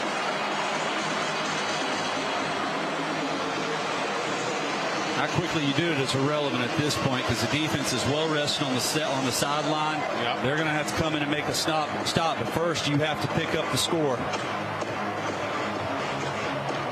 You know, 3 or 4 occasions we've been down in here inside the 15-yard line and had to walk away with field goal tries. Yeah. It's really been a challenge with communication up front of creating some nice holes.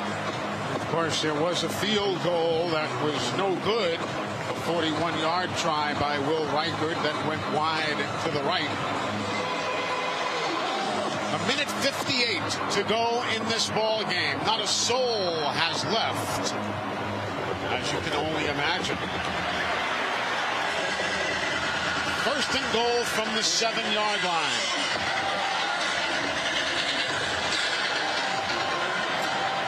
Roydell Williams comes in as the running back for Alabama. And here we go.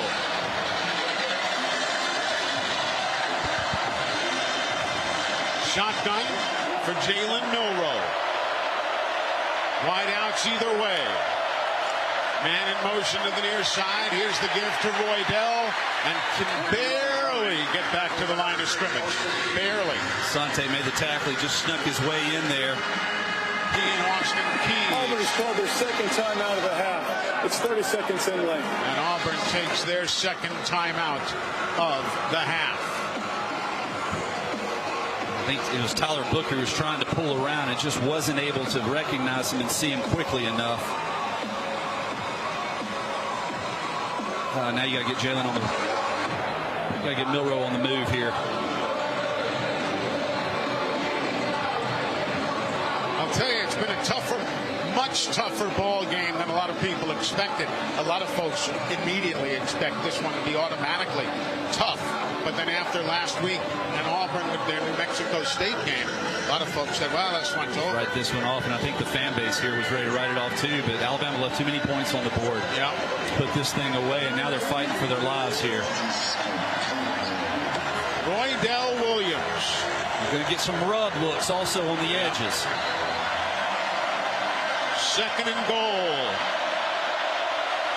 from the 8-yard line.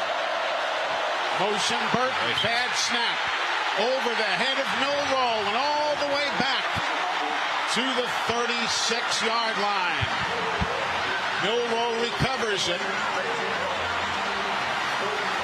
The snap, however, it was another. It was premature. Yeah, Milroe was not ready for the football. Yeah. This has plagued Alabama all year long. Seth McLaughlin just let it go. Back to the 26-yard line now. Just got to set yourself up here to where you have a couple of different options. Third and goal from the 26.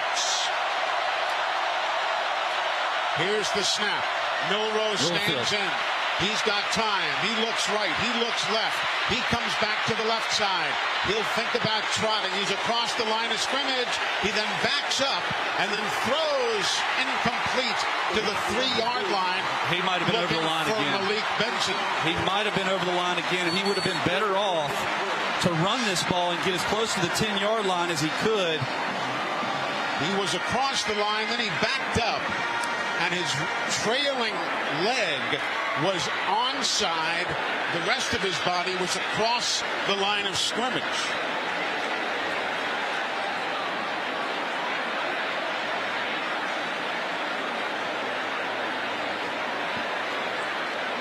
They're going to go across and talk to Coach Saban.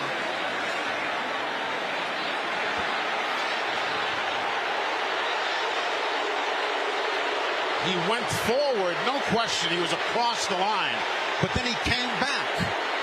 And I clearly saw the quarterback went beyond the line of scrimmage.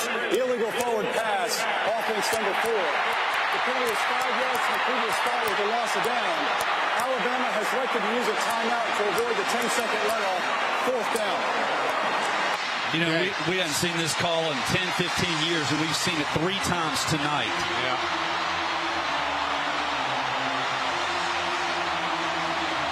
He could have ran for about 15 yards there and at least set him up inside the 15-yard line.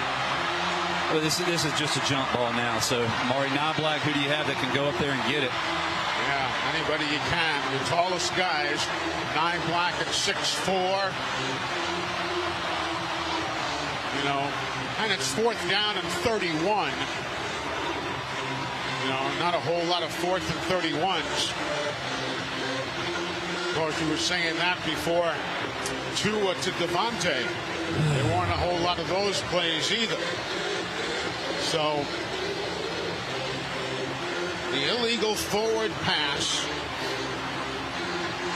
That's going to be the 7th flag on Alabama for a loss of 67 yards in total today.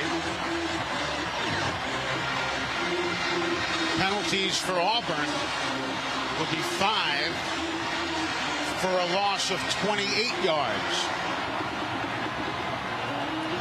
So we're going to go 5 wide here and really try to spread them out. You do have Knobloch in the middle of the field. Another thing is the offensive line has to hold up. Yeah, here we go. And now timeout is being taken by Auburn. Third and final timeout of the half. Well, Auburn's going to take their 3rd and final timeout. We've got 43 seconds to go in the ball game. The 10-1 Alabama Crimson Tide and the 6-5 Auburn Tigers.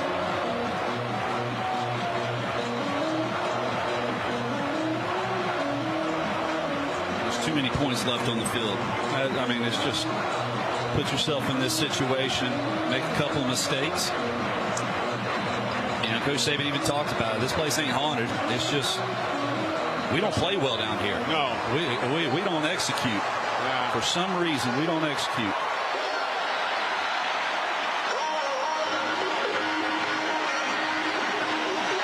You look at some of these fans. Some are in disbelief. Some are yelling so loudly they're hyperventilating.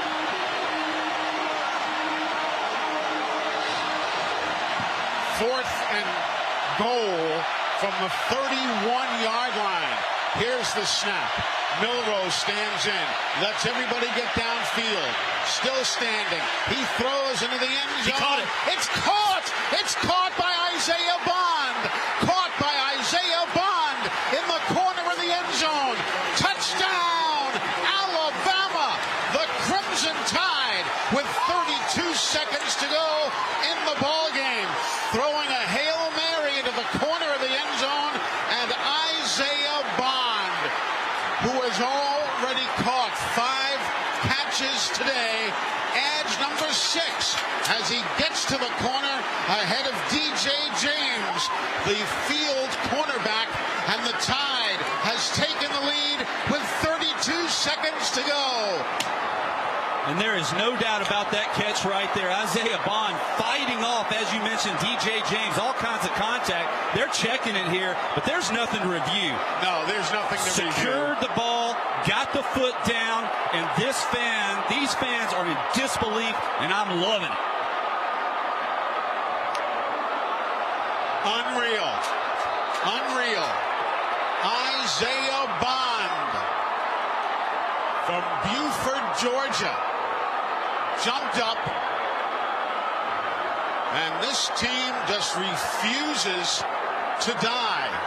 Big extra point right here, Eli.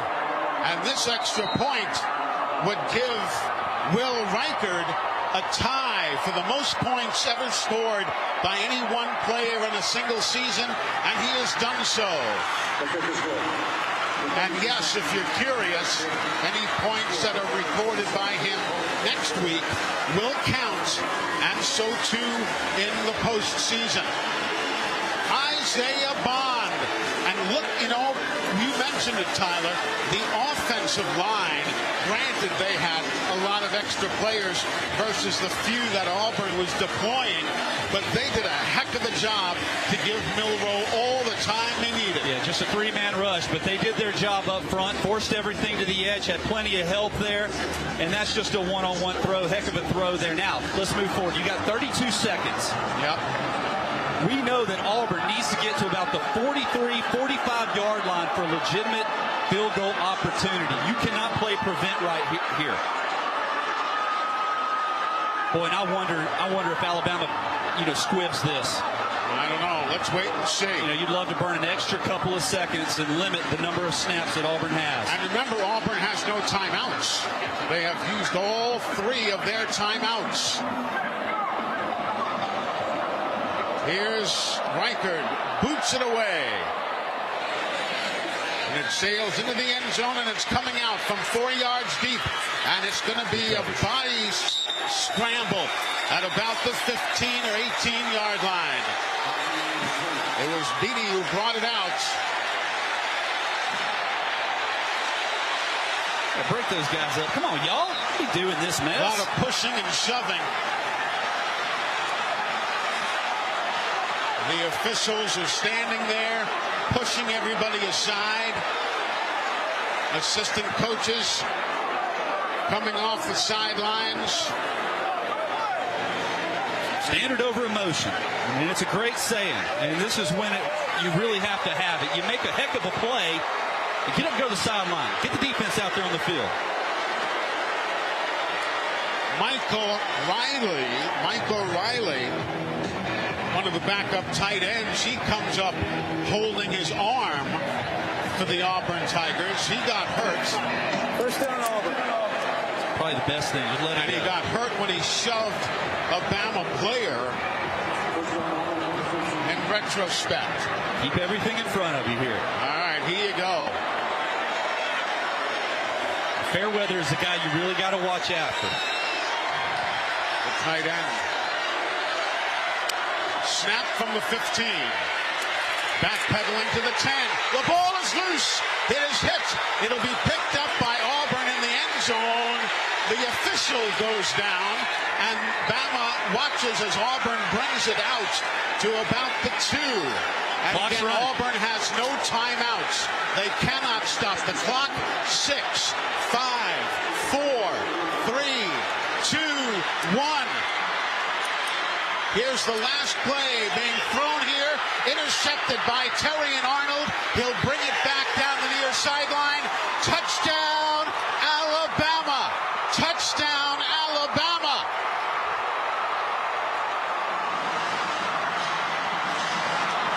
Unbelievable.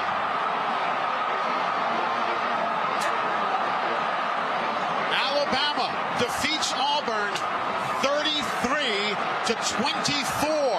and will play Georgia for an SEC championship and a possible shot at the playoffs. And folks, from a guy who knows a little something about comebacks, from where this Bama team was after the Texas game in week 2 to where they stand now, one simple word comes to mind: remarkable. Just remarkable. Unbelievable. Let me tell you something. A 4 overtime game is pretty exciting, but I'll take 4th and 31. 2 is somewhere sitting around going, I had the record. Not anymore, my friend. Jalen Milroe, heck of a job there. A lot of poise on 4th down, able to get that touchdown. And once again, this place might be haunted, but the tables have turned, and it's in Alabama's favor now. Look how quickly they have turned the scoreboards off. They have the score up there, of course.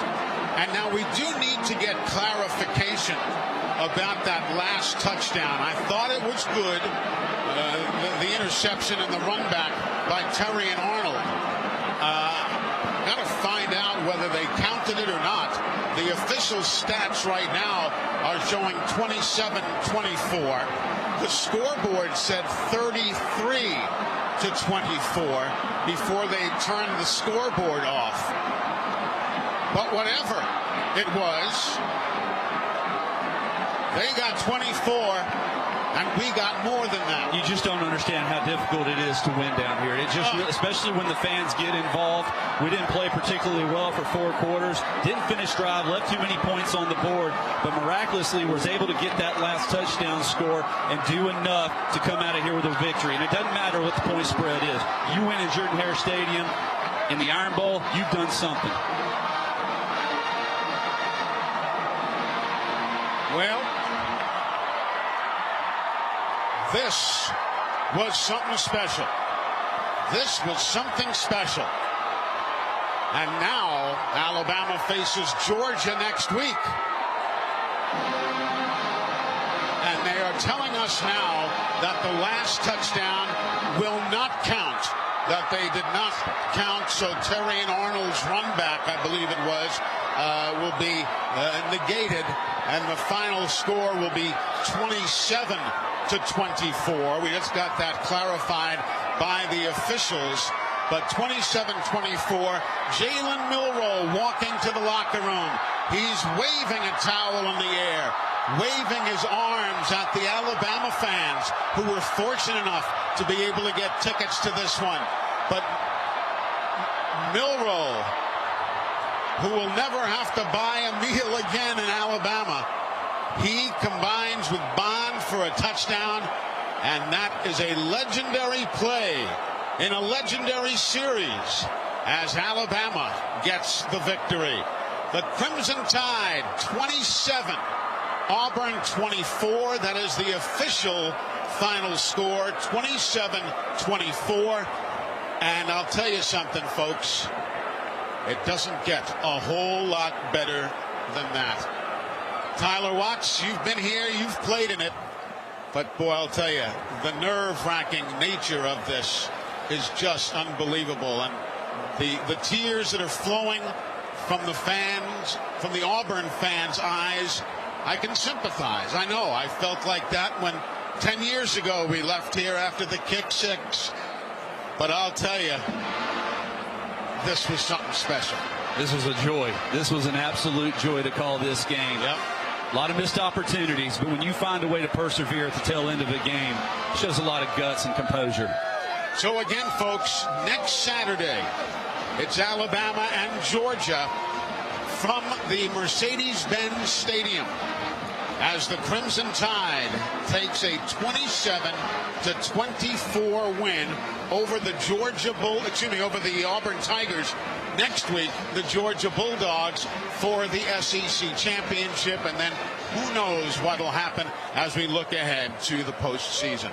A big thank you to all the guys on the crew here today. Tyler Watts, Chris Stewart, who handled the interview with the coach earlier, Roger Hoover, Brian Houseworth in our studio, our engineer-producer Tom Stipe, our spotter Butch Owens, Ethan Carabin, he took care of the Royal Furniture booth cam, and you might have seen us dancing around a little bit when that one was done. And Jerry Kelly in our studio, we thank him for a great job as well. Relive this one with us on the Coaches Show Thursday night. Thursday evening, we'll be together with Coach Nick Saban. Broadcast time will be at, per usual, 6:30. And Roger, will you have a show on Monday night to Crimson Tide Rewind? Absolutely. We're going to talk about this one. Preview the SEC Championship game. Corey Reamer and I will have that again Monday, 6 o'clock, Baumhower's Victory Grill in Vestavia Hills. Look forward to Crimson Tide Rewind presented by the Alabama Department of Public Health. Folks, thank you so much. It's been an honor. Hope you've enjoyed today's game and this season. More coming up next week from the SEC Championship game. Tyler, thank you, sir. Great job today. I'm Eli Gold, inviting you now to stay tuned. The Regions Bank 5th Quarter Show is coming up next on the Crimson Tide Sports Network from Learfield.